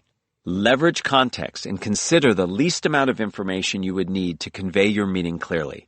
Then stick to that. We can also attack verbosity directly by becoming more aware of how we respond when put on the spot. New York Times editor Glenn Cramon advises writers to read their work aloud to find opportunities for more concision. As speakers, we can do the opposite. If we're speaking in a room or on a Zoom and someone is recording it, we can go back after the fact and analyze a written transcript of what we said, or consult the recording itself, noticing patterns in our speech, repetition of sentences, presentation of excessive detail, and so on, that add unnecessary verbiage. We can also have a partner ask us questions, record our spontaneous responses, and analyze them afterward for patterns. Before we enter situations in which we anticipate speaking impromptu, we can remind ourselves not to repeat these patterns, and we can continue to watch recordings of ourselves periodically to check in on our progress. An even simpler way to self-assess is to review your text messages from the past week. Most of these likely constitute spontaneous communication on your part, albeit in written rather than spoken form. Were your responses longer or more numerous than necessary? Were you saying more than those with whom you were corresponding? What patterns of verbosity did you notice? Challenge yourself over the next week to write fewer and shorter but more meaningful texts and notice how it impacts your relationships with others. It might also help to tackle what we call brevity challenges. The next time you're preparing to enter a spontaneous speaking situation, think about your primary messages and see how it feels to convey them as a tweet, sticking to the original 140-character limit. Doing this regularly can enhance your ability to focus your message and keep it short. You might also practice writing haikus, poems composed of only 17 syllables. Or you might try your hand at writing a short story. Believe it or not, some people can write a complete story in only 6 words, or delivering a pecha kucha presentation, a format in which you're limited to 20 slides and 20 seconds of discussion per slide. Try it. Take your first brevity challenge. Summarize this chapter in 25 words or less. Can you do it? Now try brevity challenges in other aspects of your life. A $1.5 trillion company in just 12 words. As of late 2023, Google, now called Alphabet, is one of the world's most valuable companies, with a market value exceeding $1.2 trillion. It has numerous businesses, including in online search, cloud computing, consumer electronics, AI, and even quantum computing. It operates out of dozens of locations around the world. Yet despite the company's size and complexity, Google's leadership has been able to boil what the company does down to just 12 words. As Google's mission statement informs us, the company aims to organize the world's information and make it universally accessible and useful. This mission is a simple statement that most people can readily understand. But arriving at such a sharply focused phrasing was not so simple. Raymond Nasser helped to craft this mission statement during the early 2000s while serving as the company's director of communication. As he recalls, he and other colleagues met monthly for 3 hours at a time to crack exactly how to convey Google's business purpose. It was a tough challenge. They needed a phrase that not only conveyed what the company was about, but also concise, repeatable, and optimistic, and came from a place of passion. We worked so long and hard on it, it became a labor of love, Nasser says. We revised and revised and revised until we were blue in the face. It was no fun at all. But when you love a company, you do it. Finally, after many months, they were able to arrive at a wording that pleased the firm's founders, Larry Page and Sergey Brin.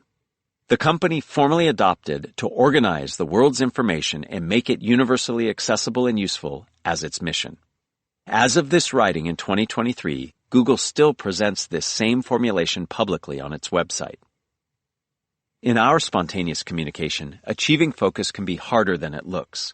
You might come away from this chapter wondering how you'll ever do it. It's tough enough improving in the other areas covered in this book: managing anxiety, relinquishing perfectionism, reframing how we approach spontaneous communication, listening better to others, and lending structure to what we say.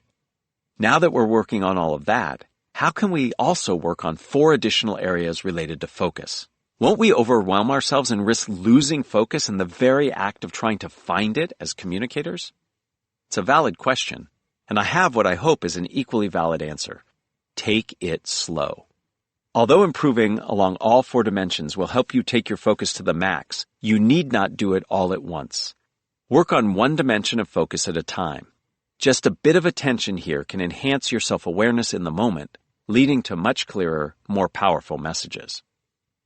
Remember, there is no perfect when it comes to communication generally, and focus in particular.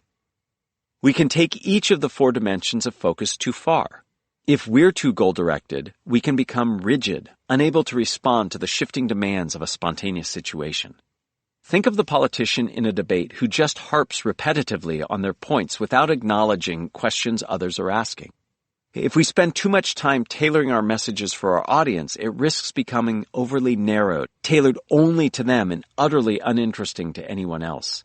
If we push accessibility too far, it might seem as if we're dumbing down our messages and making them too simple.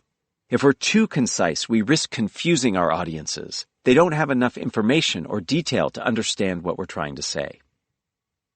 Remaining mindful of the F word of communication and drawing our audience's attention to what matters most will dramatically improve the power of our messages. We want audiences to hear us. We want to create common ground with them, and it's up to us to make their job as easy, pain-free, and interesting as possible. The more we share our ideas, the more we listen and learn about our audiences, the better able we will be to focus our messages so that they powerfully resonate. Drill it. 1. Think about the last meeting you attended. Try to summarize it in 50 words, then 25 words, and then 12. What did you do to cut back the words? Did you focus on reducing jargon? On reducing complexity? How did you prioritize what you communicated? 2. Pick a topic about which you feel passionately, and jot down a few notes reflecting what you would say about this topic if someone gave you 2 or 3 minutes to speak. Imagine speaking before a group that is completely engaged with that topic. Then imagine speaking before a group to whom you are introducing this topic for the very first time. Consider how you might adjust your remarks to reflect the varying needs of these audiences. What more might you add in each case, and what might you subtract to keep each engaged and interested? 3. Think of a fairly complex task you perform in your daily life, such as putting a child to bed, shuffling cards, preparing your favorite dish, or negotiating a business arrangement. Think of how you might describe this task using a metaphor or analogy. For example, putting a child to bed is like... Now practice describing this task in front of a mirror or camera. Does the metaphor or analogy allow you to describe the task more simply and in fewer words? Part 2. Talking smarter in specific situations. As we heard in Chapter 5, understanding structure is vital to doing well in spontaneous speaking situations. Structure functions much like prep work does for a chef.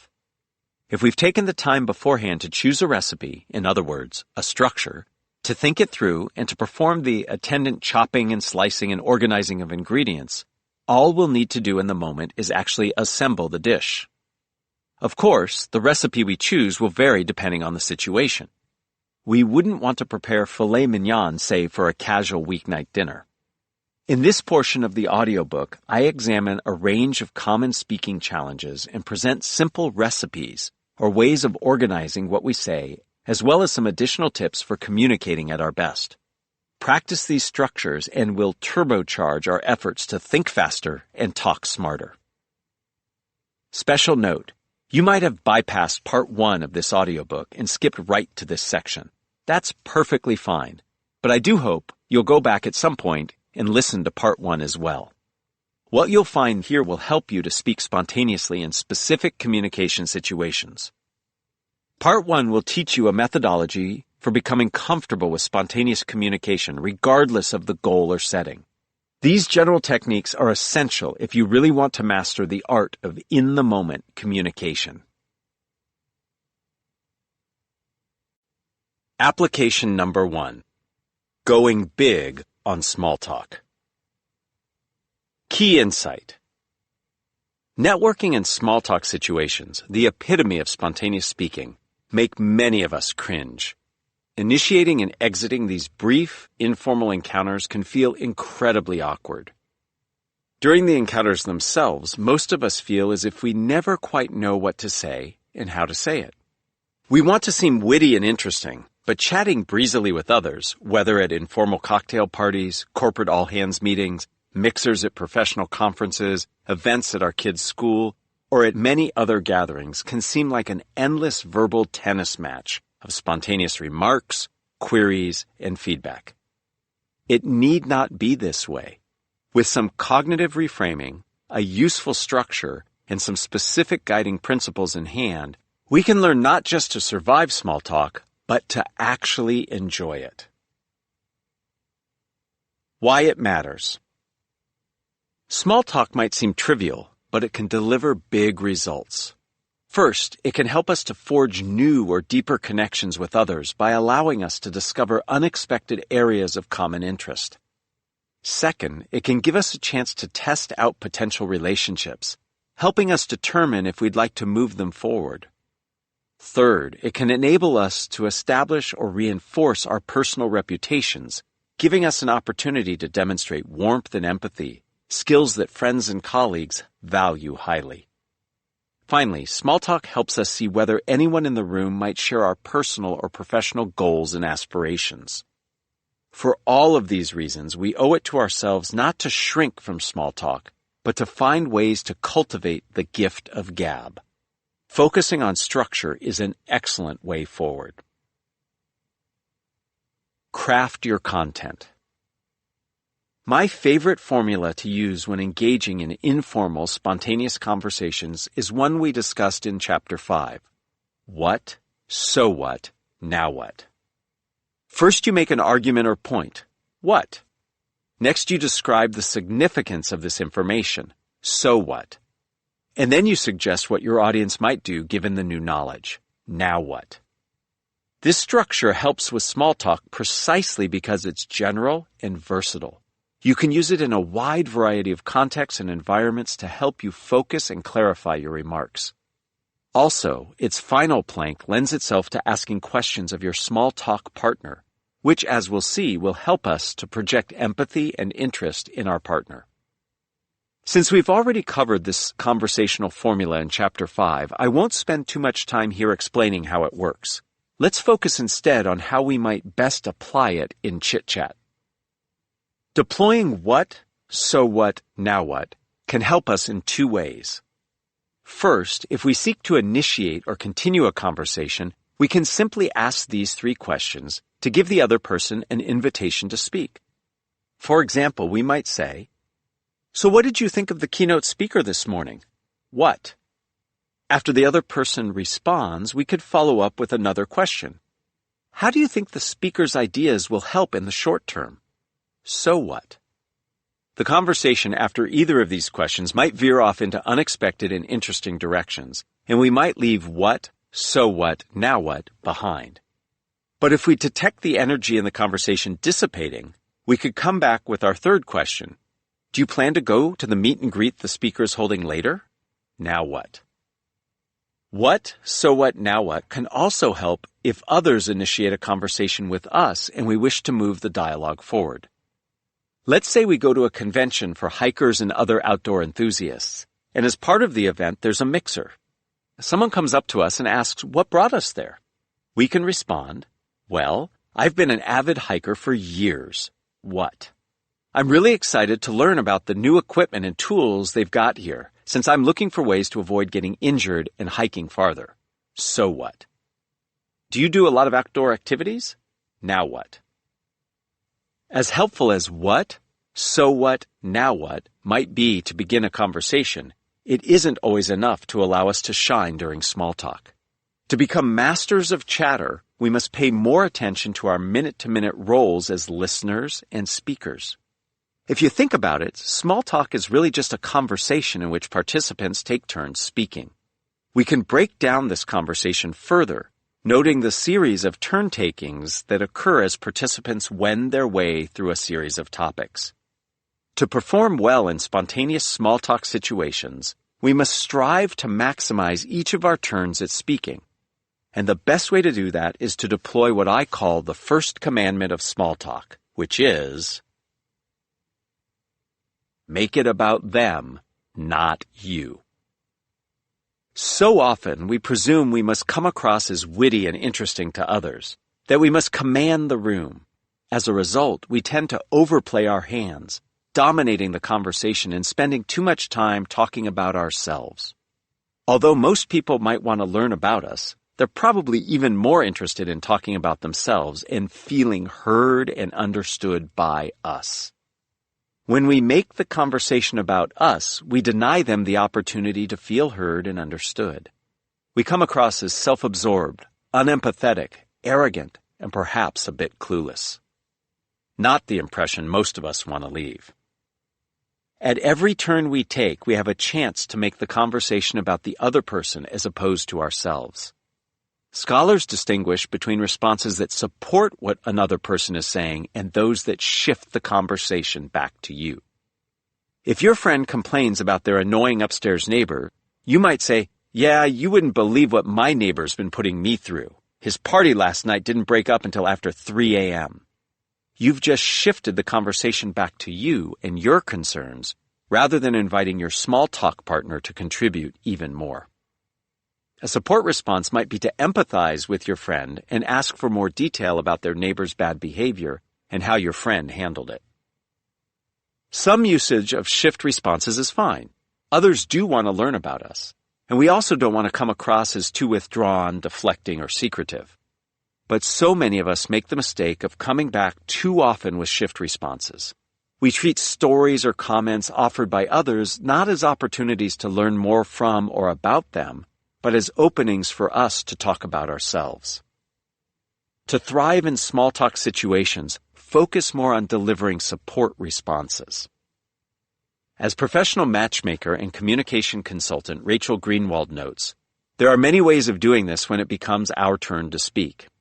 After our conversation partner contributes a thought or anecdote, we can say something like, "What excited you about that?" Or, "Wow, what happened next?" Or, "How did you feel when that happened?" Comments like these give your partner permission to expand on what they said or provide deeper insight and disclosure. The more you orient yourself to supporting what someone else is saying, rather than shifting the focus to your own similar experience, the easier and more natural this becomes. My mother-in-law had a black belt in small talk. She loved informal conversations with others and was great at them.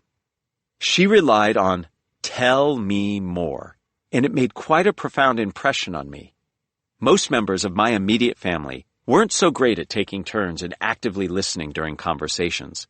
We all spoke at once without listening to each other. Whoever spoke loudest and longest was heard. The others weren't. Imagine how striking it was to see my mother-in-law willingly cede the floor, giving permission to the other person to speak by saying, "Tell me more."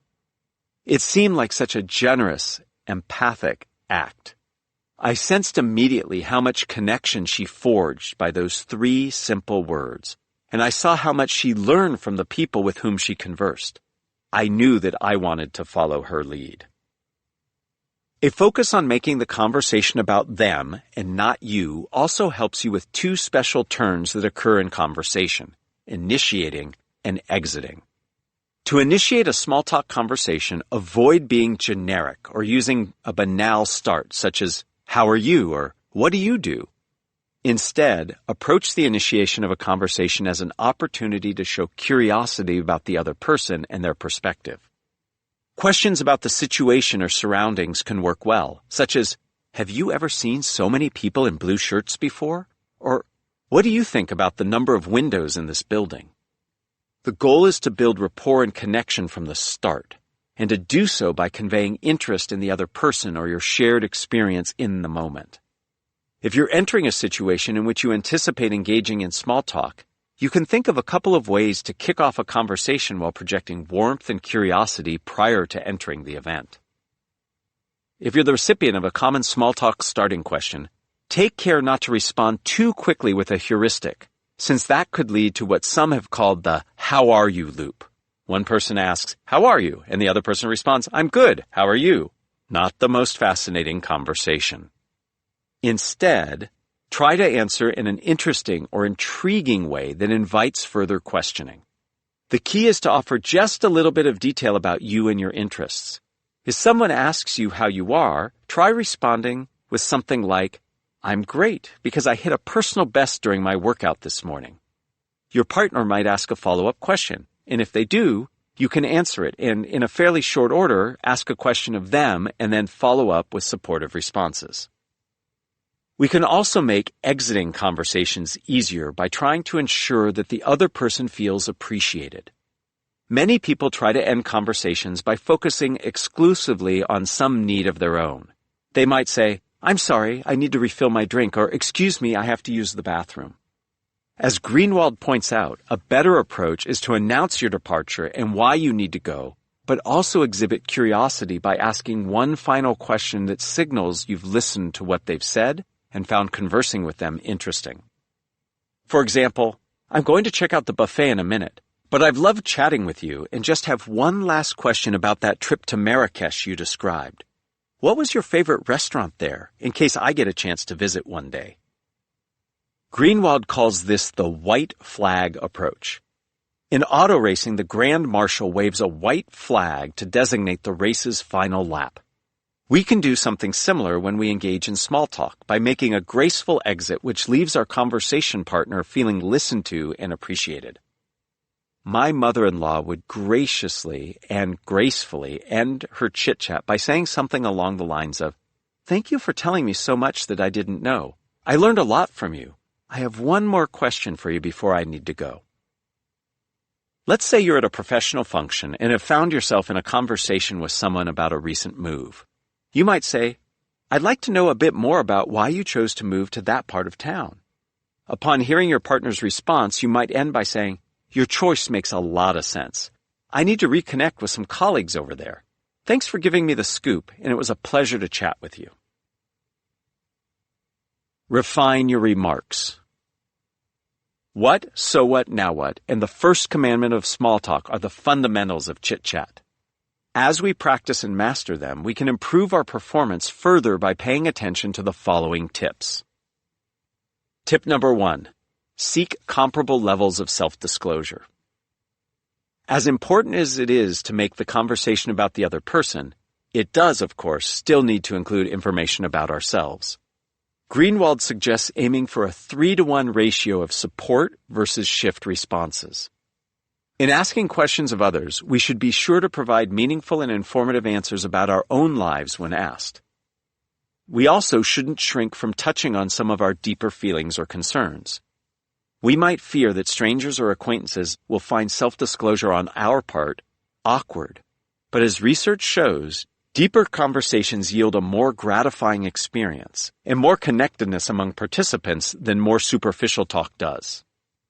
Further, people tend to find conversations most satisfying when they entail a relatively balanced two-way exchange of information. Don't treat small talk as a stand-in for your weekly therapy session. But don't put all of the emphasis on the other person either, and remain a closed book to them or make them feel like they're being interrogated. People want to learn about you and know that you are listening empathetically to them. Tip number 2. Avoid putting your partner on the spot. As I've suggested, making the conversation about the other person will usually entail posing questions of others. But we must take care to do so in ways that don't put them on the spot or antagonize them. Posing questions directly, for example, "How long have you worked at your current company?" can give your small talk partner the feeling of being interrogated by a potential boss in a job interview. Instead, ask open-ended questions that might lead to conversation about a positive topic. Something like, what do you enjoy doing when you're not here? In posing open-ended questions, we relinquish some measure of control. We don't know where our partner is going to take the conversation. But that's precisely why open-ended questions are so important. We're giving our partner the opportunity to co-create the conversation with us. And as I think you'll find, a co-created conversation is usually a better one for all involved. Particularly in a group of people you don't know well, it's important to read the room and tailor what you say until you have a clear sense of your conversation partner's personality. For instance, although you might enjoy sarcasm and see it as a form of humor, not everyone does. Start more softly and warmly with your small talk partner, especially in the early stages of a conversation when you're just getting to know them. If something they say signals to you that they'll appreciate sarcasm or a snarky remark, then you might move in that direction. But tread carefully and pay close attention to whether your tone is being reciprocated. A negative comment on your part risks boomeranging and reflecting poorly on you. If you're trying to build rapport and project warmth and empathy, negativity belies that image. If you deem snarkiness appropriate for the conversation, choose to be gently self-deprecating. It's certainly safer, and others tend to find it endearing. Comedians often win audiences over with self-deprecating humor, and so can you.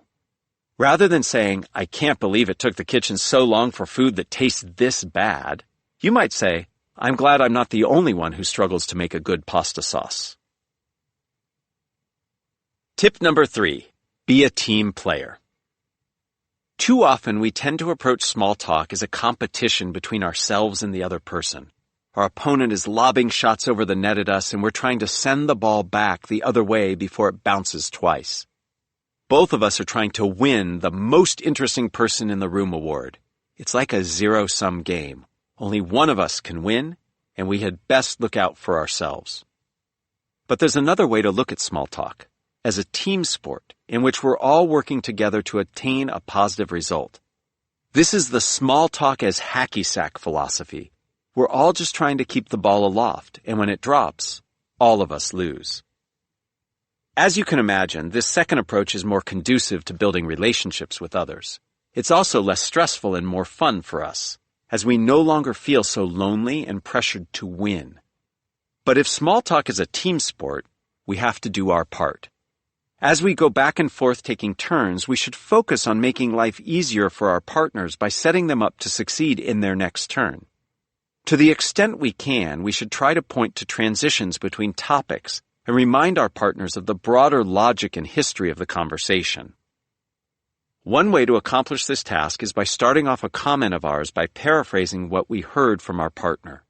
For example, if you're speaking to someone who is a newcomer to your city and who has spent a moment or two describing how much they love it, you might say something like, I'm glad to hear that you like it in this city after moving in from Baltimore. I'm wondering, what about the city most surprised you when you first arrived?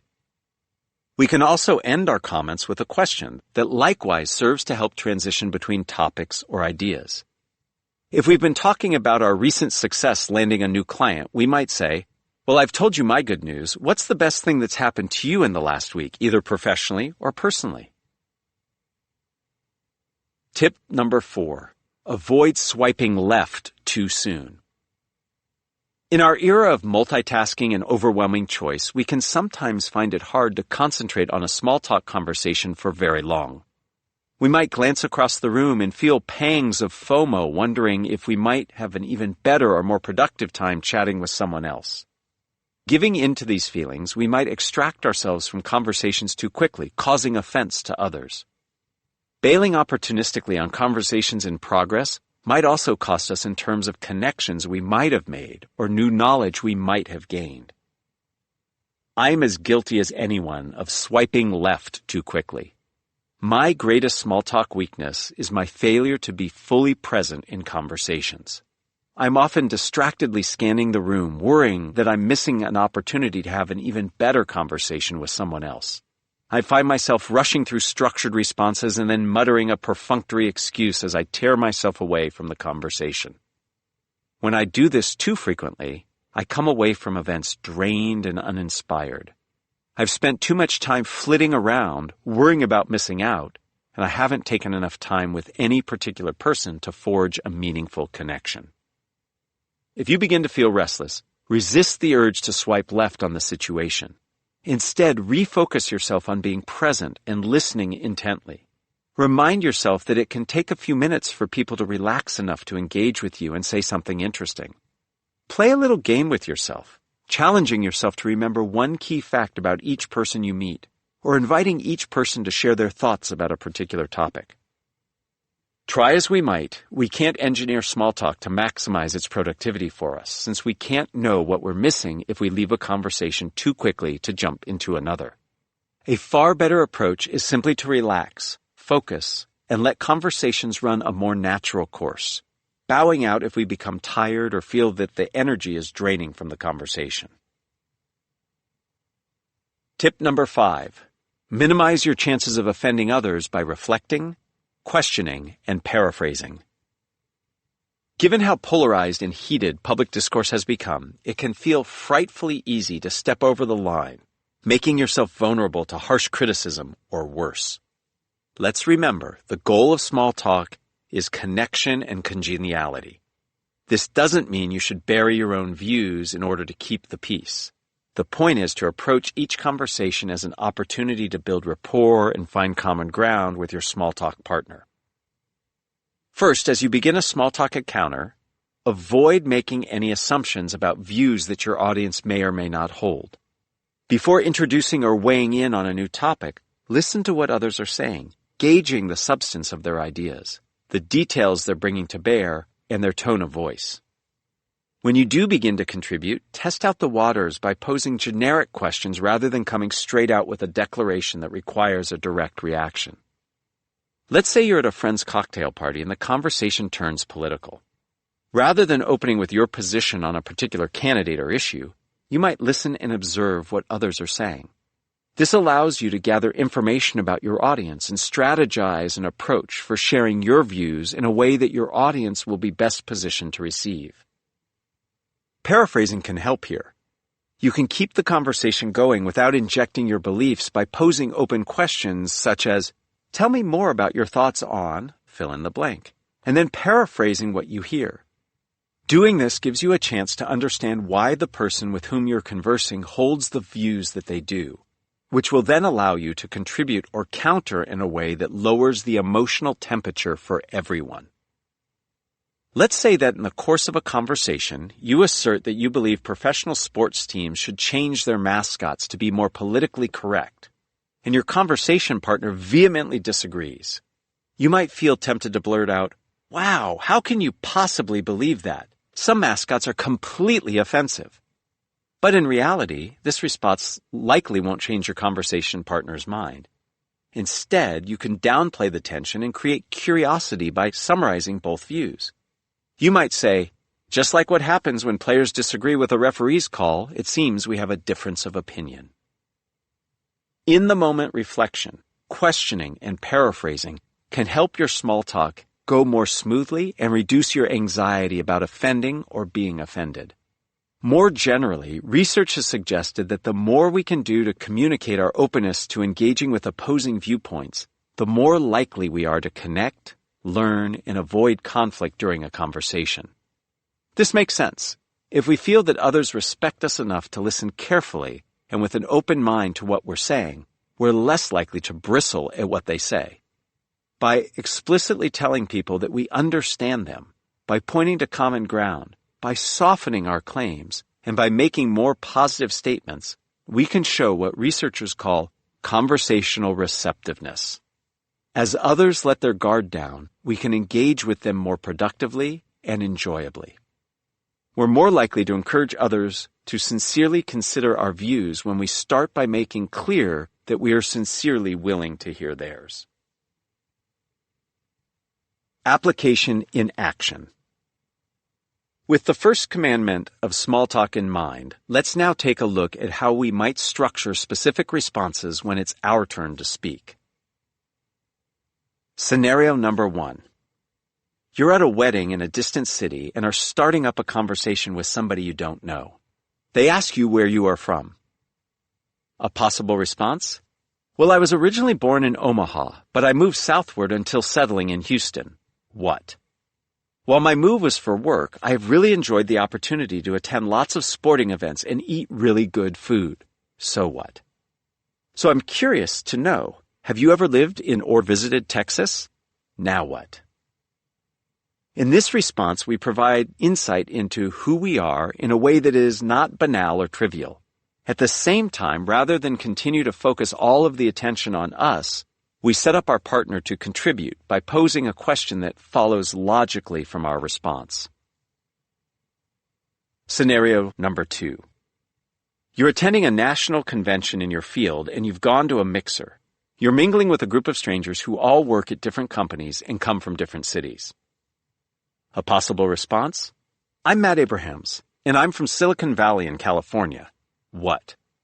I'm really excited to learn about tonight's topic because I've listened to several of the presenters' podcast episodes. So what? What got you interested in tonight's topic? Now what? In this response, our closing question probes for common ground. By getting others in the group to respond, we take the focus off of us. If we want, we can expand slightly on the what and so what portions to reveal a bit more about ourselves or our personality. For instance, we might make a self-deprecating joke about Silicon Valley in the course of identifying our place of residence, or we might briefly mention a couple of our favorite podcast episodes by the presenter. Any touch of added detail might increase the odds that we'll trigger recognition and a response from someone else. Scenario number 3. We're at a family Thanksgiving gathering, and we find ourselves standing next to our great-aunt's next-door neighbor, whom we haven't met before. The initial foray into a conversation feels awkward, and a deafening silence ensues. You both happen to have a portion of a corn dish on your plates. A possible response? Wow, this corn dish is amazing. What? I'm always looking for new ways to prepare it. I mean, boiling and grilling it are fine, but I appreciate a little creativity. So what? Do you have a favorite vegetable dish, either to eat or cook? Now what? In this response, we invoke a shared experience, inviting our partner to speak about a topic on which we know they're likely to have an opinion. Once they make an initial contribution, subsequent contributions might come more easily, and you might also learn additional information that triggers new questions for you to pose.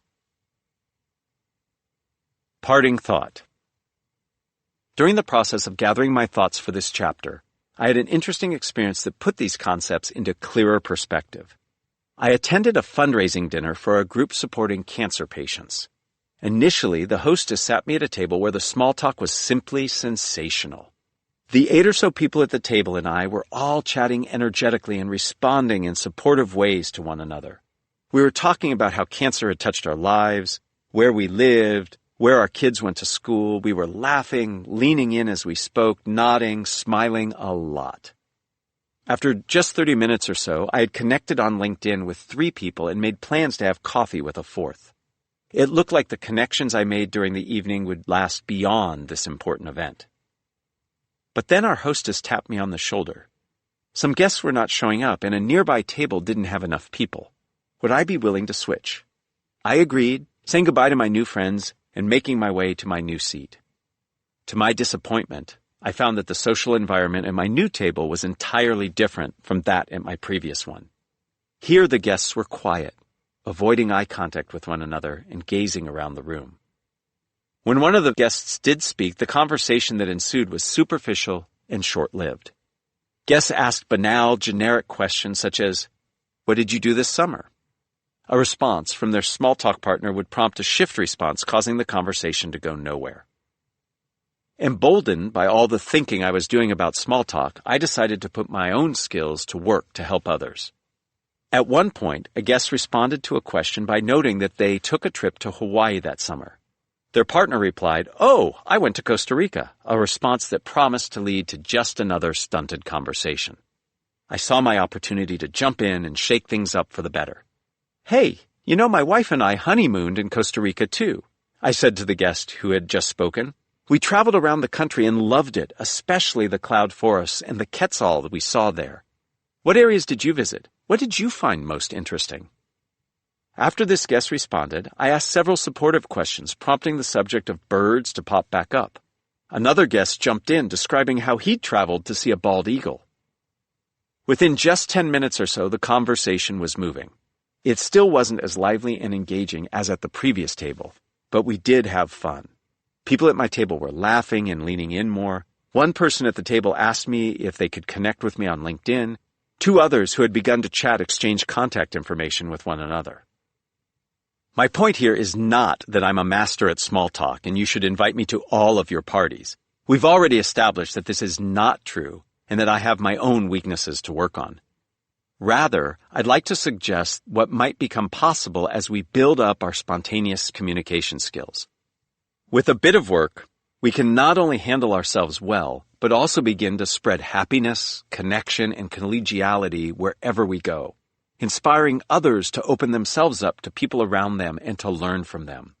The positive benefits of small talk can be significant indeed, but only if we break from our established habits and develop a more helpful and structured way of engaging. So don't struggle through another social occasion. Get out there and start practicing. Application number 2. Toasts that tantalize, and tributes and introductions too. Key insight. Toasts, tributes, and introductions are some of the most common instances of spontaneous speaking out there. Whether it's at product launches, panels, weddings, quinceañeras, funerals, or luncheons, we often must speak up to mark life events, celebrate accomplishments, and introduce others. Almost reflexively, most of us focus in the moment on how others are perceiving us. Yet these situations aren't about us at all. The whole point of these public moments is to say something meaningful about others, whether they're individuals, teams, or organizations.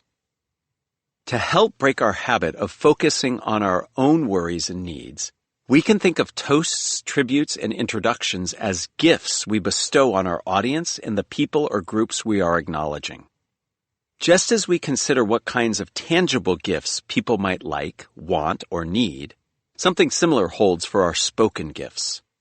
Our focus on our recipients leads us to consider the best way to package our gift, and that in turn prompts us to think about structure. After all, we want others to access our gifts without much effort. We want them to enjoy our verbal offerings and to remember them. By deploying a structure, we can make our toasts, tributes, and introductions more focused, clear, and concise, so that those we're acknowledging enjoy what they're hearing and feel like they've gotten their due. Why it matters. Celebratory comments often feel obligatory or even a necessary evil, but they actually can serve an array of important functions. In the course of honoring and recognizing a person, team, or organization that matters to us, we can demonstrate the respect, caring, sense of connection, and understanding we have for them. We also can set the tone for the larger event at which we're speaking, focusing the audience and calibrating their expectations for other speakers who might follow us. We can build closer bonds with honorees while enhancing our audience's sense of collegiality and immediacy. And with a structure to fall back on, these occasions may turn out to be less daunting than we presume. Craft your content. A useful structure to invoke if someone asks you to offer up celebratory or commemorative remarks is a 4-part formula that I call WHAT. W-H-A-T. W. Why are we here? First, identify the context for the gathering. For instance, we might have convened to celebrate the life of the deceased, to honor a team's strong efforts, and so on. H. How are you connected? Let the audience know who you are and why you are speaking. A. Anecdotes or learnings. Offer the audience some stories and/or lessons you learned that relate to the person, group, or event you're commemorating. Make these stories or lessons relatable, appropriate, and concise. T. Thank. Express gratitude and offer well wishes to the person, group, or event that you're commemorating. Let's take a closer look at each of these steps. Step number 1. Why are we here? Clarify the purpose of the event as you see it. Doing so helps others focus and sets expectations for what is to come. Defining the event for your audience also allows you to express emotion, convey the event's importance, and begin to celebrate the subjects of your communication. Examples. Because of her many professional accomplishments, I am super excited to hear Chandra speak today about the entertainment business and her inspiring career as a recording artist who is also on the Broadway stage. This wedding brings together two of the most caring and special people I know. Step number 2. How are you connected? Often, some of your listeners won't know who you are or what your role in the event is. Take a moment to share the nature of your relationship to those whom you're commemorating. Doing so can also allow you to slip in some background information about the subject of your talk and perhaps even a bit of humor. Examples. Chandra and I studied voice together at Juilliard for 6 pivotal months and eventually recorded our first album together way back in 1994. Not only have I known both of the soon-to-be newlyweds for over a decade, but I was the one who introduced them at, of all places, a Star Trek convention. Who knew that a Klingon and a Romulan would fall in love and get married? Step number 3. Anecdotes or learnings.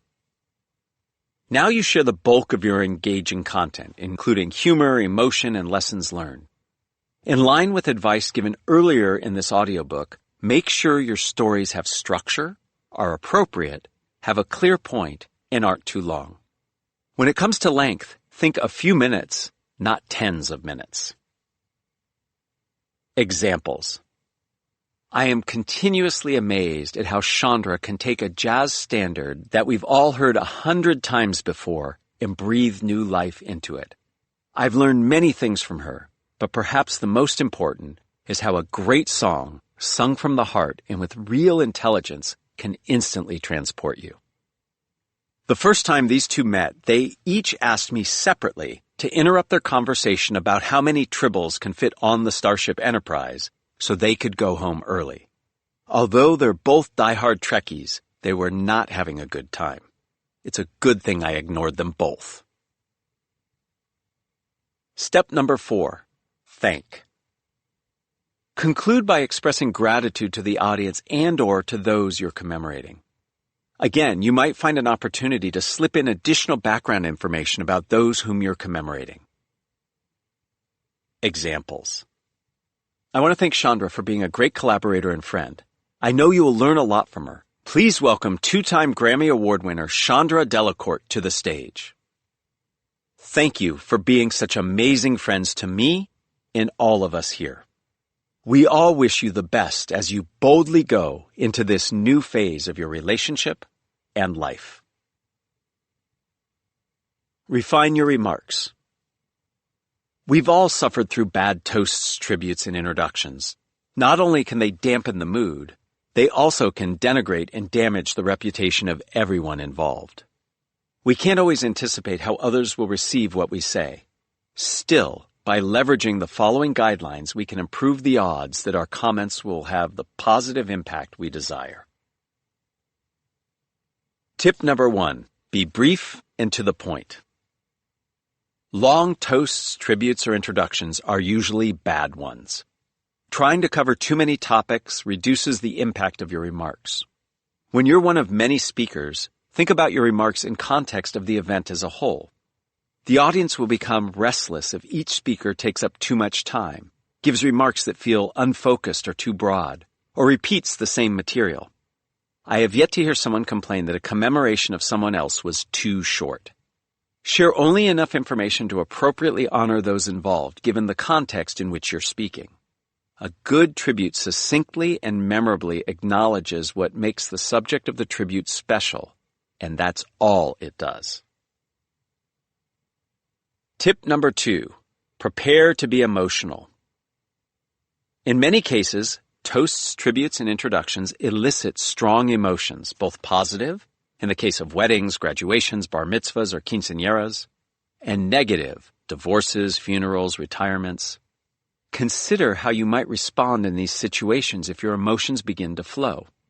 If you anticipate losing control, make a plan ahead of time with someone who might step in should you need them. Alternatively, be prepared yourself to jump to a closing line so you can step aside. While tempting, reading from notes on paper or a phone can often make things worse when you're highly emotional. It is easy to get distracted, and it can cause you to disconnect from your audience. Think, too, about your audience's emotional state and tailor your remarks to them as best you can. If you're at a wedding and you're expected to channel love for the newly betrothed, will other emotions peek through in a story you might think to tell? Similarly, is now the time to chime in with some salty humor that might turn off some audience members? Be mindful about appropriate ways you might express emotion publicly, given your relationship to the person or people being celebrated and the breadth of guests who will be in attendance. Audiences at a corporate event celebrating a product launch will usually expect a project manager to show more emotion than a senior leader. After all, the project manager was much more intimately involved with the team that did the work. A senior leader who seemed overly moved might come across as inauthentic or even a bit odd. Reflect for a quick moment on what you mean to the person being celebrated and what audiences expect you to mean to them. Be sure to stay in bounds.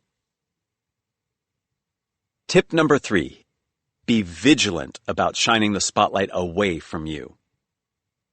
When you're telling a story about the person you're commemorating, keep details about yourself and your own involvement to a minimum. Refrain from saying too much about what you think. A good way to assess how you're doing in this respect is to notice whether you're using the word I a lot in your remarks. If you are, then see if you might turn the focus to the subject of your communication. Tip number 4. Make your anecdotes accessible and appropriate. No one likes to feel left out. Avoid stories that only a few people in the audience will understand and appreciate. Make sure the content of your stories and any curse words you use are appropriate for your audience. If you feel it necessary or desirable to use a piece of jargon or an acronym, briefly explain the term to your audience by way of background. Tip number 5. Strive for unity. The world is increasingly polarized, and many people hold passionate views. Since you likely seek to forge deeper relationships and connections, public remarks meant to honor another person or group are a time to seek out common ground. Offer commentary that everyone in your audience can support without compromising your own values. This might seem challenging, but it's my experience that middle ground almost always exists when you search earnestly for it. Suppose you find yourself celebrating a team's successful merger. If this team is led by a manager whose approach and political beliefs run counter to yours, you can focus on how this team reflected your corporate values rather than the manager's personal ones. This speech might not be the right opportunity to needle that manager for their approach or beliefs. If you simply cannot avoid it, or would feel disingenuous giving a speech that did not address the differences, then perhaps you should suggest that someone else give the remarks. But if you can, use this opportunity to create a bridge to discuss the corporate values and priorities you want to see adopted by the newly merged team. This might, in turn, create an opening for a more intimate and honest conversation with this manager or team down the line. Tip number 6. Set others up for success. Think of yourself as the opening act for whoever follows you, the next speaker, the person you introduce, and so forth. Try your best to set them up for success. I often refer to this as clearing the runway, so those who follow you can enjoy a smooth and timely takeoff. Provide logistics, agenda, and housekeeping information. End your comments on a positive note, leaving people engaged and excited for what is next. Imagine how you would like someone to introduce you and do the same. You might say, in advance of formally introducing the next speaker, Juana has lots of interesting things to say. Before I introduce her, I wanted to let you know that we will be providing notes of what she discusses after the talk, and we'll have some drinks and light snacks in the bar area tonight after we conclude. Application in action. Toasts, tributes, and introductions can vary depending on a number of factors, such as whether the person you're commemorating has authority over you, whether you're at a professional or personal event, and whether what you're commemorating is a happy or sad occasion. The following scenarios suggest how you might put the what formula to good use. Scenario number 1. You're addressing your team of about a dozen people, introducing them to 2 senior leaders from the corporate office. A possible response. Sai and Jeannie have flown in to spend some time with our team. W. I have worked for them over the past 3 years and am excited for us to get some time with both of them in person. H. The last time Sai and Jeannie were here, we were able to review our plans for the quarter and prioritize our efforts. This time, they hope to see our progress and share some ideas from the home office. A. Sai and Jeannie, we really appreciate you making the time to visit. T. This introduction not only provides context, it also sets expectations for the importance and quality of the interactions to come. Scenario number 2. Your team has notched an amazing success, and you want to take a moment to celebrate it with team members. A possible response. Wow, we just closed the last deal of the quarter 3 days early. W. I've been behind the scenes watching how each of you went above and beyond to get this deal done. H. I remember back to 3 months ago when we first learned of this opportunity and selected each of you to join the team because we believed you could complete this deal. A. I and the other executives want to compliment you on your creativity and tenacity in bringing this deal to a close. Thank you. T. Here, as an added bonus, the speaker highlights the teamwork and approach that she would like to see repeated in the future. Scenario number 3. A colleague of yours has reached her 5-year work anniversary, and it's your turn to acknowledge her. Possible response. Ting, congratulations on being at the company for 5 years. W. We have worked together on a number of projects, and I have learned a lot from you. H. I remember the time when we ordered all of the t-shirts for our conference, and they came in the wrong sizes and colors. You remained amazingly calm and collected while I was running around crazed. A. Ting, thanks for being a great colleague, mentor, and friend. T. Happy anniversary. In this example, we highlight the strengths of the person being celebrated while telling a detailed, self-deprecating story. Parting thought. Not long ago, a dear colleague of mine passed away of cancer. Her death had been fairly swift, and the news of it came as a shock. Edwina was influential at the community college where I used to teach, and many people turned to her for guidance and sage advice. She had mentored me for years, and I looked to her as a source of positive energy and wisdom in my life. Hearing that she had passed away, I was deeply sad and felt the urge to commemorate her in some meaningful way. I got my chance a few days later when colleagues who knew Edwina convened informally via Zoom to remember her. Each of us took turns expressing our feelings and recounting memories of Edwina.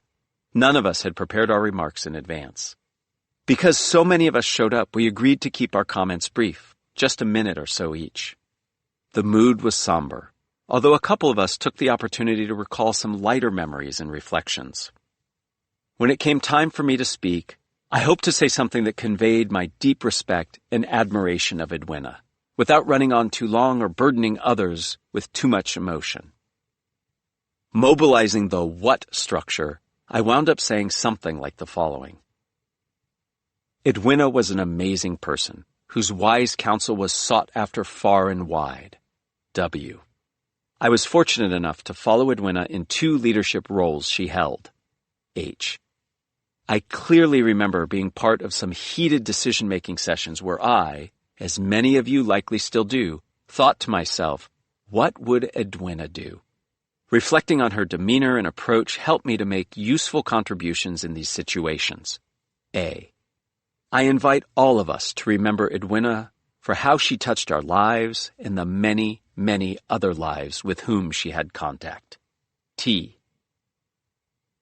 Although my remarks were brief, they allowed me to say something meaningful without hogging the floor.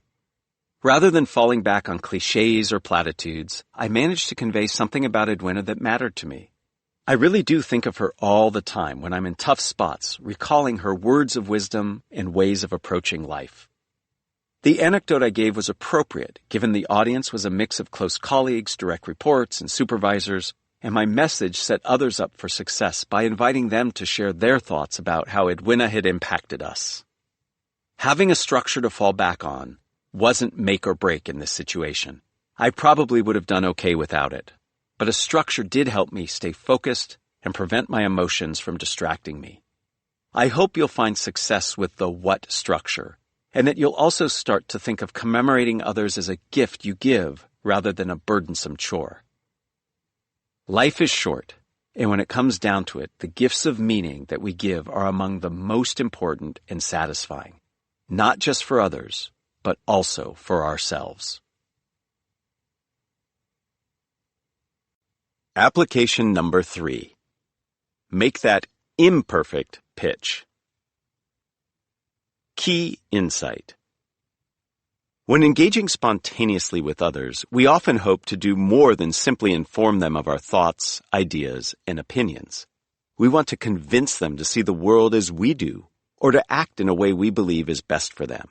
We may want colleagues to agree with our ideas, our customers to buy products we're selling, our love interests to agree to go out with us on first dates, our children to modify their behavior and respect our rules, and our neighbors to keep their dogs off our lawns. Books have been written about how to communicate more persuasively, and I heartily recommend that you read them. But to become more persuasive, we must also understand how to wield influence in the moment. It is one thing to prepare a stellar speech ahead of time. It is another to be able to adapt our pitches on the fly to reflect what we're discovering about our audiences and their needs. Thorough preparation can help us anticipate what will move our audience, but we must be able to listen in the moment, read the cues we're receiving, and respond to our audience's needs in ways that feel authentic. Having a structure to fall back on frees us to pay more attention and adjust in real time. A structure can also help to ensure that our spontaneous pitch is logical and consistent with what we're learning about others and their needs. Why it matters. If we attend to how we pitch others in the moment, we'll respond more closely to others' needs. They, in turn, will perceive us as more credible, authentic, and empathetic, and they'll regard our messaging as more relevant. We'll stand a better chance of winning their full support and favor. Craft your content. To land a strong pitch that responds to your audience's needs, try a structure I discussed in Chapter 5 called Problem, Solution, Benefit. Problem. First, define a challenge, issue, or pain point that you are addressing, one that your audience shares. Solution. Second, present a fix to the problem, spelling out the specific steps, process, product, or method for remedying the problem. Benefit. Finally, describe the advantages and gains that adoption of your proposed solution will yield. As I think you'll find, this structure works well in a wide array of situations when you're trying to convince others. Here's a bit more detail on these 3 steps. Step number 1, state the problem concretely. As clearly and concisely as you can, provide a direct account of the issue at hand in terms that your audience will appreciate. Sometimes you might find it possible to frame the problem in a positive way, as an opportunity to improve a current situation or undertake a new venture. Other times you can convey the problem more directly as an unfortunate situation or pain point that requires attention. You can prepare by researching the types of presentations that have succeeded with your audiences in the past. Examples. If you want friends at a dinner party to support your point of view about the need to tackle homelessness in your city, you might say, "This problem is rampant in our city, as seen recently in the news." If you want colleagues at work to adopt a new behavior, you might say, "Aren't you tired of being underappreciated and disconnected from what others on the team are doing?" In defining the problem or opportunity, think about what kind of evidence will likely resonate most with your audience. For example, if you know your audience cares about data, provide statistics that support your claim. If your audience tends to favor specific examples, tell relevant stories and anecdotes or provide a demonstration. Some audiences might like you to take a direct, hard-hitting approach to defining a problem.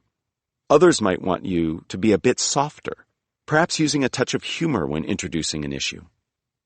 As discussed in Chapter 6, it's important to create common ground with your audience, and you can do that by reflecting on some basic questions.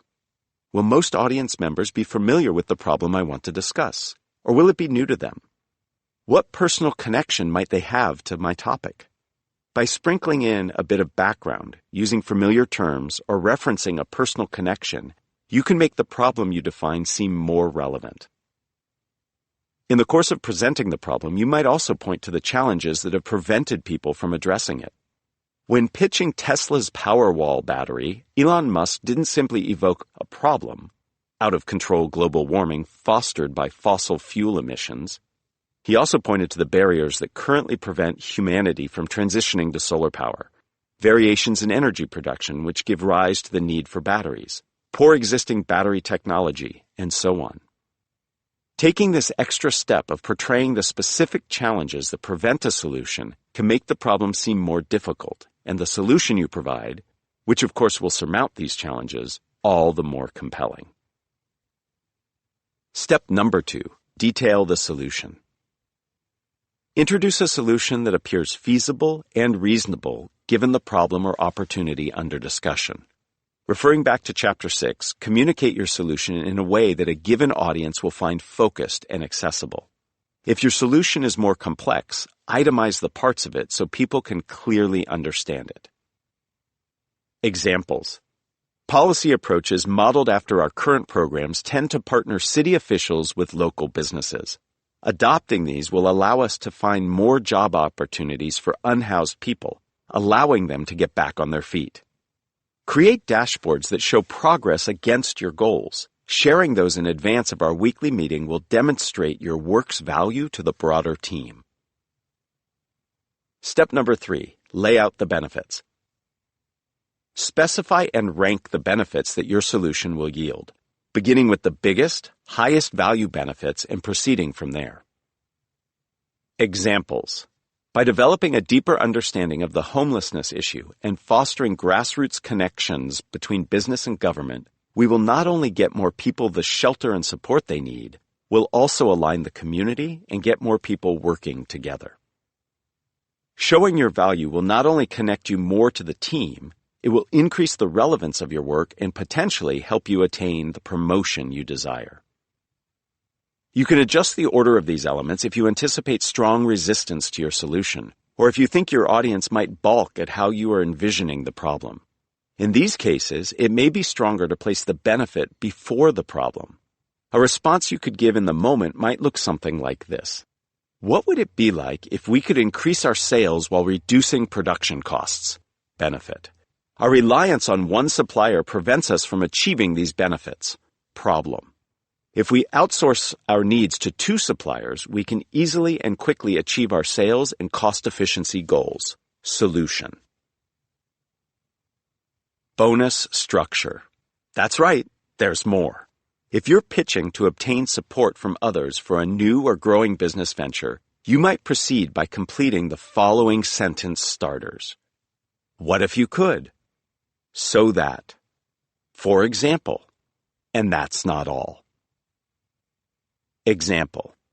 What if you could take customer orders more efficiently while offering a more personalized experience, so that your customers could receive their goods more quickly and you get paid faster? For example, using our platform, Company XYZ is now processing orders 50% faster and getting paid 1 week earlier while their customers report higher satisfaction. And that's not all. With the data we collect and analyze, we can better provide recommendations to your customers, which will increase the products they purchase from you.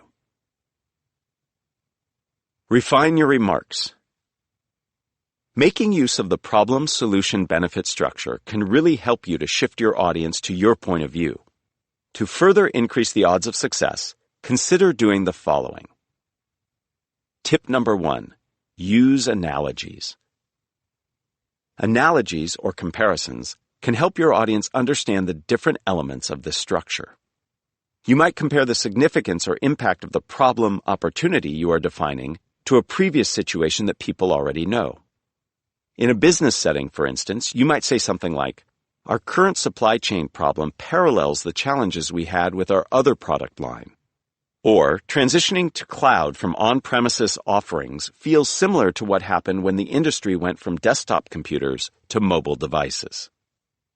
Likewise, you might compare the solution you're advocating to a successful solution in another domain. If you're a healthcare worker trying to convince someone to eat fewer carbs, you might say reducing your carbohydrate consumption is like when you cut back on your weekday wine drinking a few years back. You can also find analogs for the benefits you state. If you're speaking with a colleague at a tech company, you might say, Atlassian saw a 10-fold improvement in response time scores when they implemented a similar solution. Tip number 2, offer consistent solutions. If you can show that your proposed solution is consistent with prior actions or ways of addressing an issue, your audience will be more likely to buy in. In sales, this is called the foot in the door technique. We like to feel as if we're acting consistently and to have others perceive that we are as well. We also will more likely agree to something if we can spot some precedent for it. If you're arguing that the government should cut taxes to spur economic growth, note that the government has done so successfully to grapple with previous economic downturns. If you're arguing that you deserve a raise or promotion, point to other people who have received one after performances comparable to yours. Showing that your solution fits with previous ones makes saying yes feel like more of a foregone conclusion. Tip number 3, frame benefits in positive terms. Phrasing matters. Think of positive ways you can convey a benefit, and you'll have an easier time convincing your audience. If a given solution has worked 75% of the time, we can point that out instead of saying that it has a 25% failure rate. Most people would be more excited to learn about a solution that worked 3/4 of the time. We discussed in Chapter 6 the value of piquing your audience's curiosity by adding tension into your discussion.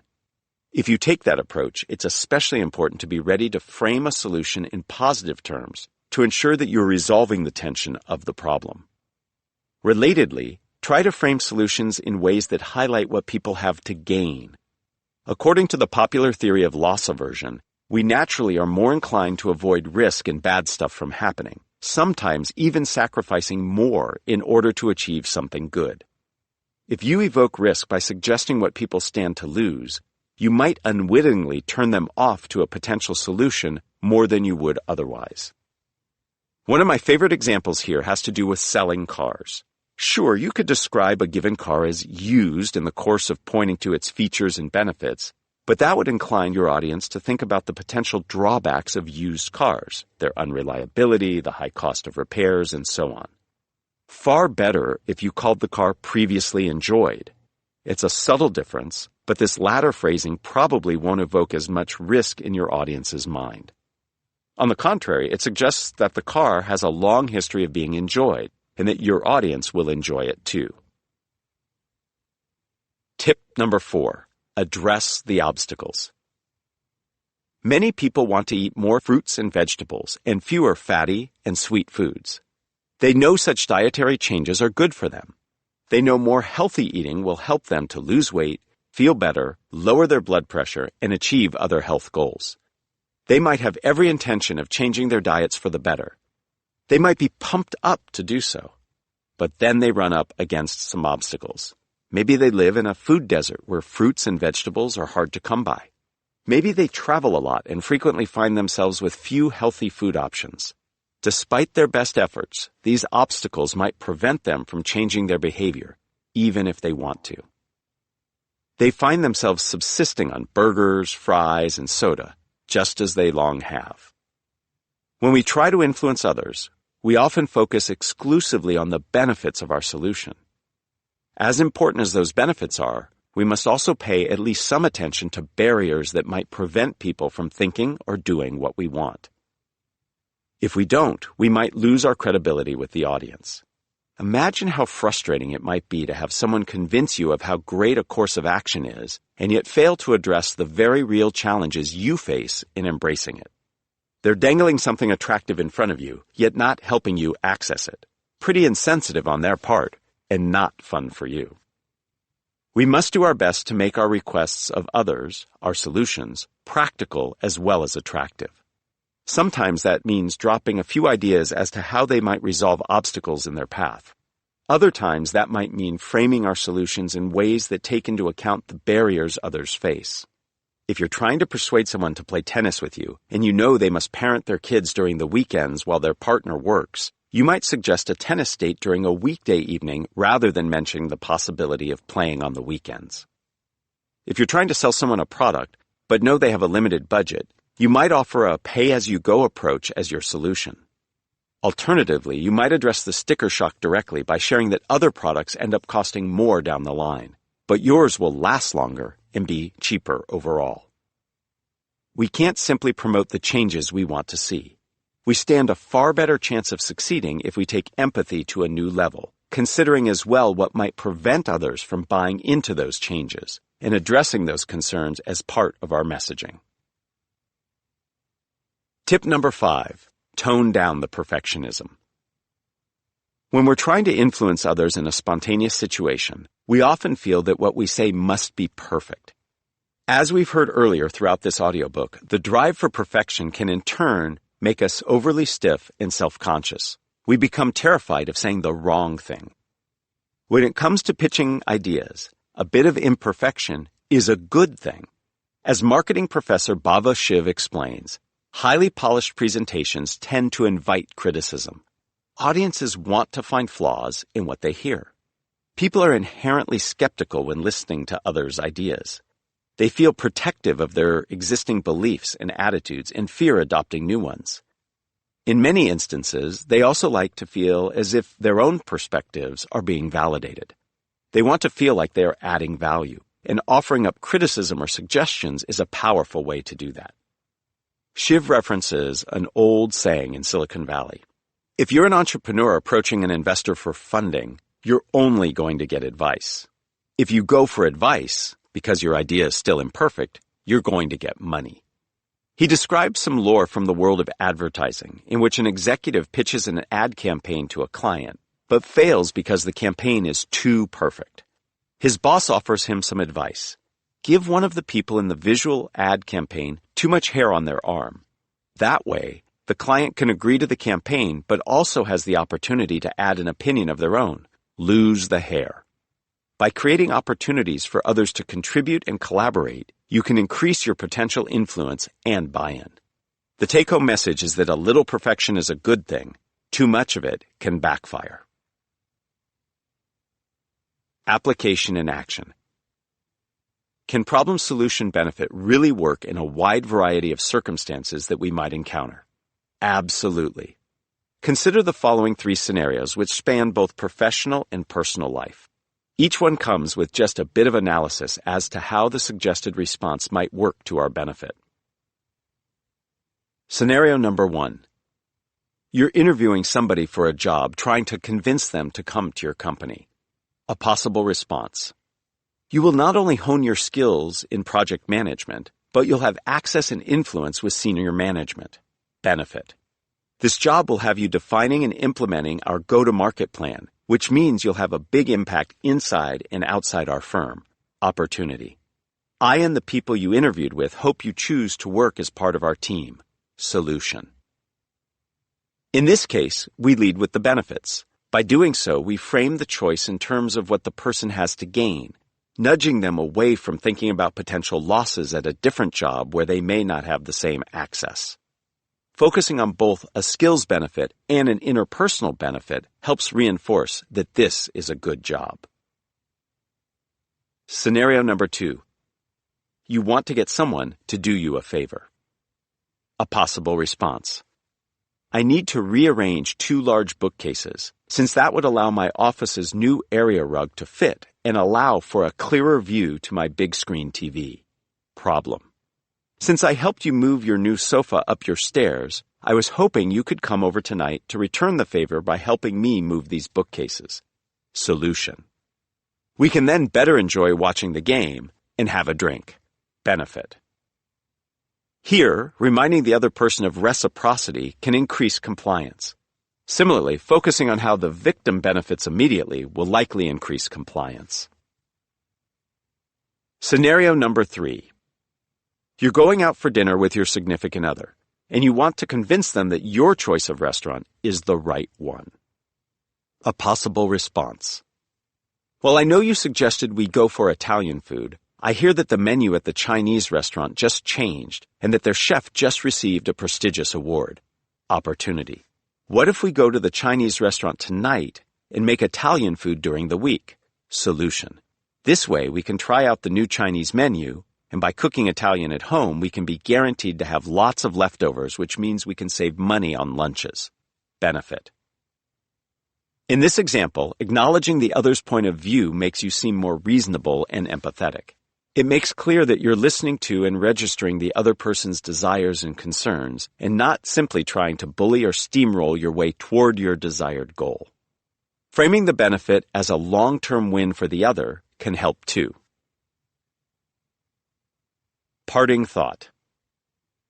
I've always been fascinated by how deftly children deploy effective persuasion in the moment. When my older son was 12, he asked whether my wife and I might buy him an expensive electric guitar. At the time, his closet was full of partially used toys and equipment. I couldn't see indulging this hobby only to see him drop it. So I said no. What ensued was a spontaneous pitch that was quite impeccably structured. "Dad," he said, "aren't you and Mom always encouraging me to be more creative and keep myself busy?" With this opener, he articulated an opportunity available to both him and us. Next, he offered up a solution. "If you buy me this guitar, I can teach myself to read music and practice in my room." Finally came a benefit, both to him and us. "The first song I'll learn to play is one of your favorite Carlos Santana songs, and my friend told me that learning to play the guitar helped him understand math better in school." My wife and I were quite impressed with this persuasive plea, and we granted him his wish. We were even more impressed just a few weeks later when he played some cool music on his new guitar. The key to my son's persuasive success was his ability to address our concerns in a clear, succinct, logical way. Your pitches can succeed as well. By leveraging persuasive frameworks, you can increase the odds of getting what you desire, not by pounding home a hard sell, but by cueing into others' needs and addressing them. Application number 4. Rocking the Q&A. Key insight.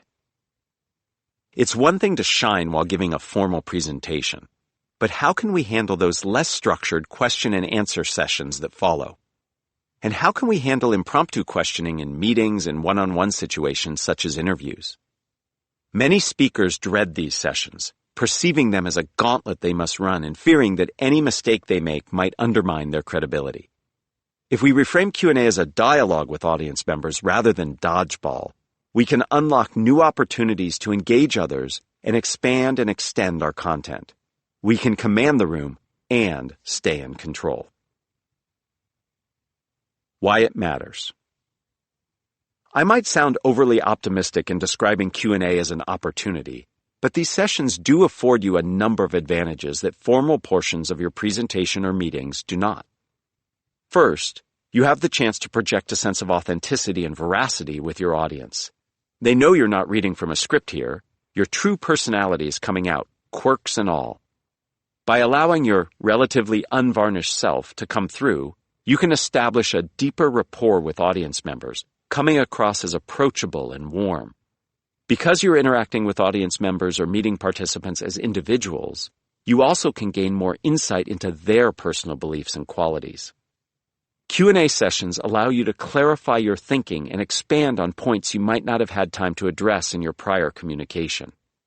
As you demonstrate an ability to answer questions on the fly, you convey your mastery of the subject matter, enhancing your credibility rather than diminishing it. The end result?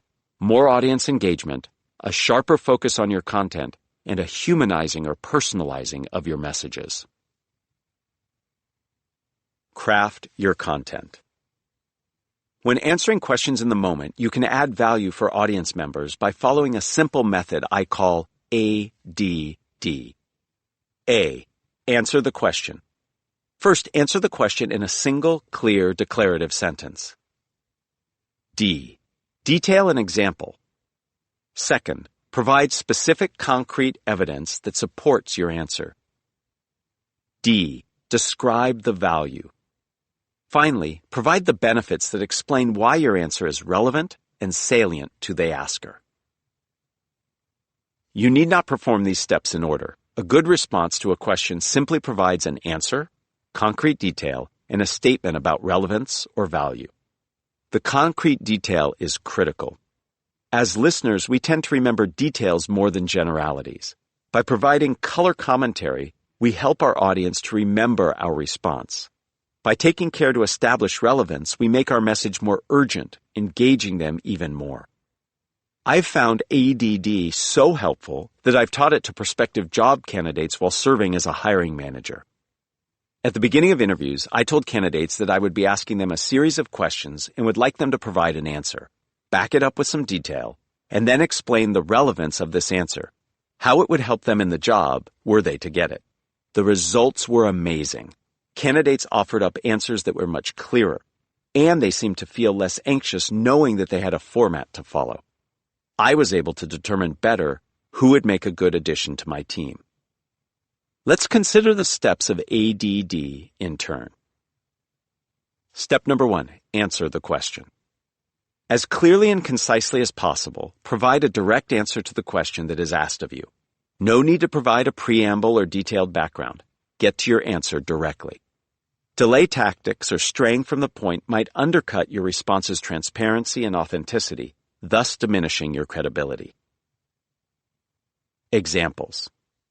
If you made a formal presentation as part of a job interview and an audience member follows up by asking about your experience, you might say, "I have over 15 years of experience in this field." If you're presenting a progress report for your team at a big company meeting and an executive in the audience asks why your project is behind schedule, you might respond, "Supply chain issues and logistics delays have slowed us down." Step number 2, detail a concrete example. Think of a key example that supports your answer. Don't go overboard on the specifics. Although some elaboration helps, too much risks boring audience members, distracting them, and turning them off. Keep this portion of your answer to a few sentences, offering a handful of details. Examples. I have worked for 3 companies. Name them. Defining the scope of new projects, facilitating cross-functional teams, and presenting results to executives. For example, the materials we used to build the product foundation were delayed at the port for 10 additional days due to tariff issues. Step number 3, describe the benefits and relevance to the asker. We often assume that people can immediately understand why our answer is important and relevant. Unfortunately, that's not always true. To help our audience understand the value of our response and increase perceptions of our competence, we must be explicit about the most important benefits they stand to realize. Examples. This means I can more quickly identify challenges and provide potential solutions to the issues you and your team are confronting. We have initiated contracts with additional suppliers and have looked into alternate transport methods to reduce future delays. Unlike the first example, this second one addresses a negative issue. In such situations, we can use the detail relevance step to share what we are doing to remedy the issue at hand. Let's imagine that we're applying for a job and someone raises a negative issue, asking us to identify a personal area in which we need to improve. We might answer with the following. I can get caught up in responding to emails and Slack messages and become distracted from my workflow. Answer. For example, I often have 20 messages in my inbox at the beginning of every shift, and this slows me down from starting my tasks. Detail. I now set a 10-minute reminder on my phone. When I hear the alarm go off, I know that I should stop responding to messages and start my other work tasks. Benefits/relevance. Refine your remarks. The ADD framework helps us avoid long-winded answers when confronted with questions. We dive in quickly and assertively, giving our audiences only what they need for our answer to seem meaningful and memorable. To enhance the power of ADD and add even more value via your responses, try the following. Tip number 1, prepare for possible questions in advance. Although Q&A sessions are spontaneous, we need not go in entirely cold. Think through potential questions in advance. What topics did you spend the most time preparing for in your initial presentation? What are some of the toughest queries you can imagine? Are there ones that you just know someone will ask you? Is there anything that you know about the audience ahead of time that might help you think about what types of queries they may have? Once you've identified likely questions, map out via ADD how you might answer them most convincingly. Then go further and think of these questions as opportunities to expand on your material. Which favorite themes or points of yours might you address in the course of answering these queries? Think, too, about whether you might adjust your formal presentation or meeting agenda in ways that preempt these questions or put you in a better position to answer them. If you struggle to think of compelling answers while doing this prep work, think of how you might quickly find answers. Perhaps by reaching out to a knowledgeable contact of yours or doing a few minutes of online research. As you come up with satisfactory answers, try speaking them out loud. You might record yourself answering and then playing it back to see how you sound. If you can't find answers, think through how you might respond in the moment. When I don't know an answer to a question posed in Q&A, I always acknowledge that I don't know and promise audiences that I'll get back to them within a set period of time. Tip number 2, time the Q&A to your advantage. Q&A often happens at the end of presentations and meetings, but not always. If your presentation covers multiple topics or is organized into at least 2 parts, it might make sense to pause and take questions as a way of transitioning from one part to the next. In general, you shouldn't speak for more than 10 minutes without checking in with your audience through questioning. This will engage them and allow you a chance to see if they're following along. On the other hand, pausing too often might make your overall presentation or meeting too long. It can also interrupt the flow and make it hard to stay focused. If your presentation is shorter than 5 minutes, handling questions at the end might be a better idea. If you are new to a topic or feel nervous, I would suggest waiting until the end of your presentation to take questions. Your confidence might build as you go along, and you might find yourself picking up cues from audience members about the points of yours that seem to be landing especially well. This knowledge can inform how you answer questions later on. It will also allow you to get through the material that you have prepared for the most. That way, if an unexpected question comes up at the end, you won't find yourself becoming derailed from your content's flow. Whenever you opt to take questions, set expectations at the outset with your audience. If they know in advance that you'll be taking questions at the end, you reduce the likelihood that they'll be raising their hands to interrupt in the middle. They might also decide to write down their questions so that they remember to ask them later. Clearly outlining the structure of your presentation, including where you will pause for questions, sets expectations about the pace of what's to come and puts everyone at ease. Tip number 3, maintain control by setting boundaries.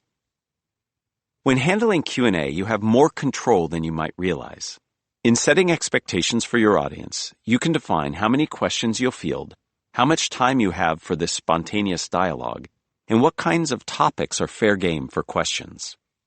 Be sure to set these boundaries clearly, as doing so allows you to decline to answer questions if they violate your preset parameters. You might say, "At the end of my talk, I'll have about 10 minutes to answer any questions you might have about the new project my team has been working on and the market potential it has." Or, if you're in a job interview, you might say, "I'm happy to answer questions that pertain to my previous jobs." When it comes time to field questions, keep a firm hand on the proceedings. Many speakers open the Q&A portion of their presentations by saying, "Are there any questions?" Bad idea. Some audience members might take that as a license to ask far-ranging questions that have little to do with the subject of your presentation. If you set expectations at the outset, remind audience members of them. Now, does anyone have any questions about our new project? Again, I'll have about 10 minutes. Tip number 4. End Q&A sessions with an exclamation point. Let's say you've applied the ADD formula and these other tips and as a result are really rocking the Q&A. The last thing you want to do is flop when ending the session. Many speakers end awkwardly, muttering thanks or okay, I guess we're done here before sauntering off the stage. You do want to thank your audience for their attention, but add some extra oomph to your exit by reminding audience members once more of your key messages or ideas. You might say, thank you for your questions. Clearly, we must invest in this project to achieve our goals. Or, I really appreciate your questions and input. Together, we can launch this initiative successfully. Think about the single idea you want listeners to glean from your presentation or meeting and end with that. If you reflect on potential closing lines in advance, you know you'll be able to end on a high note no matter what. Tip number 5. Play the conductor when answering with others. At panel discussions, team meetings, and other situations, it often isn't just a single individual who's presenting to an audience, but several speakers working together as a team. When it is time for Q&A with multiple presenters, the discussion can break down due to lack of coordination. Either nobody jumps in to answer a query, or multiple people do, vying for the floor.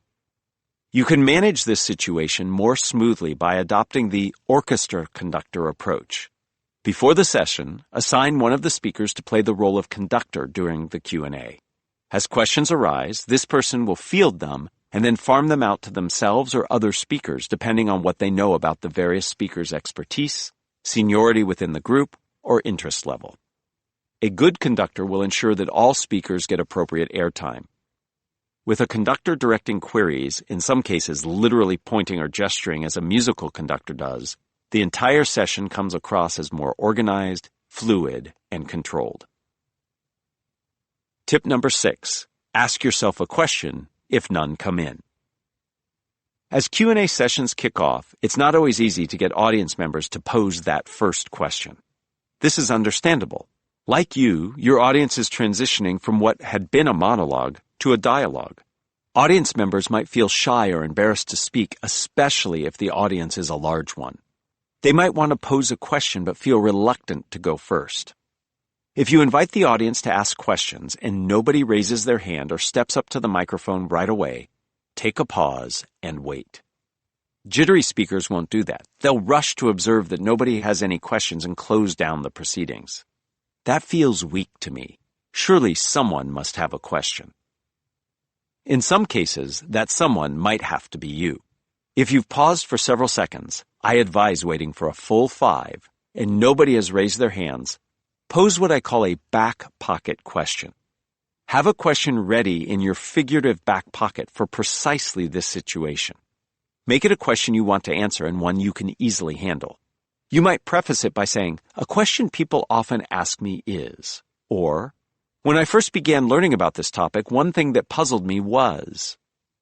Often, simply posing and answering the first question is enough to break the ice, increasing the odds that someone else will pose a second question. If audience members still don't come forward with queries, then you can feel free to wrap up the proceedings at this point. In this case, it will not have been a Q&A session for the ages, but at least a question has been posed and answered. Application in action. As I've suggested, we might find ourselves fielding questions in a wide range of scenarios. When we're serving as panelists at a professional conference, being interviewed on a podcast, meeting with our boss to explain our past performance, or even getting to know a potential special someone on a first date. The following scenarios evoke these situations, suggesting how you might apply ADD to answer succinctly and powerfully. Notice how the inclusion of detail and the attention paid to relevance make for more satisfying answers in the moment. Scenario number 1. You're in a job interview, and the hiring manager across the table asks you to describe a recent challenge that you had to overcome. A possible response. First, set a boundary by pointing out that you will focus on challenges from your most recent job, not other areas of your professional life. Then go on to give your answer. Your answer might sound something like this. About 6 months ago, I worked with a colleague who failed to deliver his work in a timely manner. which often jeopardized our group's ability to complete our task. A. He failed to submit his user report that served as the foundation for our corrective action plan. D. To address this problem, I pulled him aside and offered to help him with his deliverables. I asked that he let us know 2 days in advance if he needed assistance. I always try to be direct with challenging situations and offer to assist. D.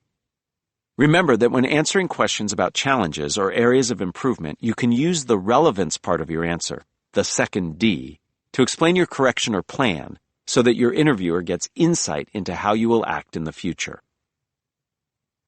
Scenario number 2. You're participating in a podcast or fireside chat interview. The interviewer asks you to share a bit about your connection to the topic under discussion. A possible response. The key here is to really connect to the audience who is listening in. What value will they take from your participation in the event? Your answer could be something like, I am passionate about communication. A. I have studied, taught, and coached communication skills for over 25 years in a variety of settings. D. I am really excited to share some of what I have learned over my many years to help you and your audience to feel more comfortable and confident in their communication. D. Scenario number 3. You're at a mixer and you're getting to know someone new. You ask one another generic questions to break the ice. The other person asks you what brings you there that day. A possible response. Well, I always enjoy learning new things and meeting people. A. I found the goal of this gathering to be really interesting and educational. D. I hope to share some of my past experiences and look forward to learning from folks like you. D. Scenario number 4. You're in a meeting with your boss, and they're grilling you about your team's focus and productivity. A possible response. For the past 2 weeks, we have been focused on customer service concerns. A. We've received 20% more calls about 2 specific features in our product since we released the new upgrade. D. We have recently created some online tutorials that we are now providing customers when they initially call. This is allowing my team members to refocus on their other tasks. Further, we plan to create new online tutorials and send them out proactively prior to our next upgrade. D. Notice how in this answer, referring to specific data or numbers can really help. This is another way in which using details can reinforce and strengthen our answer. Parting thought. Some time ago, a former student of mine founded a small consulting company that helped firms transition from storing data on their physical premises to the cloud. Over time, my student realized that he could grow his business faster if they automated the transition process by selling tools that would do the work for customers rather than human consultants. Under his leadership, the company embarked on a shift from selling consulting services to selling software. As you can imagine, the consultants and other employees who worked for my student were alarmed. Some feared losing their jobs, while others wondered if they'd do as well selling the company's software products after selling its consulting services for so long. To keep the company together, my student would need to communicate the company's strategic choices to his employees, opening himself at times to some very frank and pointed questioning. We worked together to help him build his skills in spontaneous Q&A situations. I taught him the ADD formula, and we practiced how he'd handle certain kinds of questions. He found the ADD structure quite helpful. The clarity of his positions buttressed his credibility, as did his mastery of detail. It made a huge difference that he took care to explain how his answers were relevant to employees, customers, and the company's mission and vision. Even if employees didn't like everything he said, they perceived that he was speaking to them and their concerns. They felt they were getting straight talk from their boss and that his answers were focused and well considered. My student's answers didn't take up airtime. They added value. As a result, he didn't just survive difficult questioning during this emotionally charged chapter in his company's history. Rather, he turned spontaneous queries into an opportunity to build stronger connections with his people, get the right messages across, and enhance his stature as a leader. Don't let spontaneous queries scare you. Let ADD's 3 simple steps empower you to take control and engage in a dialogue with others. Instead of reacting defensively, you can reinforce your ideas and convey them in a more meaningful way. Instead of diminishing your credibility, you can add ADD value. Application number 5. Feedback that doesn't flop. Key insight. When providing feedback, we often stand in judgment of others, seeking to impart wisdom or tell others what to do. If we instead frame feedback as an invitation to solve problems collaboratively, we'll often find that we achieve better short-term results while bolstering our relationship with others over the long term. Why it matters. When we focus on telling others what we think, we risk establishing or perpetuating a power dynamic that prevents others from really hearing us. By positioning ourselves as authoritative judges of others, we speak from on high, putting the recipients of feedback in the position of passively listening. In a best-case scenario, we convey the information we want, but miss a chance to work collaboratively. Worse, we risk putting the feedback recipient on the defensive, coming across as rigid, punishing, or demanding. When we regard feedback as an invitation to solve a problem together, we shift the dynamics of the conversation. Instead of inducing a defensive reaction, we can establish a shared sense of ownership, openness, and accountability. We're no longer directing others, telling them what to do. Rather, we're huddling with them on the same level, working as a team to improve what we're doing or how we're behaving. Proceeding on this basis, we stand a far better chance of spurring real progress and strengthening, not weakening, our relationships. Craft your content. A useful structure for providing feedback in the moment that is both inviting and collaborative is something I call the 4 I's. I. Information. First, provide concrete, specific observations of the action or approach about which you will be providing feedback. I. Impact. Second, explain the effect the action or approach has on you. I. Invitation. Third, extend a collaboration request to address the action or approach on which you are providing feedback. I. Implications. Fourth, detail the positive and/or negative consequences for adopting or not adopting the changes you are suggesting. Cover each of these I's in turn, and you can present a clear, constructive message that hopefully will invite a positive future outcome. Step number 1, provide information. Begin your remarks by presenting objective observations about the other person or their work. As difficult as it might be, leave out any emotion on your part. Stick to facts that are readily evident and verifiable.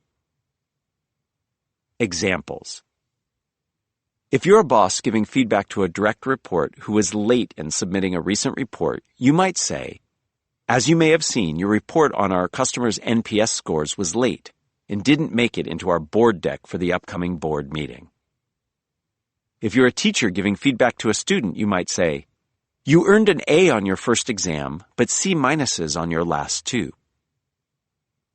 Be sure to delineate what you're not going to discuss. In the first example, you might say, "I'd like to talk to you today about the timeliness of your report, not its quality." In the second, "Your in-class participation is great, but I'd like us to discuss the effort you're putting in on your exams." By scoping the conversation this way, you help both the recipient and yourself to focus. Step number 2, explain the impact. With the salient facts on the table, explain your thoughts and feelings about the change you wish to see in the other person's work or behavior. Speak directly using the first-person singular. For example, "I think" or "I feel." You want to own your thoughts and feelings, since that will allow you to demonstrate the issue's importance to you. Taking full responsibility for your reaction also will help to reduce the defensiveness and sense of being blamed that the other person may feel. Examples. I know the board is unclear on the customer satisfaction progress that we've made in the last quarter, and I fear we may have missed an opportunity to show board members how our initiatives paid off. I worry that you're not meeting the goals we established this semester, and I'm concerned that you might not get a final grade for the course that will set you up for admission to your favorite colleges. When framing the problem you must discuss and solve, be explicit about why it matters. Direct reports might not understand how their work fits into a bigger picture, and all team members will benefit from a clear message about the importance of what they're doing. A student might not have the experience or background to understand how their failure to take their studies seriously might impact their future success. Step number 3, extend an invitation. Make a request of the other person, one that is specific and concise, and that if honored will lead to the change or improvement you seek. You can frame this request as a question to encourage deeper participation, or as a declarative sentence that better evokes the direction of your collaboration. Examples. How can we ensure that your report gets submitted to the CEO's Chief of Staff before the deadline? Or, I encourage you to get your report to the CEO's Chief of Staff 24 hours before the board meeting presentation deck deadline. How might we work together to ensure that you're better prepared for the next exam? Or, I need you to attend my Friday tutoring session prior to the next exam. Word choice matters in all communication, and especially when providing feedback. Using we and posing a question puts both of you on the same level, establishing the desired change as the result of a joint effort. It affords the recipient of feedback a bit of agency or autonomy in resolving the situation. You're implying that their perspective matters too. It's a part of the solution to be welcomed, not a part of the problem to be shunted aside. Likewise, framing the invitation declaratively instead of posing a question can help clarify or accentuate your invitation. This directness might be especially appropriate if you've provided feedback on this issue before or are pressed for time. Step number 4, detail the implications. Finally, lay out what will happen if the other person chooses either to comply or reject the feedback. You can provide positive, negative, or combined consequences. Examples. By ensuring the MPS scores are in the board deck, we'll demonstrate our commitment to our customers and highlight the important work your team does. Or, if the board doesn't see the MPS scores in their deck, they're likely to question our commitment to our customer satisfaction OKR, and they might choose to restructure our customer services organization. Getting an A on your next exam will mean that you'll receive an A- for your final grade. Think of how good you will feel finishing the quarter that way. Or, if we don't find a way for you to improve your test scores, you might find it hard to make the grades required to play your sport. Refine your remarks. Keeping the 4 eyes handy when we deliver feedback on the fly can make our comments crisper, cleaner, and more collaborative. But how precisely we execute on the 4 eyes matters too. Here are some tips to keep in mind. Tip number 1, prepare. If we're entering a situation where we think we might have to deliver feedback, we can hone our message by asking questions of ourselves beforehand. Why might the person behave in ways we don't like? What do we gain or lose by giving feedback or by refraining from giving it? What behavior would we like to see? When we begin a conversation in which we're delivering feedback, we might inquire what level or type of feedback the person would benefit from or want. Doing so not only allows us to focus our remarks, it shows that we hope to engage collaboratively. We might also ask ourselves whether our feedback is likely to help. If not, we might decide at the last moment not to offer it. For example, when a colleague shares his frustration about a meeting we both attended, I can check in first and ask if he's looking for support and advice or a catharsis. Understanding his needs in the moment helped me determine how best to respond. When my wife asks me for feedback on something she has done, she often winds up giving me constructive ideas for how I might better deliver my feedback. I tend to offer suggestions and provide alternatives when sharing my impressions. She would prefer I focus on how she is feeling. As a result, I now make a practice of asking her what type of feedback she most desires before sharing my opinions. Tip number 2, be timely. We can achieve much better results with feedback that is timely, whether given spontaneously or not. When a person has done something that calls for feedback, we should speak up as soon after the offending behavior has occurred as possible. Of course, we also must allow time for strong emotions we might feel to settle. Choose the first occasion in which you can deliver feedback calmly and effectively. If for some reason you can't give feedback right after the offending event has occurred, try at least to alert the person or persons involved that you would like to chat very soon about what transpired. Putting a pin on this event will alert them to remember this moment. Tip number 3, respect the context. An important caveat about timely feedback is to remember that the setting for providing the feedback also matters. Are we in the right place to deliver feedback and achieve our desired impact? Is it a good time given what else the recipient is experiencing or dealing with at the moment? People often best receive feedback when everyone involved is prepared and in the right mental and physical place to hear it. We might encounter a friend or colleague in a crowded public venue and feel tempted to deliver feedback. If the subject at hand is serious, that might not be such a good idea. Perhaps they're distracted with other tasks. Perhaps they would feel more comfortable speaking privately. Perhaps they're having a bad day and can't engage with you calmly and thoughtfully. You've arrived at a non-teachable moment, as veteran volleyball coach Ruben Neves calls it. Perhaps the feedback's unexpected arrival makes it difficult for them to receive it. When we think about context, we also should aim to deliver feedback in person if possible rather than in virtual settings. It can be more challenging to deliver feedback effectively online, in writing, or on the phone, since we can't always cue in to how others are receiving what we're saying, nor can we do much to tailor the setting to the message we wish to deliver. Tip number 4, adopt the right tone. The precise tone we use can dramatically change the meaning of feedback we give using the 4 I's. Let's say a colleague has arrived 10 minutes late for a meeting for the 3rd time. Applying the 4 I's, we might say, "Hey, I noticed you're 10 minutes late. This is the 3rd time that's happened. I feel you're not prioritizing this meeting in the same way that I am. Are there ways that we can work together to help you be here on time so that we won't be late in completing our project?" To add urgency, we might adopt a sterner tone in applying the 4 I's. Something like, "You were 10 minutes late to our meeting. I feel you're not prioritizing this meeting appropriately. I need you to arrive 10 minutes early to the next meeting. If you don't, we might have to remove you from the team." Notice the differences? The first rendition takes a collaborative tone because we're asking a question and offering to participate in the solution. In the second rendition, our feedback is a sharp declaration that also comes across as harsher because we point to negative implications arising from a failure to comply.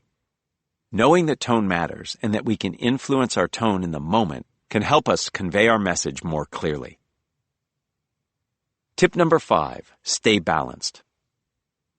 In every spontaneous encounter, we shouldn't strive merely to offer critical feedback, but positive feedback as well. Before launching into the 4 I's, you may benefit from saying something positive about the recipient. Leading with a positive comment not only reinforces that you find value in the recipient and their efforts, it will also likely increase their receptivity to your constructive feedback. Of course, others should perceive your praise as roughly similar in importance as your constructive feedback.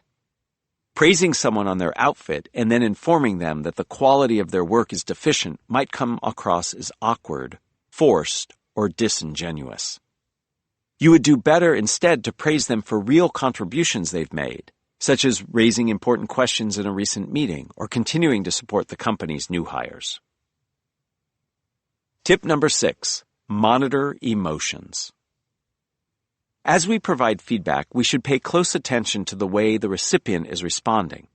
If they become defensive, emotional, or distracted, we must adjust our message. Likewise, we can attend to our own emotional state during the conversation. Are we becoming too heated to communicate effectively? Might we dial up or down the emotional content of what we're saying to convey our ideas more effectively? If the situation starts to become emotionally charged, consider acknowledging the emotions without naming them, and then returning to more objective matters. It can be risky to name emotions. If I observe that you seem upset, you might reply, "No, I'm not. I'm frustrated." We end up debating the emotional state instead of focusing on solving the problem at hand. To acknowledge emotions without naming them, you might say something like, "I can hear in your voice how important this is to you. I know we can find a good solution by focusing on a clear schedule." Tip number 7, stay focused. We might have multiple pieces of feedback to deliver in the moment, not just one. A good rule of thumb, less is more. Beware of drowning the recipient in too much feedback, as they might have trouble absorbing any of it.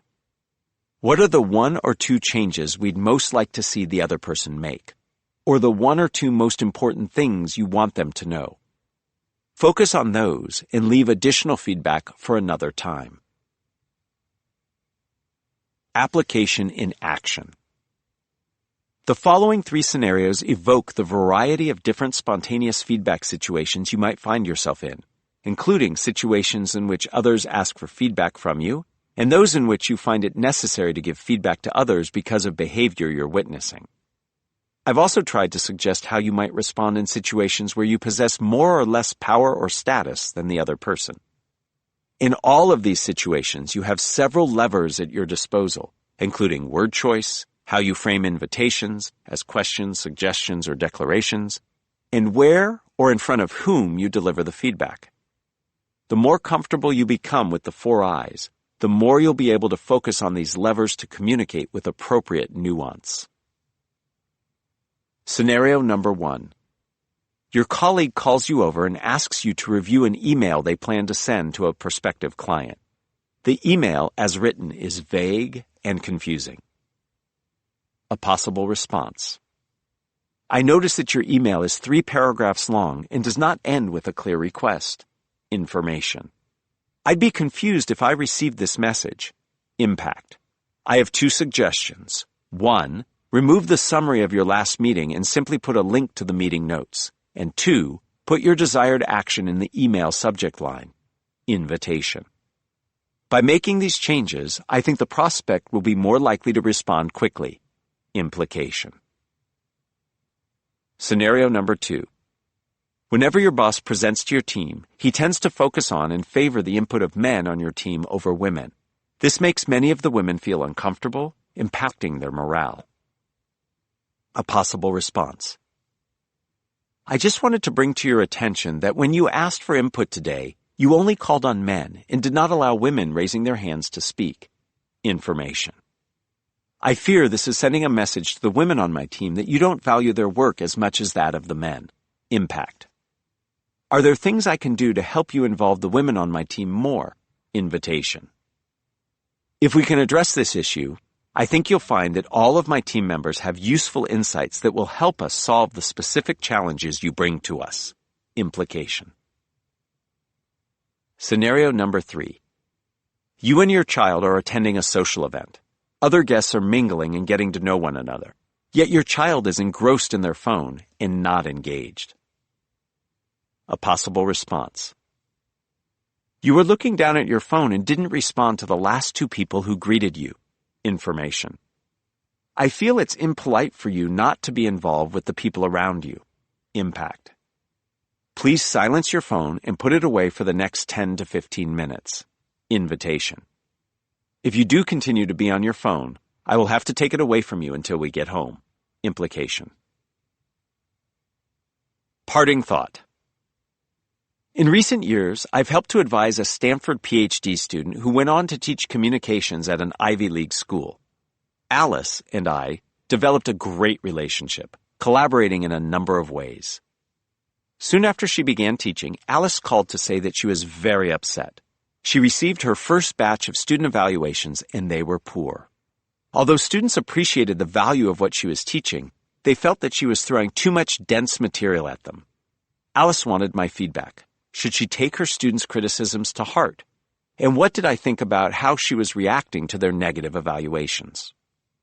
Applying the 4 eyes structure in the moment, I pointed out that on her syllabus she had many assignments and readings due at once, and that many of her due dates fell on Mondays, which meant her students likely needed to work a lot on the weekends.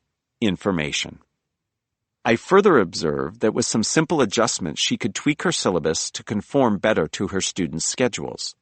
I shared with her that she need not feel threatened by negative responses from students. Impact. Encouraging her to problem solve, I provided my syllabus as an example of how she might better time the due dates of her assignments. Invitation. Finally, I suggested that if she acted upon her students' feedback, she would likely be able to improve her teaching, leading to better evaluations later on. Implications. Alice took my feedback to heart, shifting how she thought about her students' responses and how she designed her class assignments and readings. A semester later, she called to say that she had received another round of student evaluations and was elated. The response this time to her teaching was much more positive. She thanked me for the feedback and support that I gave her. As a result of this episode, our relationship strengthened and new opportunities for professional collaboration opened up. Giving feedback is one way that we demonstrate concern and care for others. Taking time to do it so that it lands well can help others in the moment, and it can also foster long-term connection, respect, and credibility. Inviting collaboration makes all the difference. Application number 6. The secrets to saying we're sorry. Key insight. Many of the skills we've covered in this audiobook have helped you to put your best foot forward when speaking spontaneously. But what happens when you make a mistake? How can you best address and manage a situation when you have somehow caused offense or behaved improperly? Knowing how to apologize well is a useful skill to have, especially when we try to take more risks in spontaneous situations and let our true selves shine. But so many of us don't know the secrets to saying we're sorry. If we've caused offense to others, we worsen the situation by apologizing poorly, inappropriately, or not at all. Others come away feeling frustrated and perceive us as tone-deaf, insincere, or disrespectful. Rather than effectively communicating with an audience in a way that forms connection and collaboration, failing to address missteps when they inevitably occur can lead to conflict and resentment. We can avoid this outcome by understanding the key components of a meaningful apology and weaving them together into a single, coherent framework. Why it matters. Never apologize, mister. It's a sign of weakness. Thus opined a character played by John Wayne in the 1949 film She Wore a Yellow Ribbon.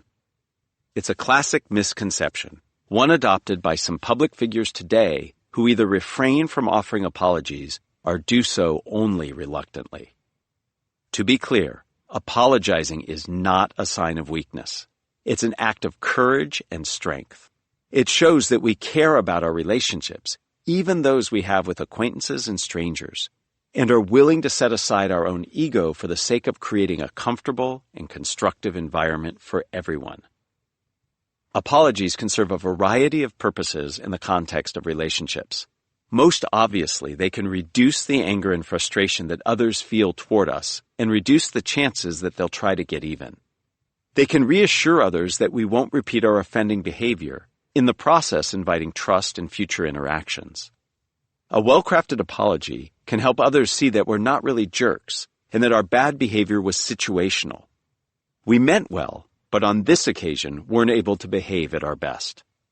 Apologies can also help us to project empathy and deepen our connection with the person we've offended. Craft your content. To ensure that your apology hits the mark, structure it using a formula that I call AAA. Think of it as emergency roadside assistance. It's useful to have when you're in a bind. The formula is as follows. A. Acknowledge. First, identify the offending behavior and take responsibility for it. A. Appreciate. Second, publicly accept how your offense has impacted others. A. Amends. Third, Detail how you'll make up for your offense, specifying what action you will take or refrain from taking to remedy the situation or how your thinking will change. There's no one-size-fits-all apology that works for all situations. Individuals whom we've wronged will evaluate our apology in light of how serious our misdeeds and their impacts are. Although a well-structured apology might suffice if we happen to have come 5 minutes late to a meeting, it might not if we've inadvertently insulted or embarrassed someone. Regardless of the seriousness of our transgressions, those whom we've hurt want to see us own up to what we've done, acknowledge the impact it has had on them, particularly on an emotional level, and understand how we intend to make amends. By combining these three elements into a structure, we can ensure that every apology we offer stands the best chance of smoothing over hurt feelings and projecting our empathy. Let's take a closer look at these elements and how to execute them. Step number 1. Acknowledge the action and accept responsibility. We often hear people utter non-apologies that never acknowledge the action or take clear responsibility. They might say, "I'm sorry if what I said offended you," as if everything we said was fine, and reasonable people probably wouldn't take offense at our remarks. They might say, "I sometimes don't think before speaking," failing to directly specify that they are apologizing for a specific remark that caused offense. They might say, "I'm sorry for offending you, but I was upset because of what you said about me," offering an explanation that seems to blame others or the situation at hand and excuse themselves of all or some of the responsibility. Don't try to justify, minimize, or explain away your behavior when issuing an apology. Don't apologize for how you made someone feel. You need to own what you actually did or did not do for an apology to land. Clearly describe the action that you took or failed to take. Be specific. Don't hide behind generalities. Remember, apologizing takes courage. Don't wiggle out by offering a subtle or slippery non-apology. Examples. "I'm sorry that I waited until the last minute to test the system out." "I apologize for using only male pronouns and names in my examples."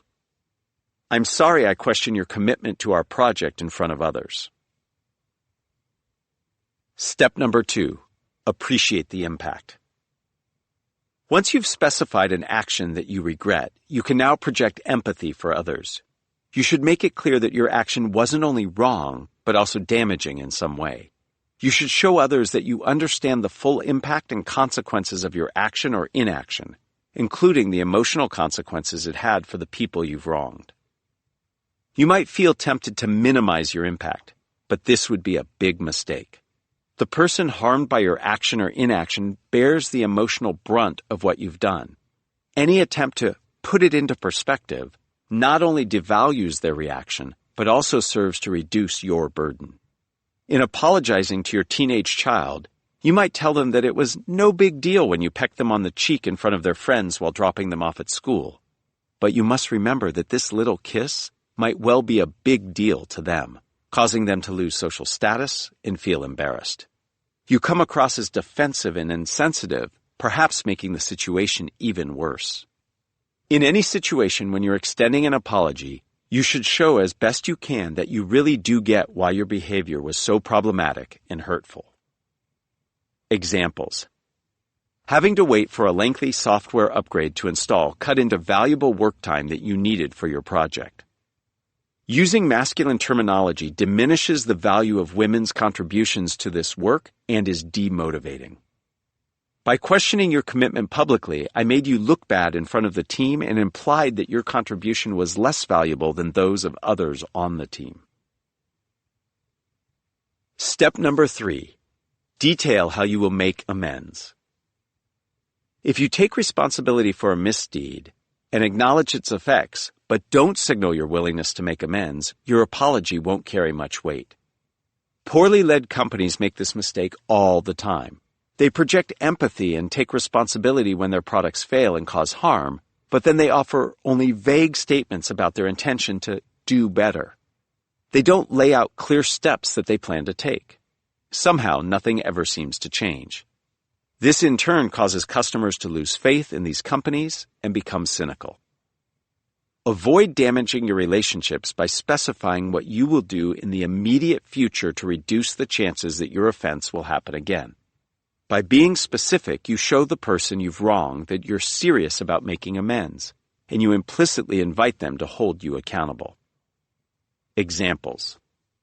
To avoid this happening again, I will test the system 1 hour before we do our demonstrations, and I will do this starting next week.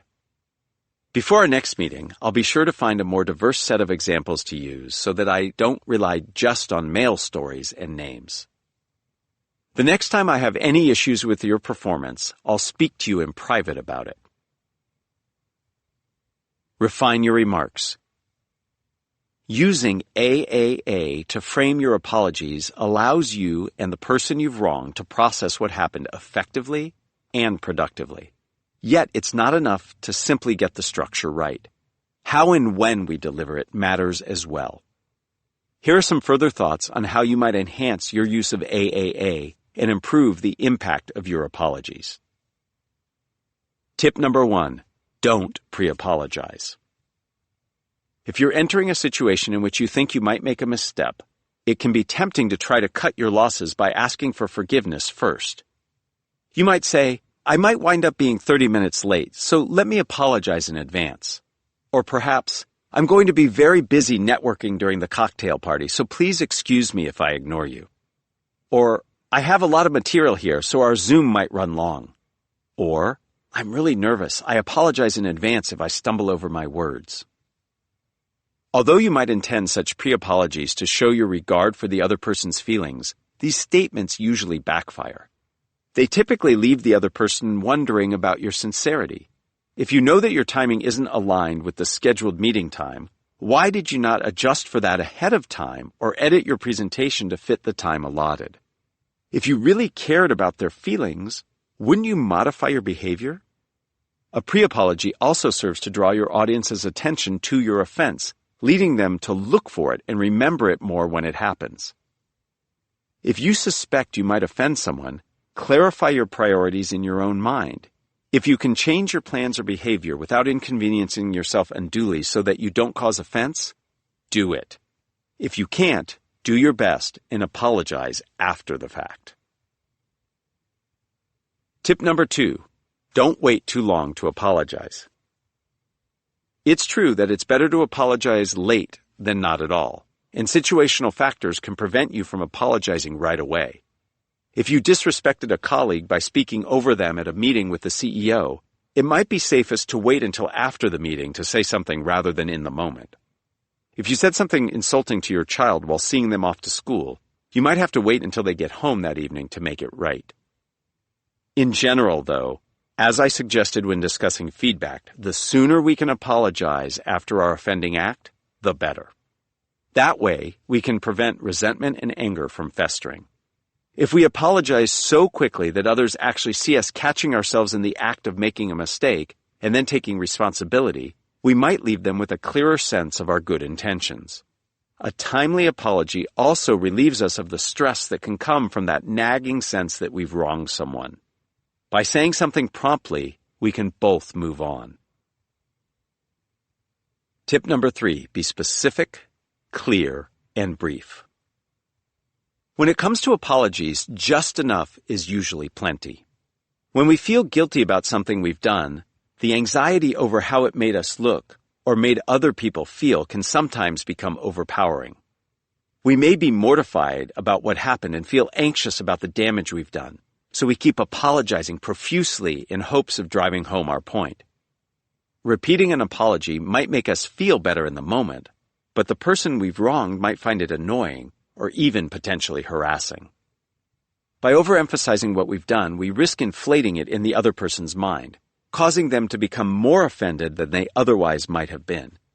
If we're accurately assessing the damage we've done, over-apologizing may not give the other person a chance to cool down, making the situation worse. As hard as it might be, we should deliver a single, well-structured, sincere apology and leave it at that. We should trust that the other person will also be gracious and reasonable enough to accept our contrition. If not in the moment, than later once they've had a chance to process and get a little distance. We can over-apologize by repeating the same apology repetitively, and we can also do so by feeling compelled to apologize for our tiniest missteps. Every perceived transgression on our part, however minute, doesn't merit an apology. Should we roll out the AAA framework every time we're just a minute or two late for a meeting? Should we do so when we said something that is true, perfectly reasonable, and well-intentioned, but that we fear might not have landed precisely right? If we offer apologies all the time, they mean less. Take a balanced and thoughtful approach to apologizing. When you feel pretty certain that you've overstepped in a meaningful way, offer a meaningful response. Treating others the way you would want to be treated is probably a pretty good rule to follow. Application in action. The AAA framework serves us in a wide range of situations and for transgressions big and small. For a sense of how we might best apply it, consider the following scenarios. Scenario number 1. Times are tough at work, and the stress has gotten to you. You lost your temper and reacted poorly in a meeting, showing disrespect to a colleague. Later that afternoon, you run into the colleague in a hallway and notice that they're upset. A possible response. I'm very sorry that I raised my voice and cut you off when you were explaining your point of view. That was wrong of me. Acknowledge. I know that my argumentativeness is unacceptable and that it reduces how comfortable and collaborative people on our team feel. Appreciate. Starting today, when I become really passionate, I'll wait my turn, speak more quietly, and summarize what I heard others say before I contribute my perspective. Action. The speaker here doesn't attempt to excuse their behavior. They simply delineate what they did that caused offense. In describing the impact, they reference not just how the offended party might have been affected, but also the negative consequences for the entire team. This increases the odds that the person who was offended will perceive that the speaker understands fully how damaging their behavior was. Further, it's important to avoid public shaming and private apologizing. In this situation, a public, timely apology would make a big difference. Scenario number 2. You're collaborating on a project with a colleague whose native language is different than yours. Because of the language gap, you stop asking this person for input and they express frustration at being left out. A possible response. I'm sorry. I was struggling to understand what you were saying and began to listen to and seek advice from others. Acknowledge. I understand that this left you out of the conversation, which couldn't have felt good. Appreciate. Let me ask everyone next time to contribute ideas in the chat window so that I can see everyone's contributions equally. That way I'll be able to concentrate more and better understand what you and everyone else is saying. Action. In this situation, the speaker's goal is a practical one, to ensure that everyone feels comfortable contributing even though it's sometimes hard to understand what people who are not native speakers are saying. Note that the second step conveys empathy, but in a subtle way. The speaker acknowledges that being left out of the conversation would have felt off-putting and perhaps even insulting. Scenario number 3. You're on a virtual call taking part in a high-pressure business meeting and are feeling nervous. You just realized, to your distress, that you mispronounced a person's name. You don't want to make a big deal of it, but you feel the need to apologize. A possible response. I apologize for not saying your name correctly. How do you pronounce it? Acknowledge. I can imagine that it feels uncomfortable to be called by the wrong name and that it might be challenging to correct me. Appreciate. In the future, I will look over the list of participants and ask about pronunciations prior to starting the meeting. Action. In this situation, it's important that the speaker not only recognize publicly that they made the mistake, but that they also ask for the proper way to say the person's name. Doing so shows that the speaker is interested in fixing their mistake, and it also ensures that nobody else will repeat the mistake. Acknowledging the error, as well as the potential discomfort in correcting it, is key. Parting thought. Not long ago, I made a fairly significant faux pas while team teaching a communication course with a colleague. We were discussing how important it is to provide context for the data we present, since audiences can find it numbing to encounter a stream of numbers without enough information to make sense or evaluate them. Not a subject that on its face would seem particularly offensive. Ah, but wait. To make the point, I told the class a story about an executive I had coached some years earlier who was a senior leader at one of the world's largest banks. As part of his presentation, he referenced the astronomical amount of money that went through his bank every day. As I told the class, I advised my client not only to mention the amount of money, but to give his audience some way to understand just how large this number was. The executive did some calculations and wound up mentioning in his presentation that the sum he was referencing amounted to 25% of the world's money. In presenting this example, I initially felt quite satisfied with myself. My students would now remember better to make their own data come alive for their audiences. But then I noticed one of my students folding his arms in front of him and scowling at the wall. For the rest of the class, this normally passionate and talkative student stayed silent and pensive. Something I had said landed badly with my audience. After class, I approached him to ask if everything was okay. He told me he had just had his house foreclosed on by the very bank I had used in my example. Hearing how much money went through the bank every day reminded him of a very difficult personal situation and made him feel worse about it. I felt badly and offered up an apology using the AAA framework. I said that I was sorry for mentioning the bank and their revenue. I told him that I understood how my example could have brought up negative emotions for him, and I promised to be as careful as I could in the future about avoiding examples that might feel painful or uncomfortable to my audience. Without a structure to fall back on, I might have left out parts of the message that I wanted to convey, or I might have rambled on and on.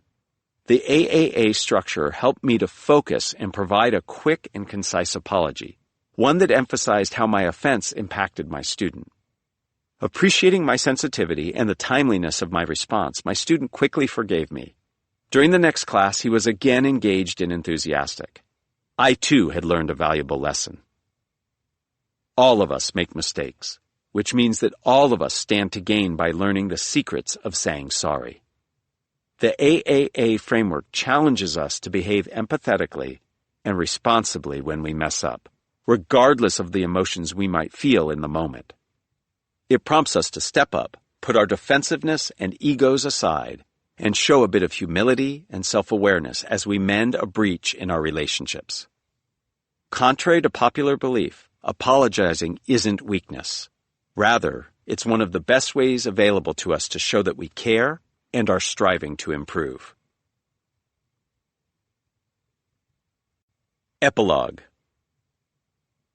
During the summer of 2022, a former student of mine, the Australian swimmer Annabelle Williams, found herself in a spontaneous communication situation that most people would find nightmarish and impossible to handle. A Paralympic gold medalist who set 5 world records, Williams was serving as a color commentator on live television for swimming events held as part of the Commonwealth Games. One day she received an urgent phone call from her network. A colleague was unexpectedly out, and Williams' boss wanted her to fill in at the last minute as co-host of its prime time broadcast. This was a breakout opportunity for Williams. She had never co-hosted a prime time broadcast. This portion of the coverage had a large audience, more than 1 million viewers. She felt anxious. Commentators typically spend weeks doing research and preparation for hosting a major sporting event. That way, when action takes place or there's dead time to fill and they have to respond, they can quickly think of something interesting to say. Williams had done extensive research on the swimming competitions, but as co-host of the main broadcast, she would have to cover and comment on a range of sports.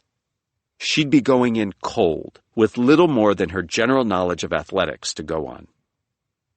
Williams agreed to step in.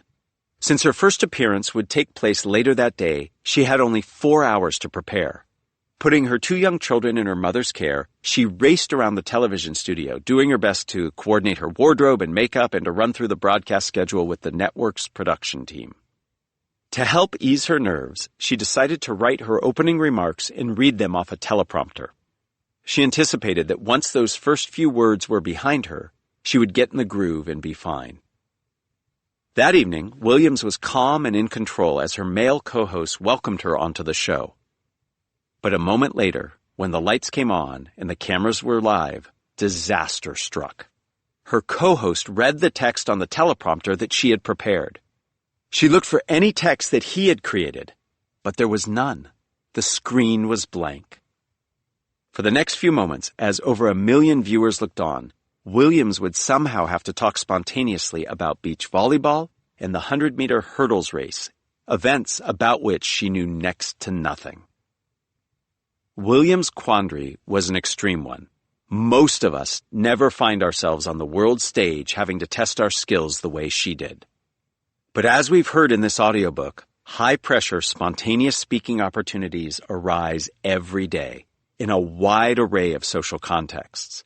Without warning, we're called to step up and express ourselves before colleagues, bosses, customers, family members, and even total strangers.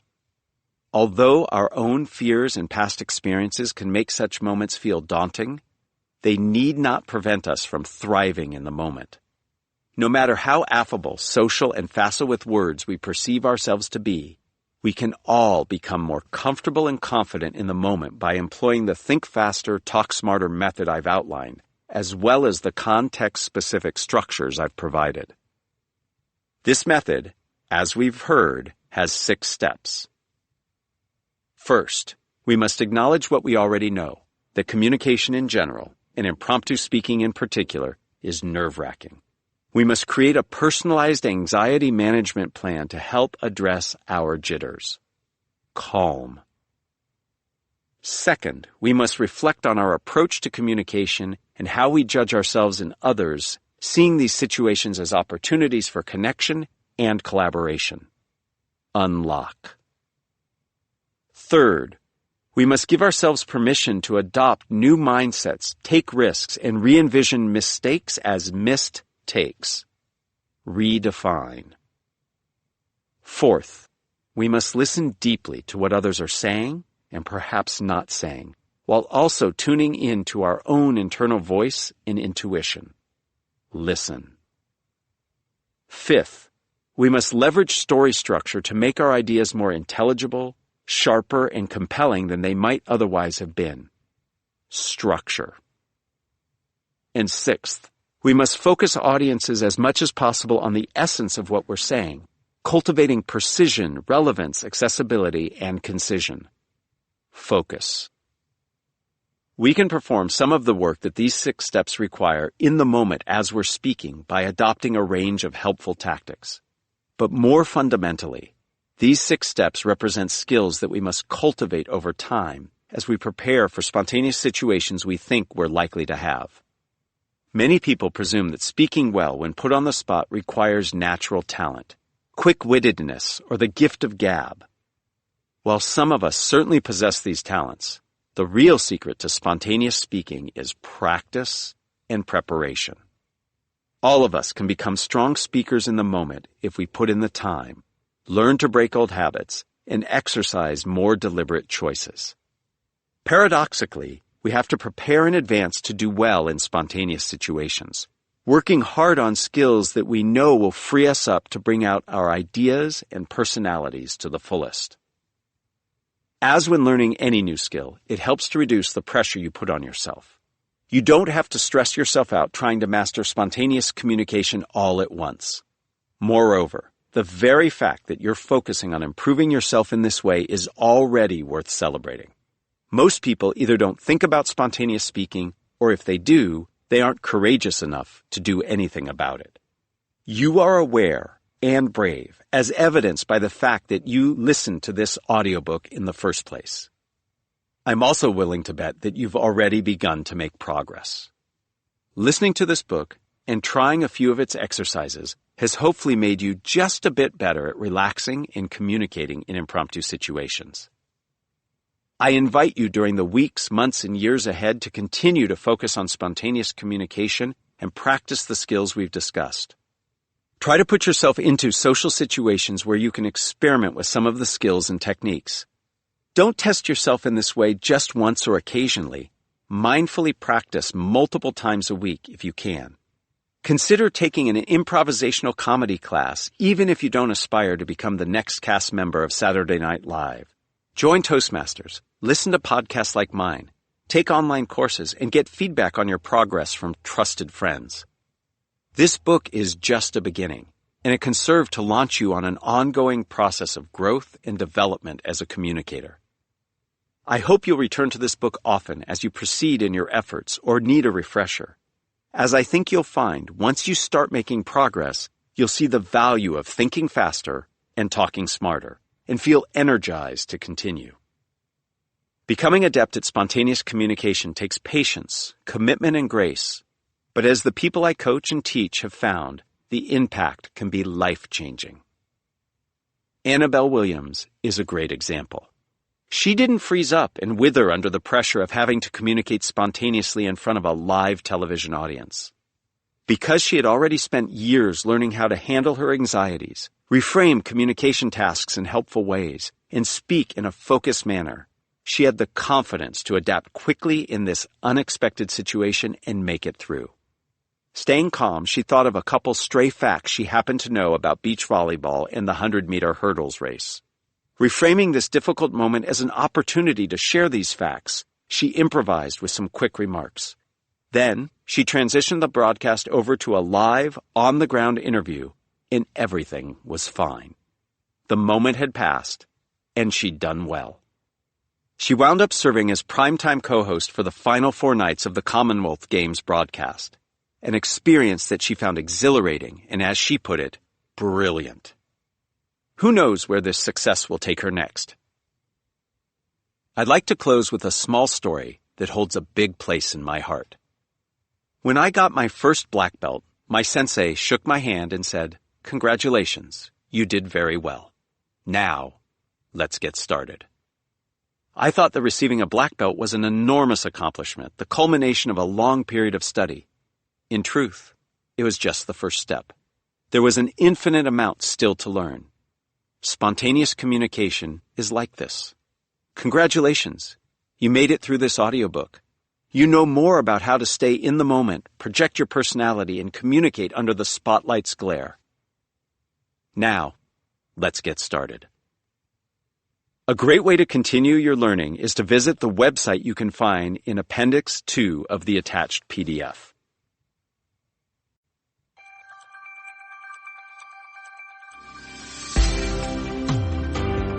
Think Faster, Talk Smarter, How to Speak Successfully When You're Put on the Spot was written and read by Matt Abrahams. It was recorded by Jermaine Hamilton at Hamilton Studios in Palo Alto, California. Editing, mix, and post-production by Frog Pond Productions. Elisa Morales was the associate producer. Think Faster, Talk Smarter, How to Speak Successfully When You're Put on the Spot was directed and produced by Randy Dolnick. This has been a presentation of Simon & Schuster Audio.